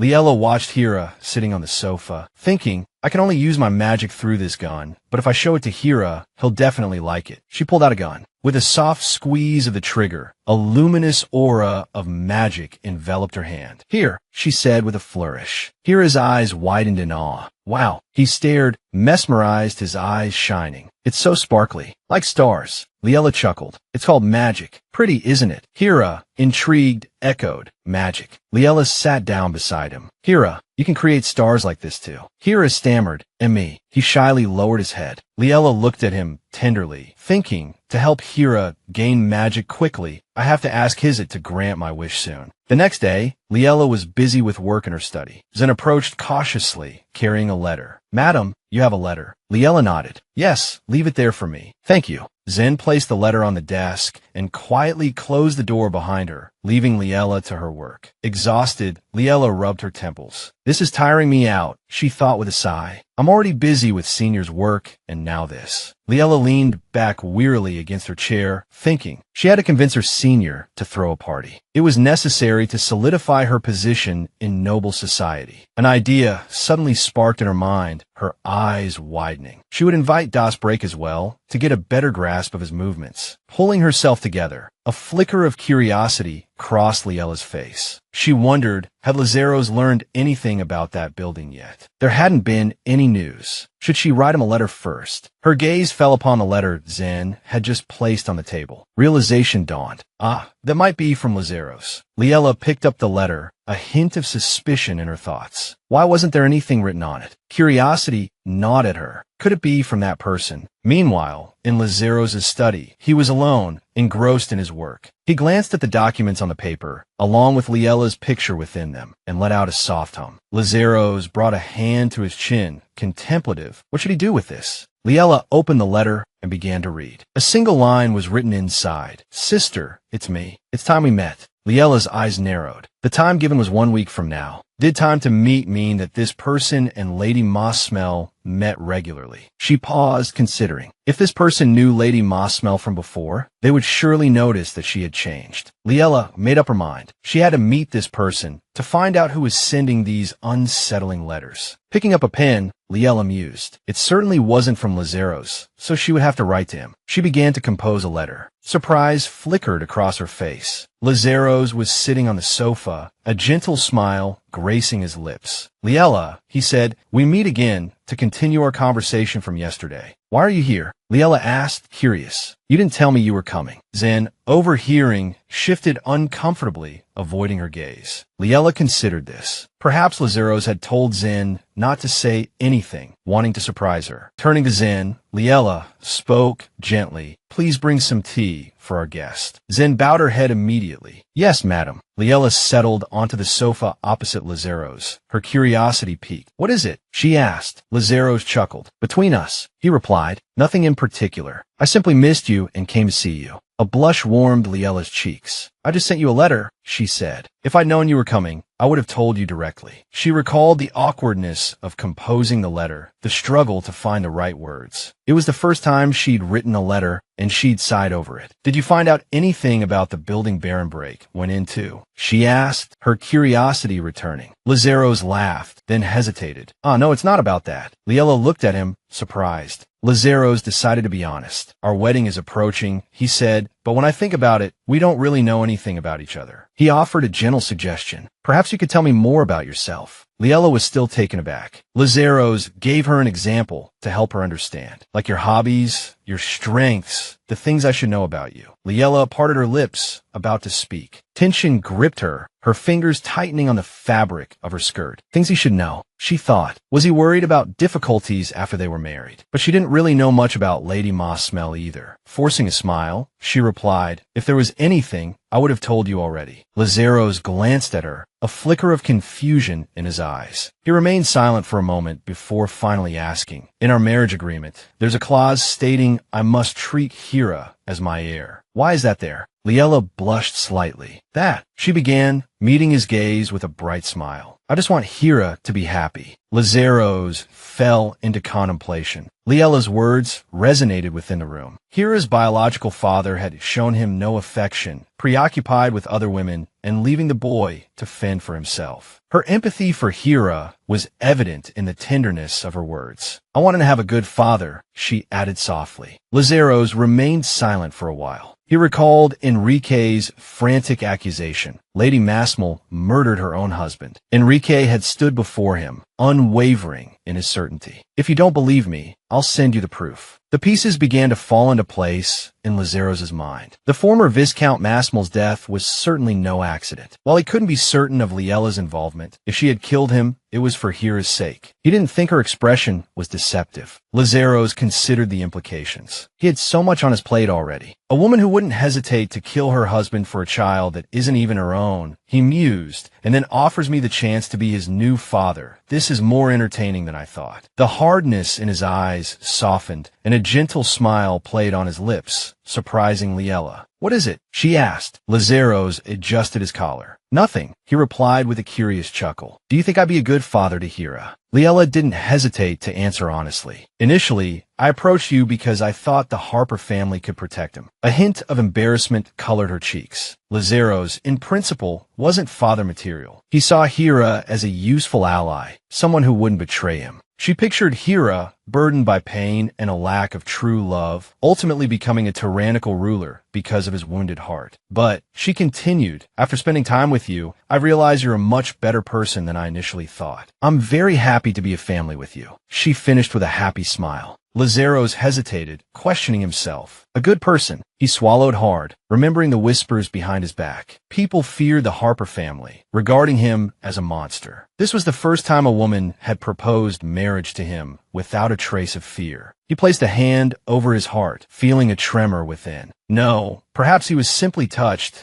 that she was the only one who approached him without hesitation. His mind was made up. Even if Liella was a murderer, it didn't matter. He would be happy spending his life with her. A tea service and dessert arrived. Liella spoke first. Lazaros, there's something I wanted to ask. Could you teach Hira how to use his magic? She figured Lazaros might be a more effective teacher than Hizit. Lazaros lifted his teacup, a slight awkwardness in his movements. I'm not really cut out for teaching. I think Hira might be able to generate magic, Liella confessed. Lazaros looked at her in surprise. Hira, you think he can use magic? Liella felt a bead of sweat trickle down her temple. Not exactly, but she stammered, thinking, I can't tell him I saw it in a book. Liella thought, I can't tell him I saw it in a book. Liella quickly looked away, her voice evasive. It's just a feeling I have. Lazaros raised an eyebrow. A premonition. Liella grasped for an excuse. A woman's intuition, she offered lightly. I just have a feeling that Hira has a lot of potential. Understanding dawned on Lazaros. I see, he said. Liella, still slightly flustered by his perceptive gaze, pressed on with a cheerful request. Could you show Hira your magical power? He was so fascinated when he saw mine.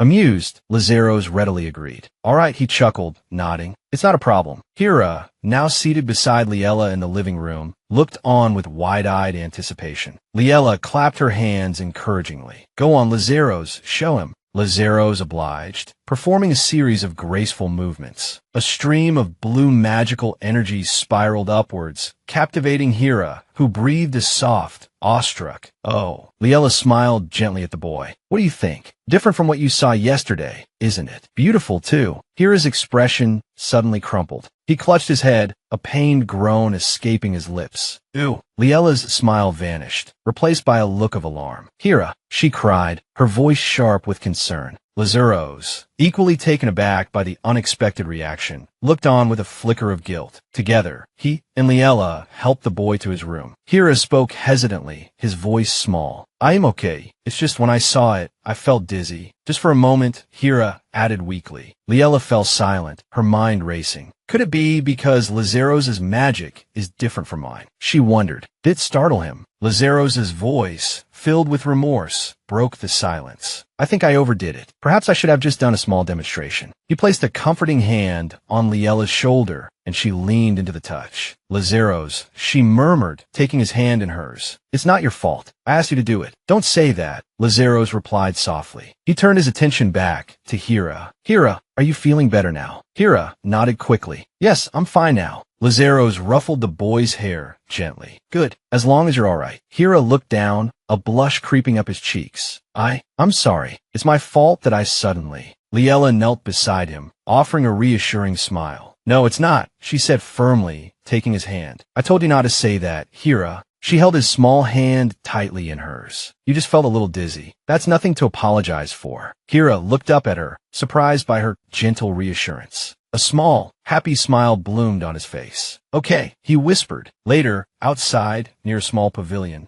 Liella and Lazaros strolled through the gardens, taking in the tranquil scenery. The gardens are beautiful, aren't they? Liella sighed contentedly. Yes, Lazaros agreed. His gaze drifted towards something in the distance. Is that the swing you were talking about? He asked curiously. The one you want to move? Liella's eyes lit up with recognition. Oh yes, it's Hira's favorite, she added softly. Lazaros nodded in understanding. I see. I hope it gets moved soon. Yes, Liella agreed. Why? She asked, a hint of curiosity in her voice. Lazaros chuckled. Because I'm hoping you'll move into my house soon. Liella froze, her breath catching in her throat. She opened her mouth to speak, then closed it again, a blush warming her cheeks. Turning away, she searched for a new topic to deflect the sudden intimacy of the moment.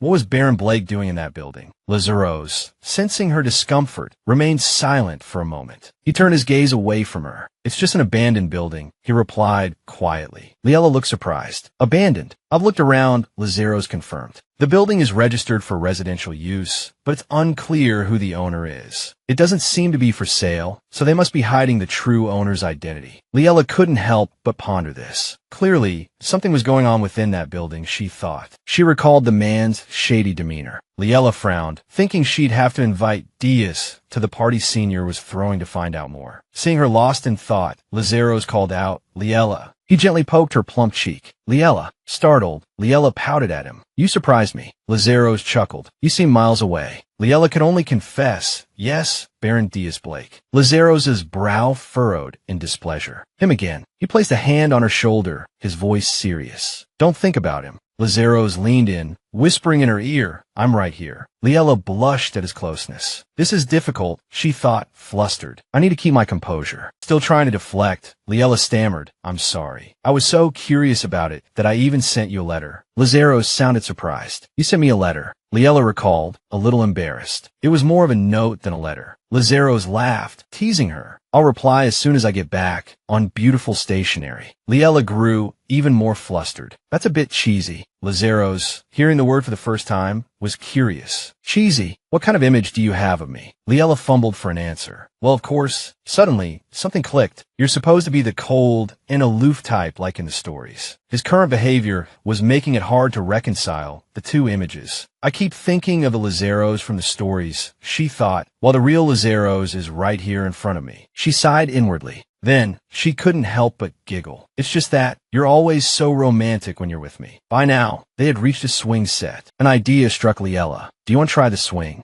Lazaros looked surprised. Me? Try that. He approached the swing, assessing it. I'd probably break it. Liella felt a pang of awkwardness. Oh, I suppose you might. Lazaros turned to Liella, his gaze gentle. How about you, Liella? Why don't you have a seat? Liella gave a small O. She hesitated. I'm a little afraid of swings. Lazaros stepped closer, his voice solicitous. Why are you afraid of swings? Liella simply replied, She remembered a time when Lazaros had gently asked her, tell me, what are your hobbies? At your school, what are the things I should know about you? Liella paused, lost in thought. It's strange, isn't it? I asked him to build a swing set at the mansion, and now I'm afraid of swings. Finally, she confessed, when I was little, my father was abusive. Once, he dragged me by my hair while I was on a swing. Her voice was tinged with sadness. It's not that I'm afraid of the swing itself. It's just, I still remember it. Liella glanced nervously at Lazaros, her heart pounding. Viscount Massimo's family all died under mysterious circumstances, so it should be all right to tell him this, she reasoned. Lazaros's expression grew serious, his brows drawing together in a frown. On the carriage ride back to the mansion, Lazaros was still preoccupied with what had happened earlier. Had she been abused by her father? He gazed at the passing scenery, a heavy weight settling in his chest. Liella had grown up in an orphanage from birth, and the orphanage director was a woman. Lazaros recalled Liella's demeanor, questioning himself. Who was this father she spoke of? The carriage came to a halt before a large gate. No, he reassured himself, this isn't the time to be thinking about this. Walking down the hallway, Lazaros thought, I have more pressing matters to attend to. His eyes hardened. Enrique stood before him, radiating confidence. Du Capitu, he began, have you considered my proposal? A week later, sunlight streamed gently into a room.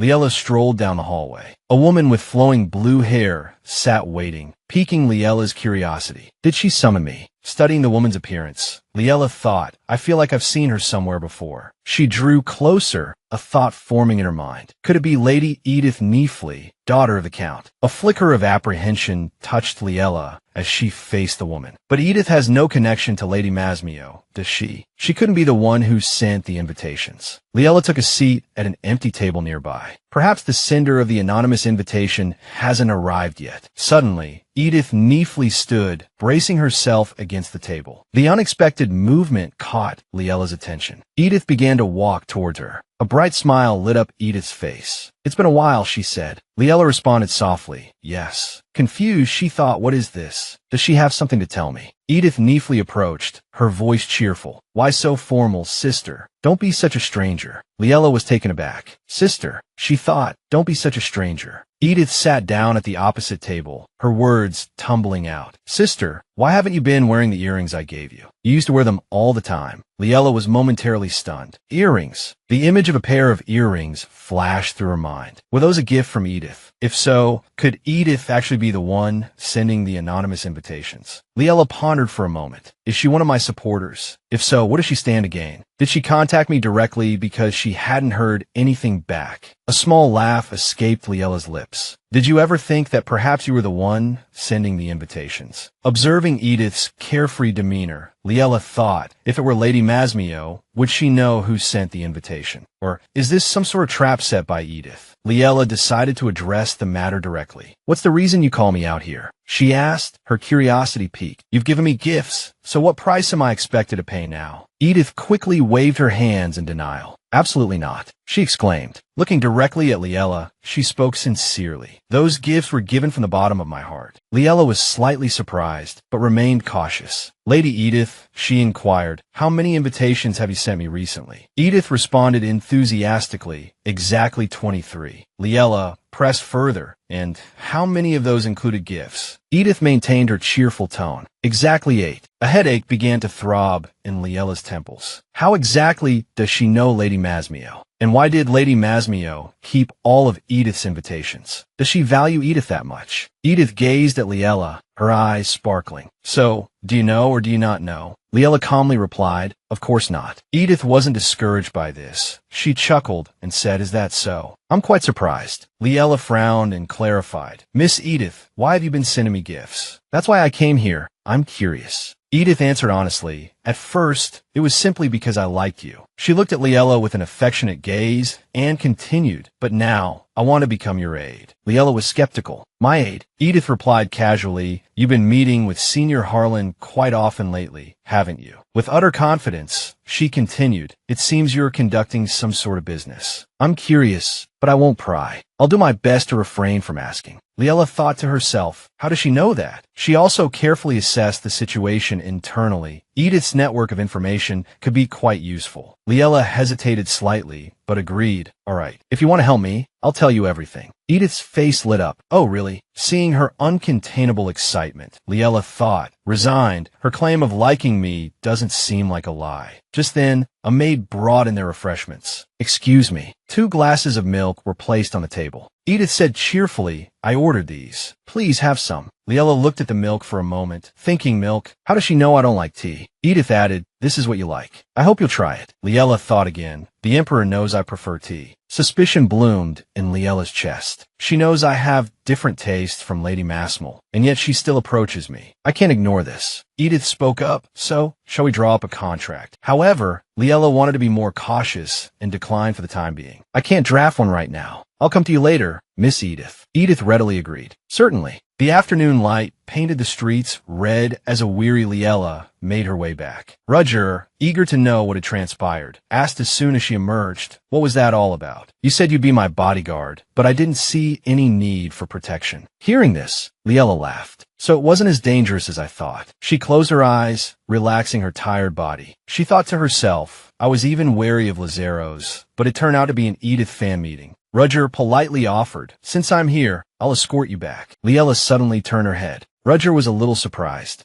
Seeing Hizit arrive, Liella thought in surprise, what is Hizit doing here? Roger murmured to Liella, wait for me a moment. Liella got into the carriage. The two men exchanged words. Roger's expression seemed troubled as he scratched his head. He said awkwardly to Liella, Miss Liella, I've been summoned back immediately. Then he turned to Hizit and instructed, he'll escort you back in my place. Hizit politely greeted Liella. Hello, miss. Liella smiled gently in return. Hello, Hizit. Hizit glanced sideways, saying nothing. Roger said goodbye to Liella with a hint of regret. Miss Liella, if you need a bodyguard again, please look me up. Hizit suddenly spoke. Let's go. The carriage began to move, leaving Roger standing there. In the twilight, the carriage slowly rolled away. Liella felt a prickle of confusion. That's odd, she thought to herself. The golden hues of the setting sun painted the landscape. A sense of unease settled over Liella as she realized something was amiss. This wasn't the road back to the Masmio mansion. She looked up, her face etched with surprise. Where are we going? She asked softly. Hizit looked flustered, his voice catching in his throat.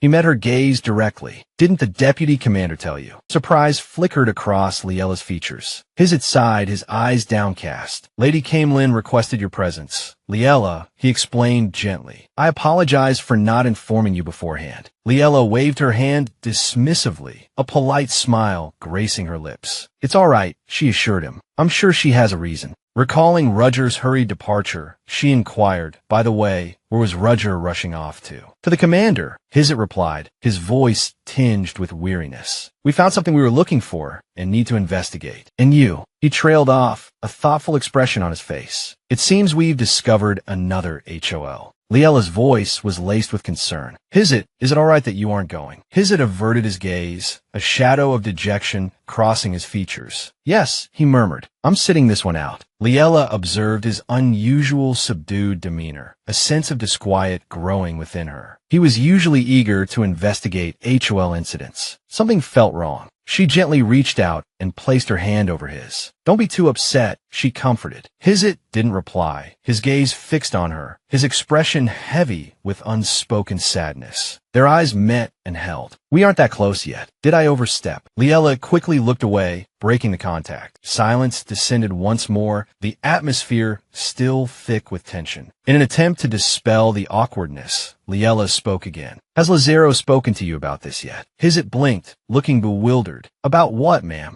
Liella clasped her hands together, her voice taking on a pleading tone. After I moved to the Hapata mansion, would you be willing to teach my son, Hira, about manipulating anima? Hizit looked taken aback. No, ma'am, he replied softly. The Duke doesn't like discussing private matters. Liella explained her reasoning. I believe Hira has a talent for anima manipulation, and I want to start his training early, so he could be an asset to the Hapata family in the future. She smiled brightly. Besides, I think you would be an excellent teacher, Hizit. I'd like to use the wish I won from our bet for this. Hizit's face fell, and he remained silent. He lowered his head, his hands clenching into fists. I apologize, he stammered. Liella looked at him quizzically, his voice heavy with dejection. He continued, if the Duke permits it, I will do it. The setting sun cast a romantic, peaceful glow across the sky, illuminating the grand castle. As Liella stepped inside, a voice called out, Liella. She turned to see Camelin, her future mother-in-law, approaching. Camelin embraced her warmly. It's been too long. If I hadn't called, when would I have seen you again? Liella responded gently. I was just about to come see you. So what did you need me for? Liella asked cheerfully.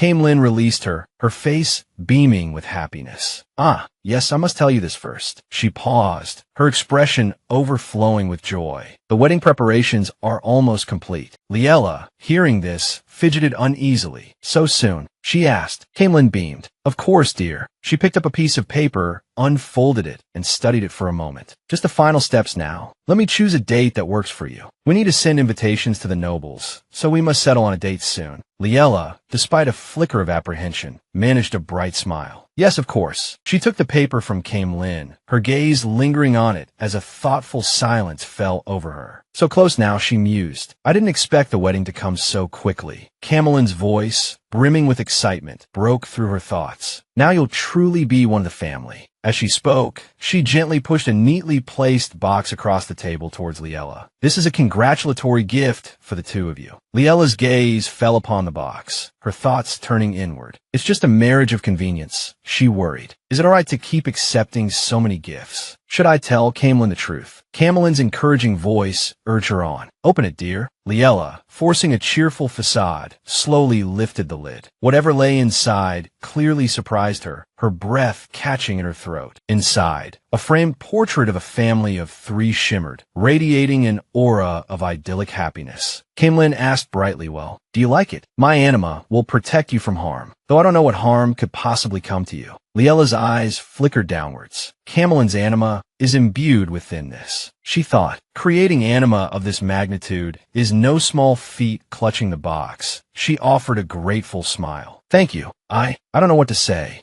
Lin beamed. As long as you like it, dear. There's no need for formalities. Liella, genuinely touched by the gift, returned her smile, her eyes shining with happiness. Sometime later, Liella and Hizit made their way to a waiting car. As Hizit opened the door, Liella froze, her eyes widening in astonishment. What are you doing here? Inside the car sat Lazarus Apatu. He looked at her and said softly, I came to take you home. Surprise still painted Liella's features. Aren't you busy? He reached out, taking her hand in his touch warm and reassuring. I wanted to see you, so I came as soon as I was finished. Outside, Hizit bowed respectfully. Your Majesty, since you have arrived, I will take my leave. Lazarus gave a slight nod of acknowledgement. He then turned back to Liella, noticing the box in her hands. What's that? Liella held up the box Lin had given her. Mother gave it to me, she explained. A wedding gift. Her face glowed with happiness. She said if we keep it in our bedroom, it will protect me from harm. Lazarus picked up on her words. Our bedroom. His voice took on a thoughtful tone. I'll be protecting you in our bedroom anyway. So how about we put it in Hira's room? Liella nodded, agreeing readily. Hira's room. That's a good idea. But then, something in his earlier phrasing struck her. Wait, she said, we're sharing a bedroom. Lazarus replied cheerfully, of course, we're married. Liella stammered, a blush rising on her cheeks. Yes, but it's just a name, isn't it? Lazarus's smile didn't falter. Married in name only means we don't share a bedroom. He chuckled softly, raising a hand to cover his mouth, perhaps amused by her naivete. But no one would see the wound, already bleeding, hidden beneath the hand he used to stifle his laughter. Elsewhere, in a grand, opulent room, a figure sat languidly in a chair, a low chuckle escaping their lips.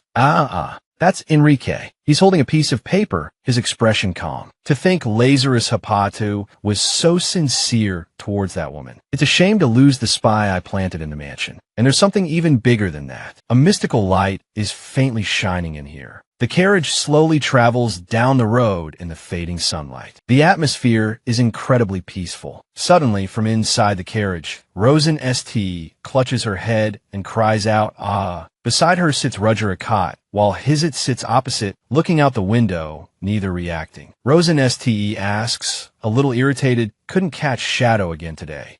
The silence that greets her question fills her with disappointment. She covers her face. Why is it always in vain? It feels like cleaning an empty room every single day. Roger Akat, sitting beside her, is equally awkward. Well, because of this, I have no face to show the monarch. Rosen St. widens her eyes, stares at him, and says in a gloomy voice, well, of course you don't. You haven't done anything worthwhile. Roger Akat shouts angrily, hey, what? Are you done yet? She immediately retorts, equally annoyed, am I wrong? Today, All you did was gleefully accept the mission to protect Leela. Only Hizit remains calm, observing the two bickering and blaming each other. Finally losing his patience, he says with restrained anger, "Would you two stop it?" Rosen Ste is on top of Rudger Akkad, pummeling him with her fists. Rudger cries out in alarm. Gasp, gasp. Hizit, your vice captain is dying here. How can you just sit there? Hizit remains indifferent, replying coldly, "Because I can't do anything about it. That's between the captain and the vice captain." Rosen releases Rudger and says, "If Leela hadn't been nearby, we'd be dead today. How could you lose track of the shadow that was following us?" Rudger rubs his chin, frowning in thought. Leela is truly amazing. How does she manage to tame the monarch? Rudger murmurs in admiration. "I'll have to thank her next time." She give him a judging look. "Just thank her. You should send a gift too." Hizit, his face somber and melancholic, looks out the window. Why would the monarch soften? He thinks about Leela, his expression thoughtful. "Perhaps I know a little." Rudger asks cheerfully, "What are you thinking about, kid?" This startles Hizit, who turns his gaze. He offers a small, sad smile in response. Then, in a low voice, he says, "I'm thinking about how many times you've failed your missions." Rudger Akkad freezes, staring at Hizit with a look of disbelief. Unfazed by his reaction, Hizit continues, "You messed up this time too, didn't you? Why did you summon 3 rings of spiritual power?" Rudger's face turns serious. He replies, "I'm better than the one who made a mess of HOL and had to be recalled. That's why I'm doing this mission in your place." Hizit falls silent, his gaze sharp. Seeing this, Rudger turns to Rosen, pointing at Hizit as he speaks. "Do you see his eyes? So scary. He's planning a rebellion." Rosen, witnessing this childish display, sighs. With a serious expression, she says, "Both of you are useless, so be quiet." One almost caught Shadow, but lost track, and the other stayed out of the mission entirely. Her lips twitched slightly. Speaking of which, that's strange. Why was there an exception like that? Rudger gently comforted Leela, saying, "It's true, we should have been punished more severely. We really owe Lady Leela our thanks for the monarch's leniency." She paused in thought for a moment, then said, "Hizit, what do you think?" Hizit responded calmly, "I'm certain the monarch isn't as preoccupied with capturing Sidhu as before." Rosen wasn't surprised. "Really, I'd say the monarch is less interested in investigating HOL rather than being more lenient." Rudger, however, seemed taken aback. "He hasn't been investigating with us lately either." The three fell silent, each lost in their own thoughts, but all revolving around Lazarus. Rudger finally broke the silence, offering a hopeful, yet uncertain suggestion. In this situation, well, who knows, maybe he's finally found the leader of Sidhu. Before he could continue, Rosen smacked him on the head, scolding, "Don't be ridiculous. After all these years of searching, he suddenly finds him now." Rudger rubbed his head sheepishly. "Yeah,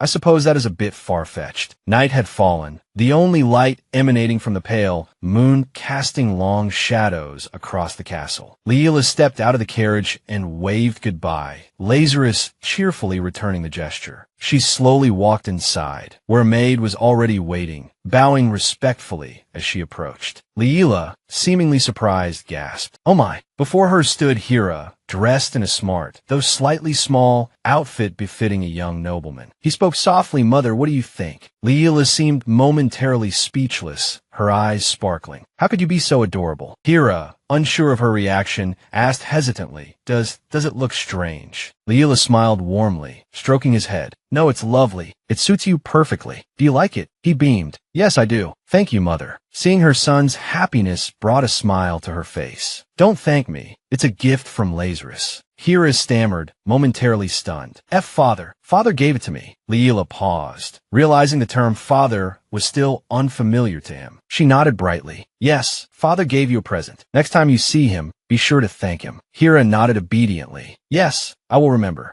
In a large room, Leela sat on the bed, a maid standing before her. "You have something for me?" she inquired. Leela held out a sealed letter. "Here, open it." The maid opened the letter and read its contents. After finishing, she looked up at Leela, a look of surprise on her face. "Why are you giving me this?" Leela replied calmly, "Because I want to invite Zen to the wedding, not as a servant, but as a proper guest." She continued, "After my husband died, I couldn't take care of Hira. It was Zen who helped me look after him. I'll be more involved with Hira from now on, so I'll need your help, Zen. Zen was clearly astonished. Zen clutched the letter, a smile gracing her lips. So, Madam neglected the young master because of the shock. But now, Madam cherishes him more than anyone. She bowed her head respectfully. I am truly honored by the invitation. Thank you, Madam. Leela nodded. You're welcome. Then Leela spoke. I was thinking, Zen, after I'm married, would you come with me to the Hapata mansion? Zen responded happily. If that's what Madam wishes, then of course. But before she could finish, Leela interrupted, not as a servant, but as my assistant and Hira's nanny. Zen looked bewildered. Yes, Madam. Leela explained, you'll have the best possible treatment, so come with me. She was silent for a moment, as if in thought. Then she bowed her head respectfully. Yes, Madam. I will do my best. Leela was satisfied with the answer. Ah, good. Happiness was evident on her beautiful face. With Zen by Hira's side after I leave Lazarus, I can be at peace. Within the luxurious, splendid room, a polite voice suddenly echoed. It's been a while, Senior. Senior sat opposite her, gently asking, Leela, you came to see me personally. Is something the matter? Meanwhile, Leela was rummaging through something, searching. She pulled out a document and handed it directly to Senior, replying, Here. Senior gently took it and read the information within.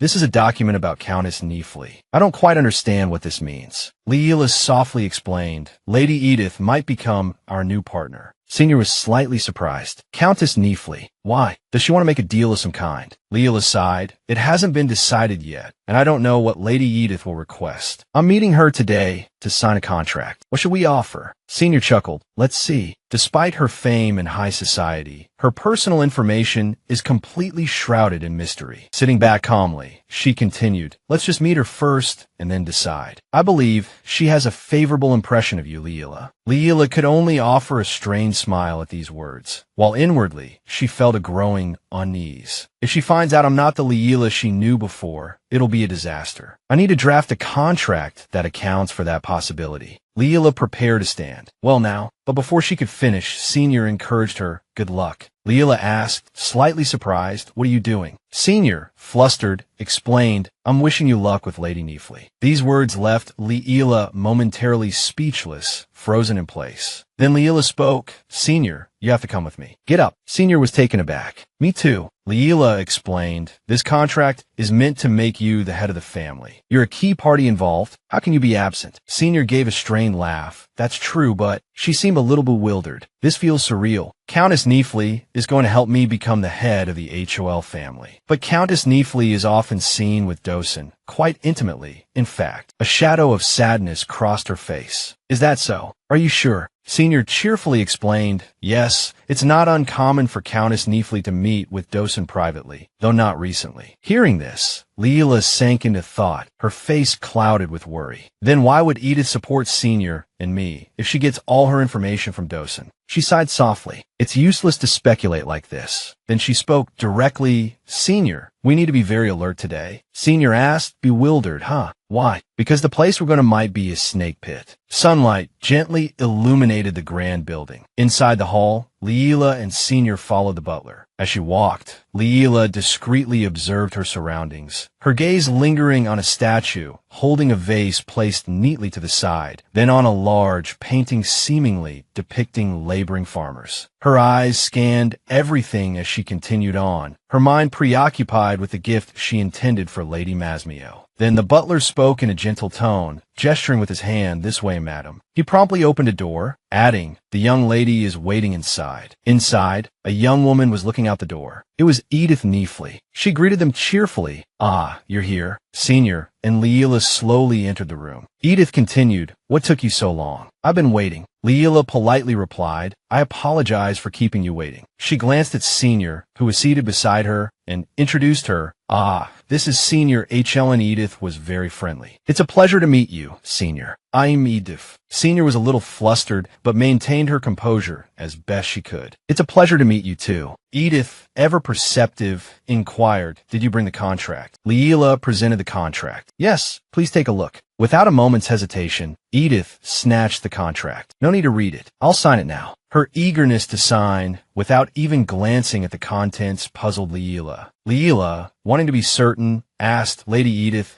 are you truly agreeing to let Senior become the head of HLN. I heard the Neefley family supports Dosen. Edith nodded cheerfully.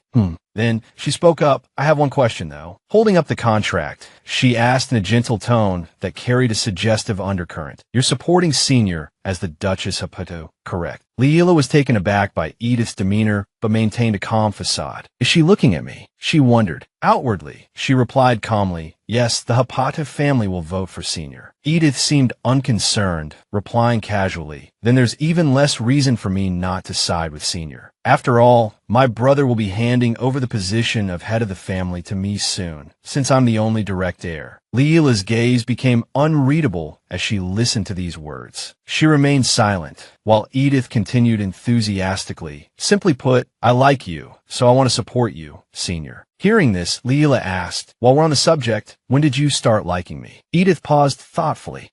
After a moment, she recounted, at first, I was indignant when I heard that someone like Viscount Mosmel had such a beautiful wife. Twirling a pen in her hand, she continued, so I started writing letters to you. Initially, you needed my help, but you didn't reply, so I gave up. Then, quite suddenly, Viscount Mosmel died. Even more surprising was that after Viscount Masmel's death, you were able to handle everything perfectly without my help. Her voice filled with admiration. She added, from that moment on, I was completely captivated by you. It seems your personality, which is the complete opposite of what it was before, is exactly my type. Leela was bewildered by this revelation, chuckling inwardly. Unexpected, but I suppose it's fortunate. The person Edith likes must be me after I transmigrated. Edith turned to Senior, her expression turning serious. But I'm a little worried about you, Senior. Senior looked at her blankly. Yes, Edith replied. It seems you're not very good at controlling your emotions. People won't like seeing you like that. Leela looked at Senior, then gently placed her hand on Senior's arm. That's why I was thinking. Senior, Leela's gentle voice called out, would you like to see Lazarus? He might be able to help you manage your emotions. Senior looked up, her expression filled with surprise and curiosity. Inside Lazarus's room, Leela quietly recounted the events to him. That's how it is. So, Senior is planning to hold the party early. Lazarus folded his arms, leaning back against the edge of the table. You want me to attend as well? He asked. Then, he added, but you know what? Leela looked up and asked, yes what? He leaned closer, a playful glint in his eyes. Our wedding is in 3 weeks. Surprise flickered across her face. Is that so? Time flies. Then, realization struck. Oh my, only 3 weeks. Leela clutched her head, a sudden sheen of perspiration appearing on her forehead. Her expression was a mixture of astonishment, confusion, and dawning panic. This is bad. I was so preoccupied with Senior's affairs that I completely forgot about the wedding. Seeing Leela's crestfallen expression, the worry etched on her face, Lazarus watched her silently for a moment. Then he spoke, his voice tinged with mock sadness. I am hurt. His words startled Leela. He covered his mouth with his hand, feigning a heartbroken expression. I can't believe you're so indifferent to our wedding. You're the bride, and you're the one forgetting the date. Leela quickly responded, that's not it. Unbeknownst to her, behind the hand covering his mouth, Lazarus's lips curved into a smile. She looked at him, speechless, lost in thought. Observing Lazarus's seemingly impassive reaction, she pondered, is he angry? Leela slowly reached out a hand towards him. Then, she spoke softly, a conciliatory smile gracing her lips. I'm sorry. Her hand touched his cheek. I'm looking forward to the wedding too, but I've been so busy lately that it slipped my mind. Her words seemed to catch Lazarus off guard. Oh, really? She brightened. Yes, 3 weeks from now. I think that's a perfect date. Lazarus's cheerful demeanor returned instantly. So, where should we go for our honeymoon? Leela's smile faltered. Honeymoon? It's just a 1-year contract marriage. Do we really need a honeymoon? She forced a laugh. We're both so busy. How will we even find the time? He remained optimistic. Well, I'd really like to go somewhere. Where do you want to go? How about the beach?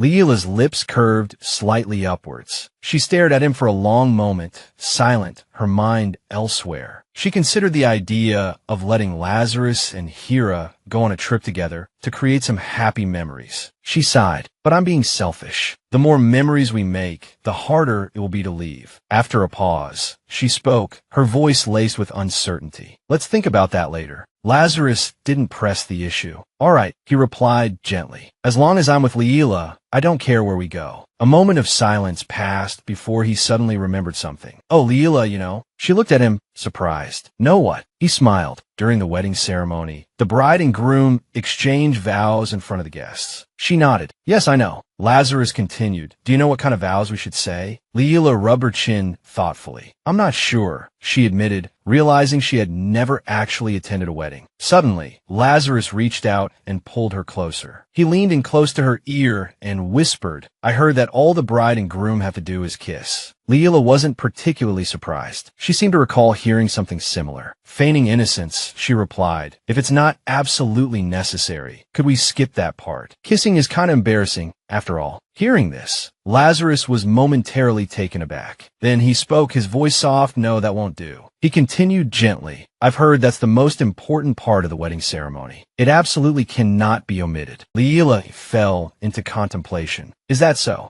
What should we do then? He replied cheerfully, there's a way to make it less embarrassing for you. She looked up and asked, oh, what is it? A faint blush colored Lazarus's cheeks, and his voice held a touch of shyness. We'll stay together at the Hapatu estate until the wedding. Leela was utterly surprised. She wasn't sure if living together would make kissing any less awkward, but she did need Lazarus's help to prepare for Senior HLN's celebratory banquet. After a moment of thought, she finally made up her mind. All right, let's do that. A few days later, as Lazarus had suggested, Leela and Hira moved into the Hapatu estate. Lazarus had arranged for a private tutor for Hira, while Leela busied herself with preparations for Senior's banquet. She held a sheet of paper in her hand, a satisfied smile playing on her lips. Thanks to Edith, things are moving much faster. While she was still engrossed in her work, someone approached and stood beside her. It was Lazarus. He leaned down and asked gently, what are you so happy about? Is everything going smoothly? Leela beamed. Yes, everything's fine. Then she asked, is Hira still in his lessons? He nodded. Yes, I hear he's doing very well. Leela chuckled.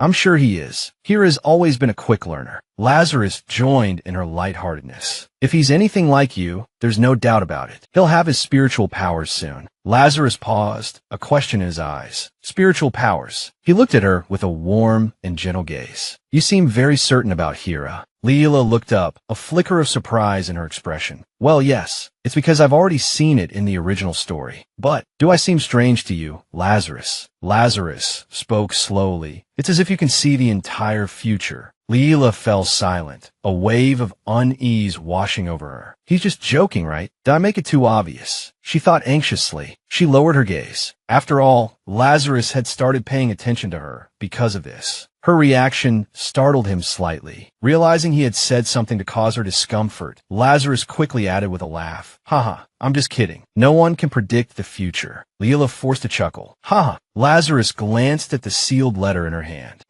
Is that a letter from the HLN theater? A touch of wariness entered her voice.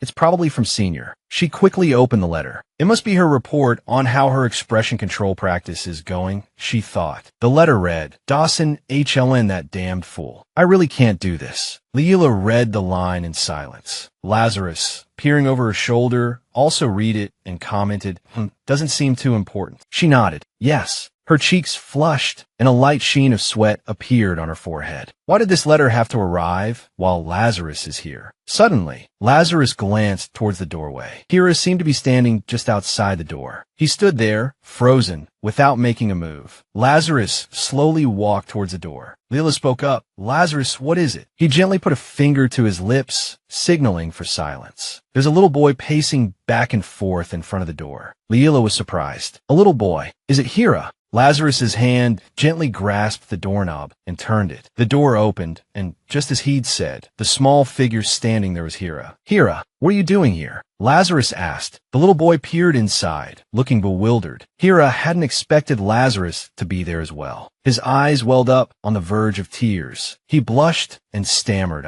Lazarus, of course, understood the boy. He asked gently, are you looking for Leela? Hira hesitated, then nodded, a quiet yes escaping his lips. Lazarus smiled and beckoned him inside. Come in, Hira. Leela's in here. Hira, relieved, slowly entered the room. Leela, who had been working, looked up and saw the boy. Hira, what's wrong? Shouldn't you be in class? She asked, concerned. Hira, unsure how to answer, remained silent, his gaze fixed on the floor. Lazarus, sensing Hira's difficulty, smiled and answered for him. He does have class, yes. Leela, noticing Hira's unusual demeanor, stood up abruptly, a worried thought crossing her mind. Had something happened to Hira during class? She walked over to him, crouched down, and asked gently, "Can you tell me what's wrong, Hira? That way I can help you." Hira, obediently, whispered yes. He fidgeted with his hands, his voice halting.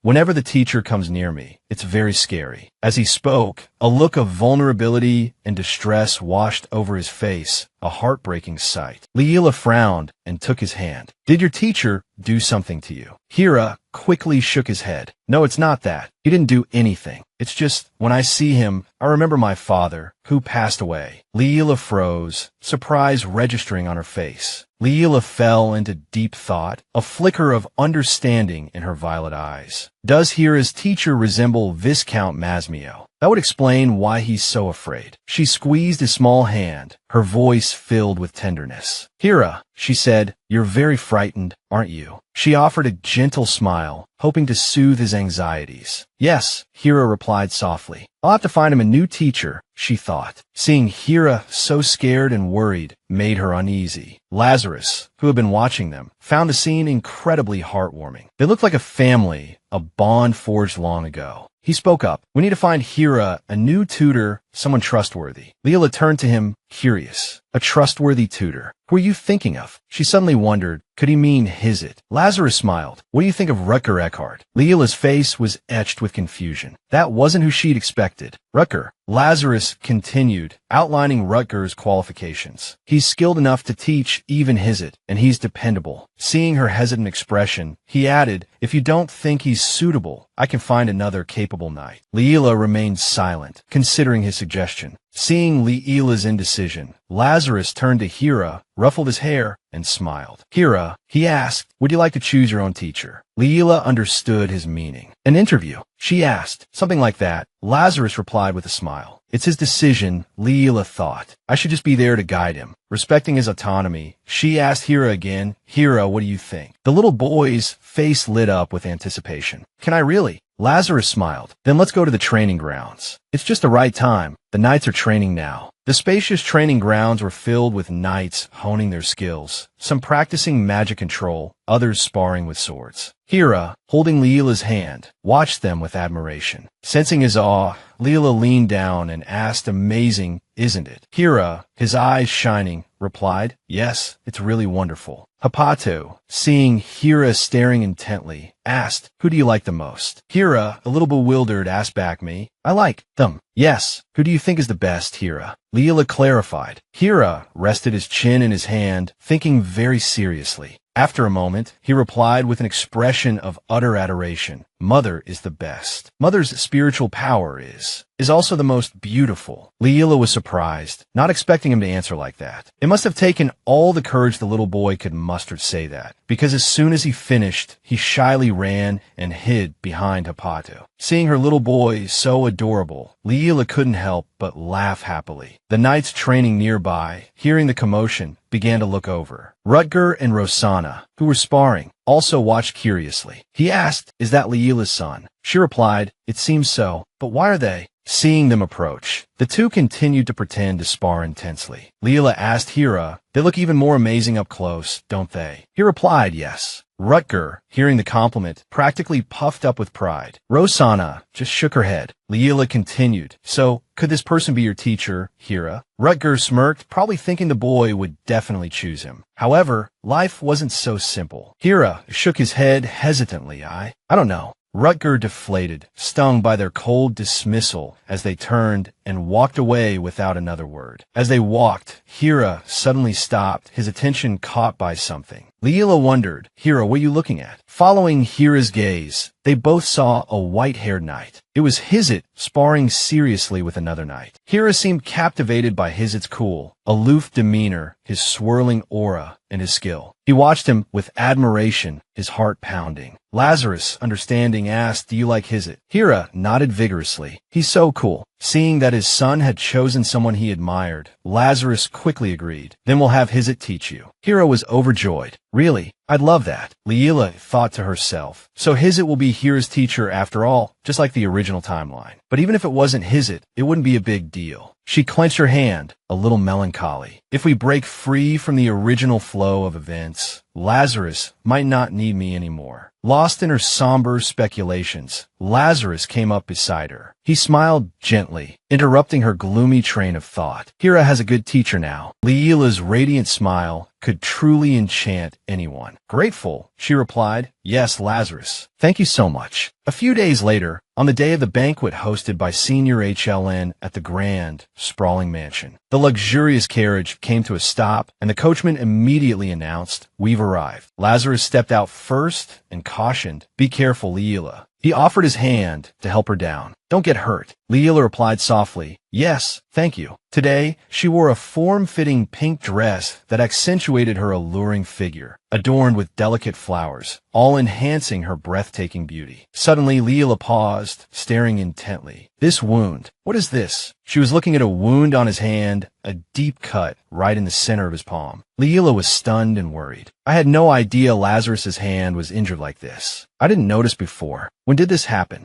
Lazarus looked at her calmly. "It's probably just a training injury. So, aren't you going to take my hand?" She gently placed her hand in his large, warm one. "Someone who uses a sword a lot could get injured like this, I suppose." Leela strode in alongside Lazarus, reassuring herself inwardly. "Don't worry about it anymore," she thought. The most important thing right now is the success of Senior Rosanna's party. Inside the banquet hall, Leela, hand in hand with Lazarus, surveyed the scene with a sigh of relief. Thankfully, the party was going more smoothly than she'd anticipated, meaning Dawson hadn't managed to sabotage Rosanna. Unconsciously, a flicker of worry crossed her mind. Edith was handling the decorations, but still, Lazarus, ever observant of Leela's state, saw her apprehension. Wishing to bolster her spirits and perhaps steal a moment of closeness, he suggested, "Shall we link arms?" Leela, a little puzzled, replied, "Is that really necessary?" Lazarus, a gentle smile gracing his lips, explained, "I simply want to be closer to you." His gaze then swept the room, his expression hardening slightly. Besides, he added, "It's better if we present a united front. I wouldn't want anyone giving my wife a hard time." Understanding his intent, Leela looped her arm through his, a smile blossoming on her face. "You're right," she agreed. "Let's do it." Together, they prepared to make their grand entrance. As they entered, resplendent and dignified, the assembled nobles turned to observe them. Whispers, laced with envy, rippled through the clusters of noble women. "Linking arms, isn't that a bit much?" One murmured. "Exactly." Another chimed in. "They're trying too hard to hide something." Baron Rutger, surprised by Lazarus's presence, inquired of a nearby lady, "Is that Duke Capito?" "I met him at the Hoof family's party. He seemed closer to Senior Rosanna than Dawson, if I recall correctly." Leela caught snippets of the conversation, a pleased smile playing on her lips. Good. It seemed Lazarus's appearance was having the desired effect. Glancing towards Rosanna, who was engaged in lively conversation with a group of young women,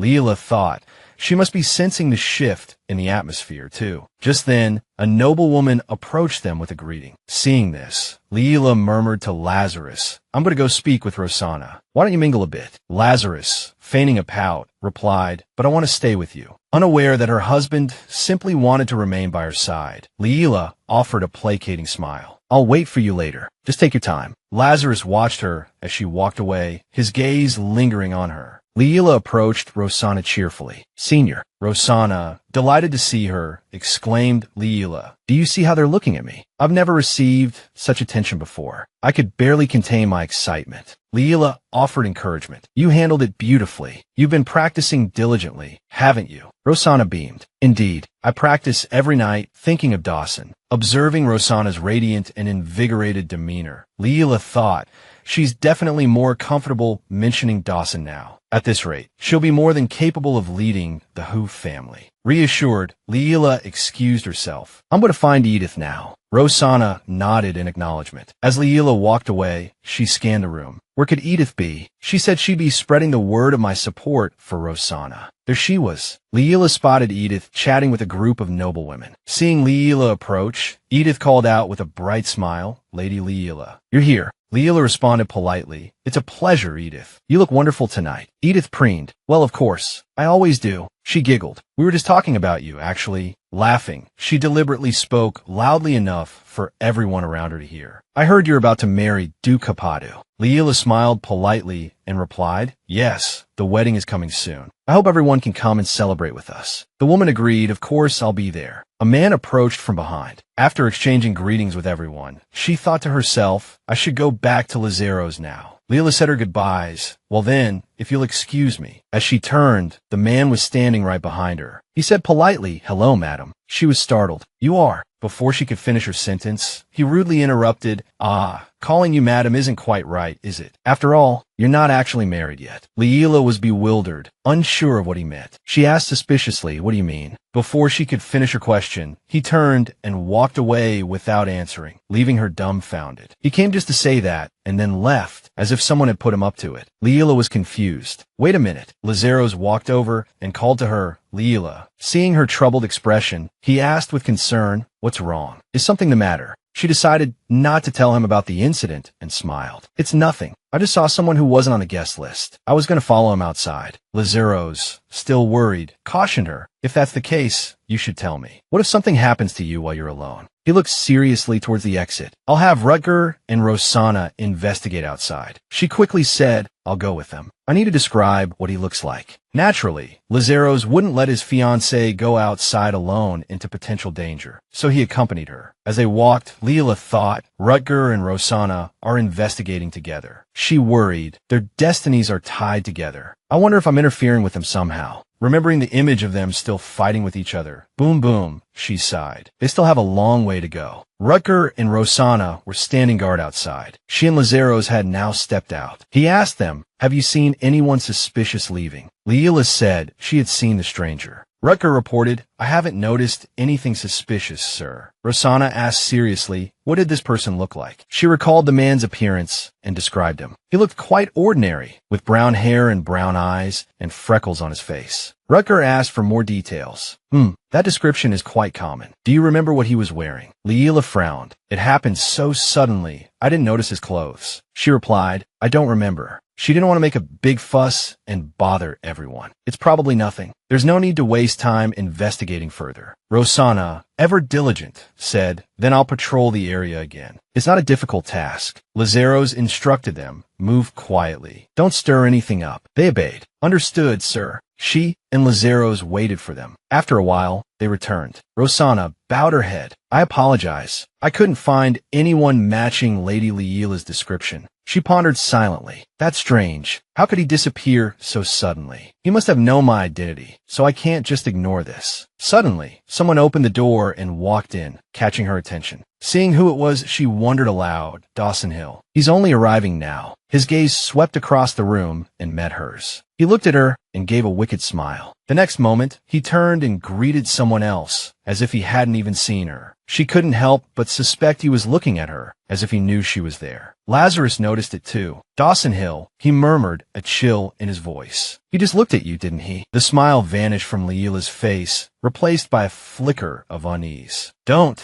she cautioned Lazarus, her hand gently touching his arm. "What given the right?" Lazarus scoffed, a dangerous edge to his tone. "The nerve of that man." Leela watched Dawson across the room, a forced smile returning to her lips. "I'm going to have to talk to Dawson Hill soon anyway," she explained. "We have to get that diamond mine back." Lazarus sighed, the tension easing slightly. "Yes, we do." He paused, a flicker of confusion crossing his features. "He married you for that mine. Why is he reacting like this?" Leela placed a reassuring hand on his chest. "I'll be back soon. Try not to glare at him the entire time, okay?" With that, she turned and walked away. Lazarus watched her every move, a melancholic expression settling on his face. "Then what do you suggest I do?" He muttered to himself. Leela approached Dawson, who was in conversation with another man. The man turned to Leela, a polite smile gracing his features. "Greetings, Duchess Apata," he said. "I've been hoping to meet you. What a pleasant surprise to find you here." Leela returned the smile. Oh, is that so? The pleasure is all mine. Dawson turned, extending a hand. Hello, he said, his eyes sweeping over her with a disconcertingly appraising look. Dawson Hill, I've heard so much about you. You're even more beautiful than they say. Leela shook his hand, her own smile firmly in place. He certainly hides his feelings better than Rosanna, she thought. It's a pleasure to meet you, Mr. Hill, she replied. I'm Leela. Would you mind speaking with me for a moment? The other man excused himself, leaving Leela and Dawson alone in a relatively secluded corner of the room. Dawson spoke first, his tone surprisingly direct. I was actually planning on seeking you out, Duchess. What a coincidence that you had the same idea. I'm curious to know what you wanted to discuss with me. Leela simply smiled, waiting for him to elaborate. Dawson glanced around the room. Perhaps we could find somewhere more private to talk. He gestured toward the nearby doorway. Leela observed the room he indicated. It appeared quiet and imposing, not a place readily accessible to everyone. Going to such lengths, he must want to reconcile, she mused. But a flicker of suspicion quickly followed. He must have an ulterior motive. I think we can manage right here, she said, a deliberate edge to her polite smile. We're hardly close enough to warrant such privacy, Mr. Hill. I thought you were more cautious than this. The friendly facade dropped from Dawson's face, replaced by a cold smile. Then why did you approach me, Duchess? I thought you were still deciding between myself and my sister. Leela's smile didn't waver. You clearly have a poor judge of character, Mr. Hill. Her expression hardened, a cool confidence radiating from her. I have no intention of giving up. I was merely curious to see if you would be the one to walk away. It seems you're not ready to concede just yet. Dawson listened, his gaze fixed on the floor. He looked up, a smug grin spreading across his face. You'll be disappointed, Duchess. I won't let my sister achieve her goals for this party. Leela froze, a wave of apprehension washing over her. He knows about Rosanna's plans, and he intends to sabotage them. If this party falls apart, Rosanna's reputation will be ruined. His voice was laced with ice. You'll regret this, Duchess. You'll regret this moment for the rest of your life. Leela's face darkened, but she remained silent. Dawson turned to leave, throwing a careless farewell over his shoulder. Now, if you'll excuse me, I'm a rather popular man this evening. She watched him, thinking, what in the world is Dawson Hill planning? After their conversation, she hurried off to find her superior. Her superior was talking with Edith. Seeing her, she said cheerfully, Ah, Leela. Leela warned her superior, be careful. I just spoke with Dawson Hill. He's planning to sabotage this party. The news darkened her superior's mood. Oh, I see.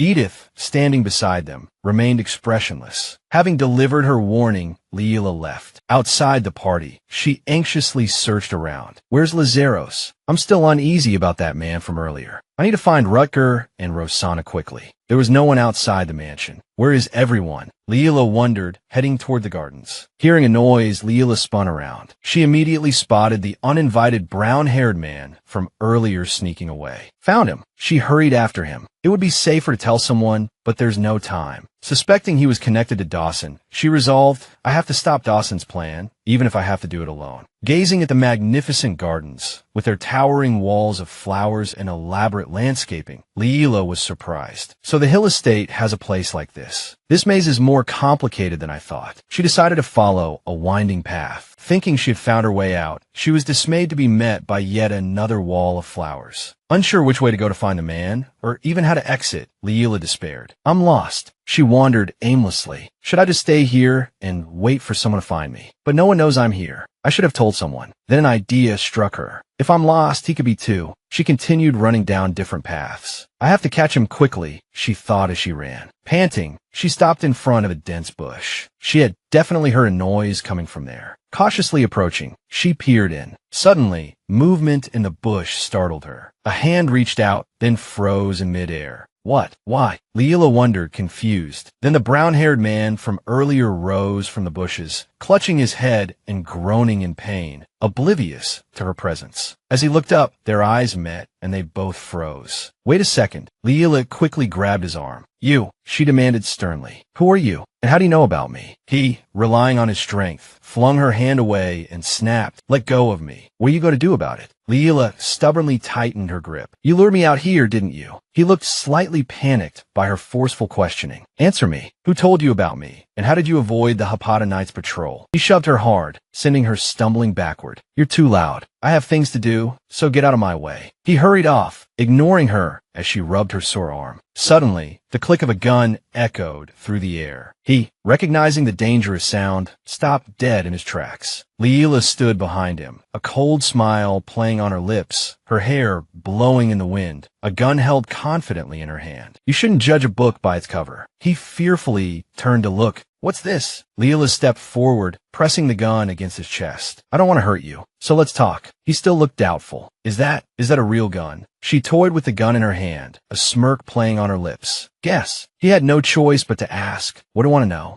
Leela pressed the gun harder, her voice cold. Why did you say those things to me? Who ordered you to? And what is their ultimate goal? His face paled, fear creeping into his eyes. He stammered that. He seemed to be under duress himself, his fear palpable as he clenched his fists, refusing to speak. That it won't matter if you don't know. I can't disobey orders. The words were forced out with difficulty. Just as she suspected, he was being threatened. Leela voiced her thoughts, though she already had an answer forming in her mind. Is this Dawson Hill's doing? The man flinched at the name. She watched him, silent and resolute. Dawson is threatening him. She assessed the situation. He looks terrified. Dawson must be holding something precious over him. His family, perhaps. Leela decided to try a different tactic. That thing Dawson Hill promised you. Are you afraid of losing it? He looked at her, surprised she knew. She spoke slowly. Dawson Hill told me he was going to ruin tonight's party, and you were given a task, something to sabotage it, wasn't it? Her gaze was serious. But this party has to be a success, so I'll give you a choice. Cooperate with me, and I'll help you get out from under Dawson's thumb. He looked doubtful. How can you do that? Suddenly, the necklace around her neck pulsed with magical energy. Leela looked down, her thoughts racing. The necklace is reacting. He frowned, conflicted, lost in thought. Taking advantage of her distraction, he shoved her aside and ran. Stop! Leela called after him. Are you going to Dawson Hill? It's pointless. He continued running without looking back. She sighed, realizing the chase was futile. Damn it, she muttered. I've lost him. She quickly got to her feet. Looking at the gate just ahead, she thought, with an exit that close, he must be far away by now. She headed in the same direction, stepping out into the sprawling gardens. A voice called out Leela. Lazaros rushed towards her, his face etched with worry. There you are. I was so worried. She replied, Lazaros, I suddenly couldn't find you anywhere. He explained that he'd stepped out to receive a report. It seems Rutger and Rosanna found the young man you mentioned, but they lost him. She raised a hand dismissively. That young man.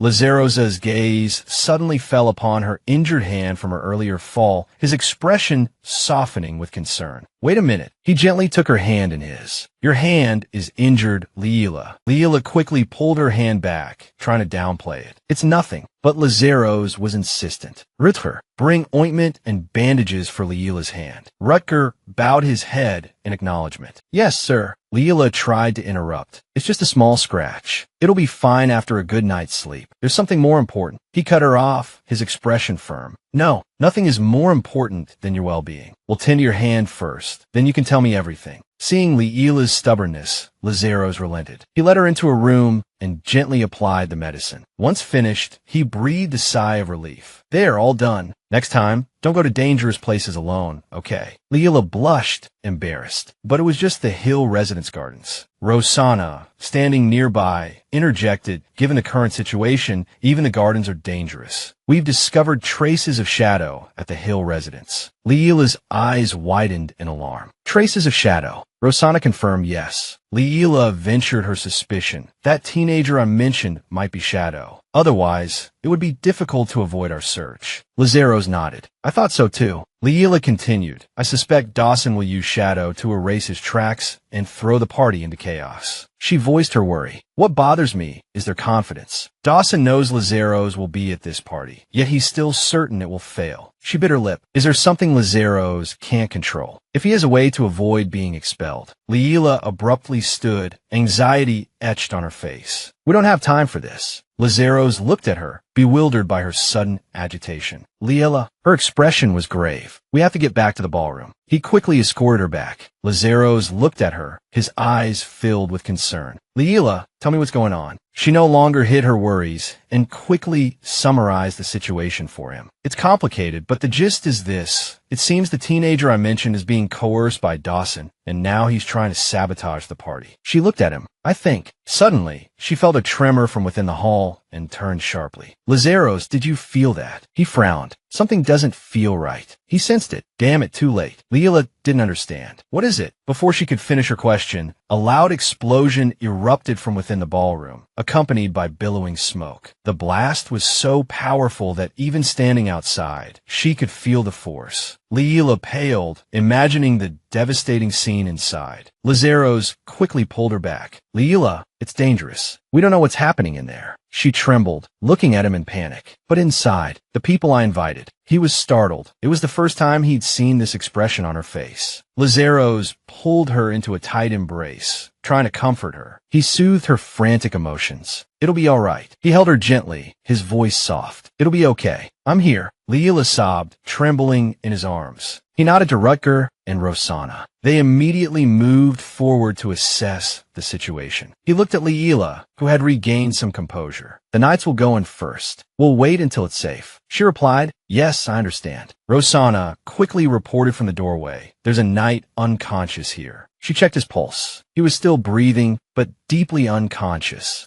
Rutger considered a different angle. He could have been intentionally spared. He appears externally unharmed, so he was likely attacked with poison or hole. The latter is more likely. This assessment made both of them frown. Rutger raised his hand, summoning his magic. A blue circle appeared above the unconscious knight's head. Then, two small wisps of blue smoke began to circulate around the circle. Rutger reported that a new strain of hole, recently discovered and disguised in this form, was appearing. Leela worried silently, thinking a new strain of hole. That shouldn't be possible. How could this new development occur? She suddenly thought of someone's sinister smile. Could this be the Emperor's doing? Rosanna stood before the door. I'll go in now. Leela nodded anxiously. The scene inside was chaotic. Furniture was overturned. Nothing was intact. People were in a frenzy, screaming, "Where's the exit? Help me." Rosanna's voice rang out, calming the crowd. Everyone calmed down. Those inside, seeing her, breathed a collective sigh of relief. The Hapata Knights. Get us out of here. Rutger quickly directed them. We'll lead you out. Everyone, follow me in an orderly fashion. After everyone had exited, the two knights exchanged a knowing glance. Inside, the staircase was still intact. Leela searched frantically. A chilling thought gripped her. Turning back, she said, Lazaros, I can't find Senior. He gently reassured her. Perhaps she got away. Is there anywhere she could have hidden? A thought struck Leela. If that's the case. She pointed in a direction. Maybe there. Let's check. As Leela ran, she thought, after luring me outside, he sabotaged the party with an explosion. But the Dawson Hill I know isn't so reckless. Her thoughts drifted to the Emperor and Dawson. Is someone behind Dawson Hill? They reached the room Leela had indicated. Standing before the door, Leela was lost in thought. The only person capable of manipulating Dawson Hill is the main antagonist, the Emperor. But how does sabotaging this party benefit him? Lazaros knocked. There was no answer, but they could hear voices inside. It sounded like someone's in there, Lazaros observed. A flicker of hope sparked in Leela. Senior. He pushed the door open. We won't know until we look. As they entered, they saw Senior sprawled on the floor. Senior. Leela cried, rushing to her side. Senior, are you all right? Slowly, Senior began to regain consciousness. She sat up, her mind still foggy. Leela, I'm here. Senior, Leela said anxiously. What happened? Senior still seemed disoriented. I don't know. I'm so dizzy. Take it easy,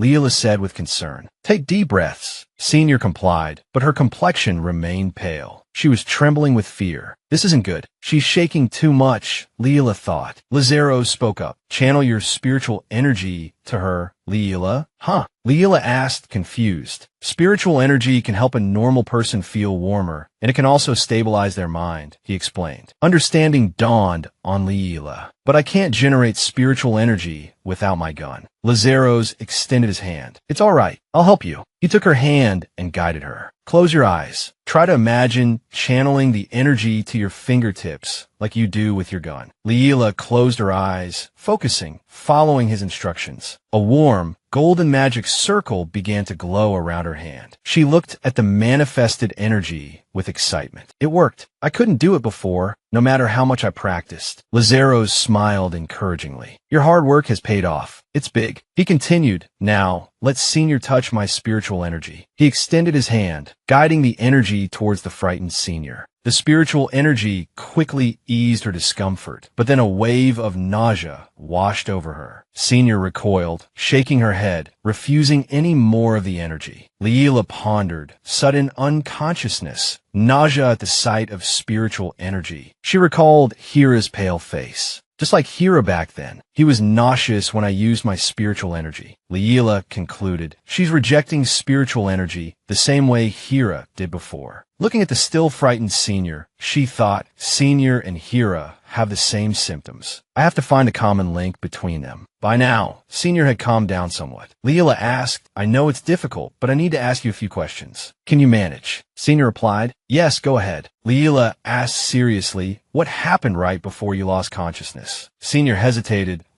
then suddenly exclaimed, oh, I remember. I saw something fall to the floor, and I was about to pick it up. I can't remember what it was exactly. She recalled asking Hira the same question. He had answered, actually, I saw something in the lake. Sometimes I feel strange and nauseous too. Leela clutched her skirt. Then it's certain, Senior and Hira experienced the same symptoms. Whoever is behind this is the same person who put Hira in danger. Just then, Lazaro spoke up. Miss Hiu is definitely experiencing spiritual energy rejection. I have a theory. He extended his hand towards Senior's face. She was startled by his action. Then he smiled gently and said, please excuse me. As Lazaros was about to continue, Leela quickly stopped him, her face etched with worry. What are you doing? You said Senior is rejecting spiritual energy. Lazaros calmly replied, watch closely, Leela. She turned her gaze towards Senior. He continued, is she rejecting all spiritual energy or just yours, Leela? A golden light now enveloped Senior. Within the room, Leela asked, perplexed, what does that mean? My spiritual energy. Seated on the sofa, Lazaros calmly explained, Leela, you saw Miss Hiu and immediately thought of Hira, right? She quickly replied, yes, Hira's symptoms were exactly the same. He countered, no, there's a difference. Think carefully. Whose spiritual energy did Miss Hiu and Hira come into contact with first? And then whose spiritual energy did they subsequently reject? She remembered Hira sitting beside her, feeling nauseous and uncomfortable. Senior too. She felt uncomfortable at first and then nauseous. Leela thought worriedly, for Senior, it was me. For Hira, it was Lazaros. They're rejecting the spiritual energy of the first person they came into contact with. Lazaros asked Leela, do you understand now? At this point, Senior interjected, I think it's like I touched something that caused this. I don't know what it is though. Leela looked at her. That's something. Lazaros said, I'll answer that. Senior stammered her thanks. Thank you. With a serious expression, Lazaros began to explain, though it's just a guess, it's probably whole. Ordinary people wouldn't have an adverse reaction to spiritual power. They'd be quite receptive. As he spoke, he gestured with his hand. But if there's a negative reaction like this, it's likely she's been exposed to a substance that repels spiritual power. Hearing him, Leela asked, puzzled. Senior could have been affected because of the crowded party, but Hira has always been inside the mansion. How could he have come into contact with Hole? Lazaros gave a confident smile. There's a way. Someone could have spread Hole throughout the mansion. She looked at him, surprised, thinking, right? When I made the bet with Hijack, I definitely detected Hole, and I broke it. If it wasn't just there, it must exist in other places too. She recalled the events. The person who could have left Hole on the lake that day, it could only have been that spy. Realization dawning, she told Lazaros, it was the spy I caught. He spread Hole in the mansion. Lazaros agreed with her assessment. That's likely the case. She continued, it'll be hard on Hira. Can we verify it? See if he only reacts to your spiritual power. Lazaros calmly replied, if that's the case, Hira will get nauseous like last time, and you'll be heartbroken again. I don't want to see either of you suffer. He added, we'll use a different method to confirm. I'll discuss it with the night squad. Leela smiled brightly. Thank you. He smiled back. Thank me for what? Hira is our son. Hearing Lazaros' words, Leela blushed happily. She stammered, remembering the times they were all together, and noticing her strange expression, he asked, Leela. Leela clutched the hem of her dress. Our son. He stepped closer, concerned. Leela, are you all right? She looked up at him, happiness shining in her eyes. Thank you, Lazaros, truly. Tears of joy welled up. Lazaros gently sat beside her, comforting her. You're something else. Pulling her into his arms, he said, next time, don't thank me. Looking into her happy eyes, he smiled. Show me instead. Suddenly, Senior interrupted their intimate moment. She hesitantly raised her hand. I have an opinion. Leela immediately pulled away, blushing furiously. Senior teased, am I watching a movie right now? What is this? A romance drama. Leela, mortified, coughed.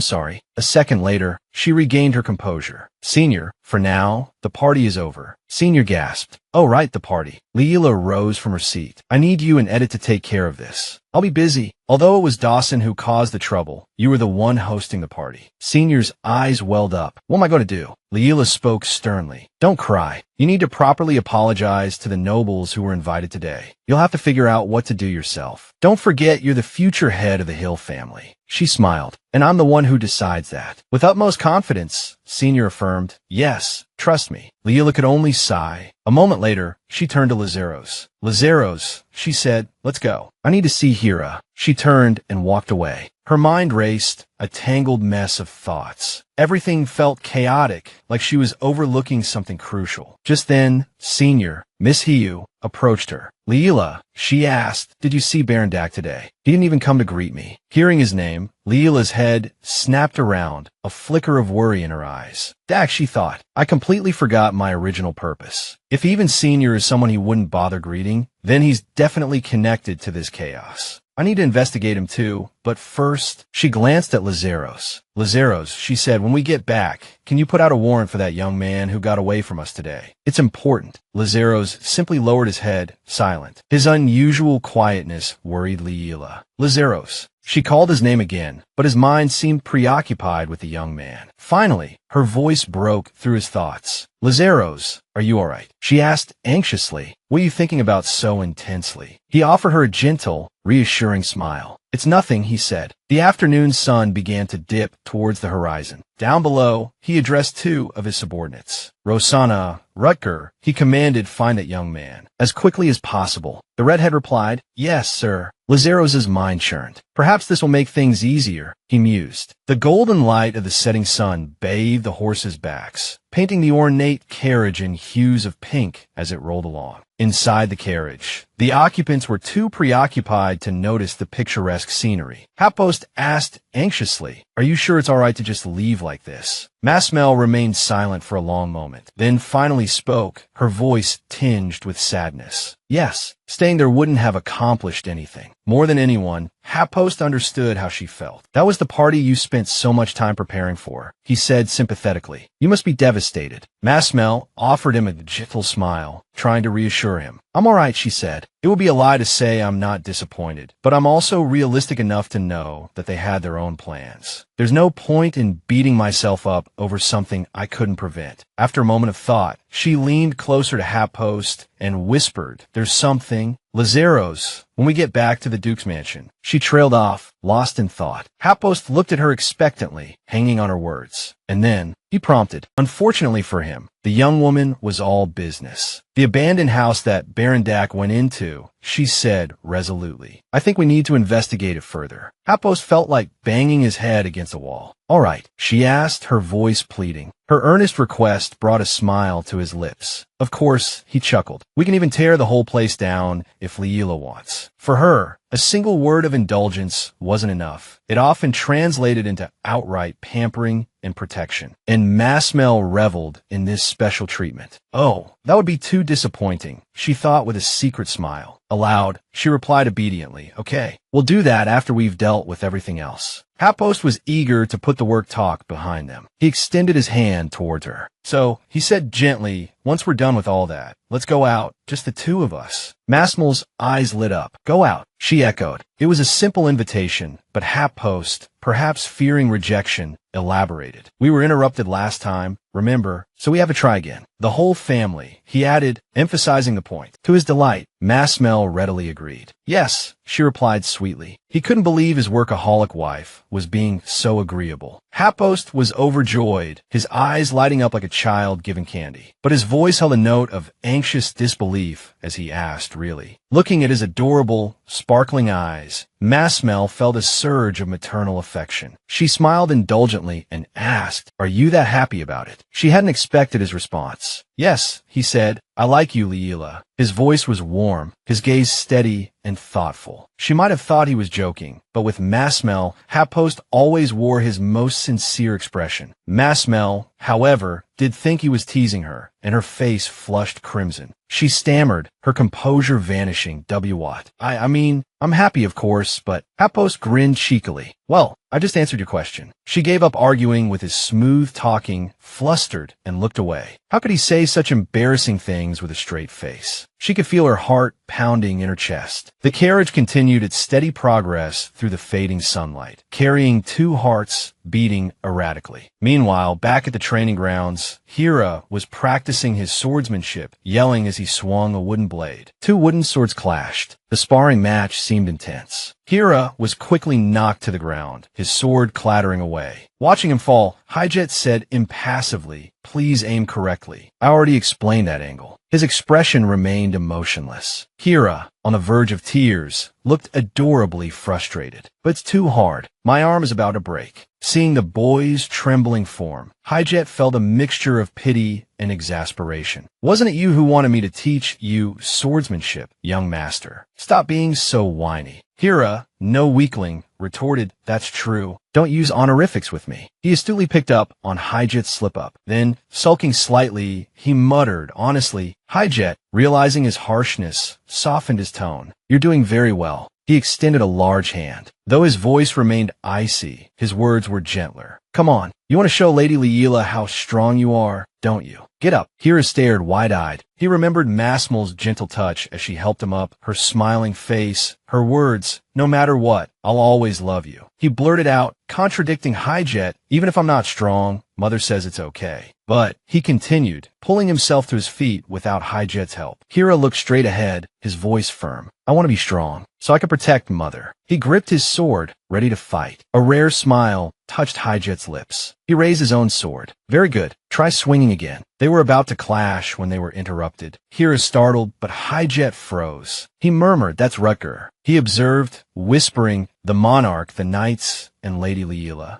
Hijet quickly sheathed his sword. "That's enough training for today," he told Hira. The boy, understanding, exclaimed, "Mother's back. I have to go greet her." Hapost and Masmel strolled side by side. He continued to playfully tease her, seemingly delighted by her flustered reactions. "You've been quiet. Masmel, where would you like to go?" He suggested a shimmering blue lake, a place shaded by verdant trees, his teasing escalating as he watched her blush deepen. "As long as I'm with you, anywhere is fine." Without hesitation, Masmel murmured, "If I had to choose, somewhere with snow." He stopped in front of her, not laughing at her seemingly impractical wish. "That's a shame," he explained gently. "There's no snow in the Aheban Empire." Masmel seemed to remember this fact, a touch of regret in her voice. "Oh, right, of course." Hapost inquired, "You've seen snow then?" Masmel admitted honestly, it was a long time ago. "A long time ago. Were you in the Nixon Kingdom?" He asked, his perception sharp. Surprisingly, she responded with a curious question of her own. "Nixon." Recalling that Nixon was a kingdom perpetually locked in winter, Masmel gave a nervous laugh, as if trying to avoid being exposed. "Yes, the Nixon Kingdom. That's where I saw snow."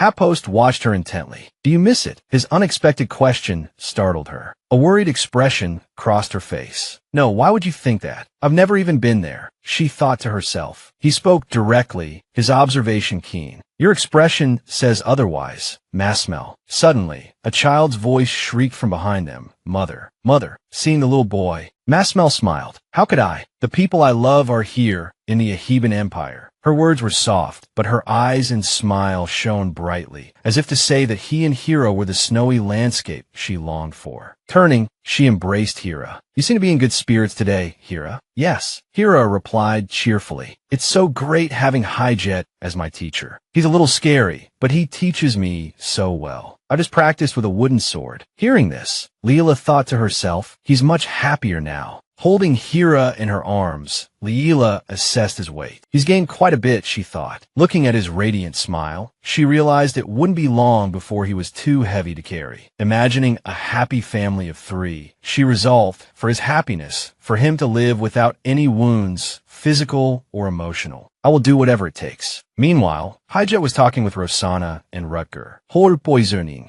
That's the first I've heard of it. Then why haven't we been infected? One of them asked. Is that the issue? The issue is the young master is poisoned. Another replied. Rosanna suddenly spoke up. Quiet. She crossed her arms and said coldly, listen, about the young master's whole poisoning. That's all for today. If you enjoyed this, please ring the bell to receive notifications as soon as possible. And don't forget to recommend more interesting stories to me. Thank you for watching.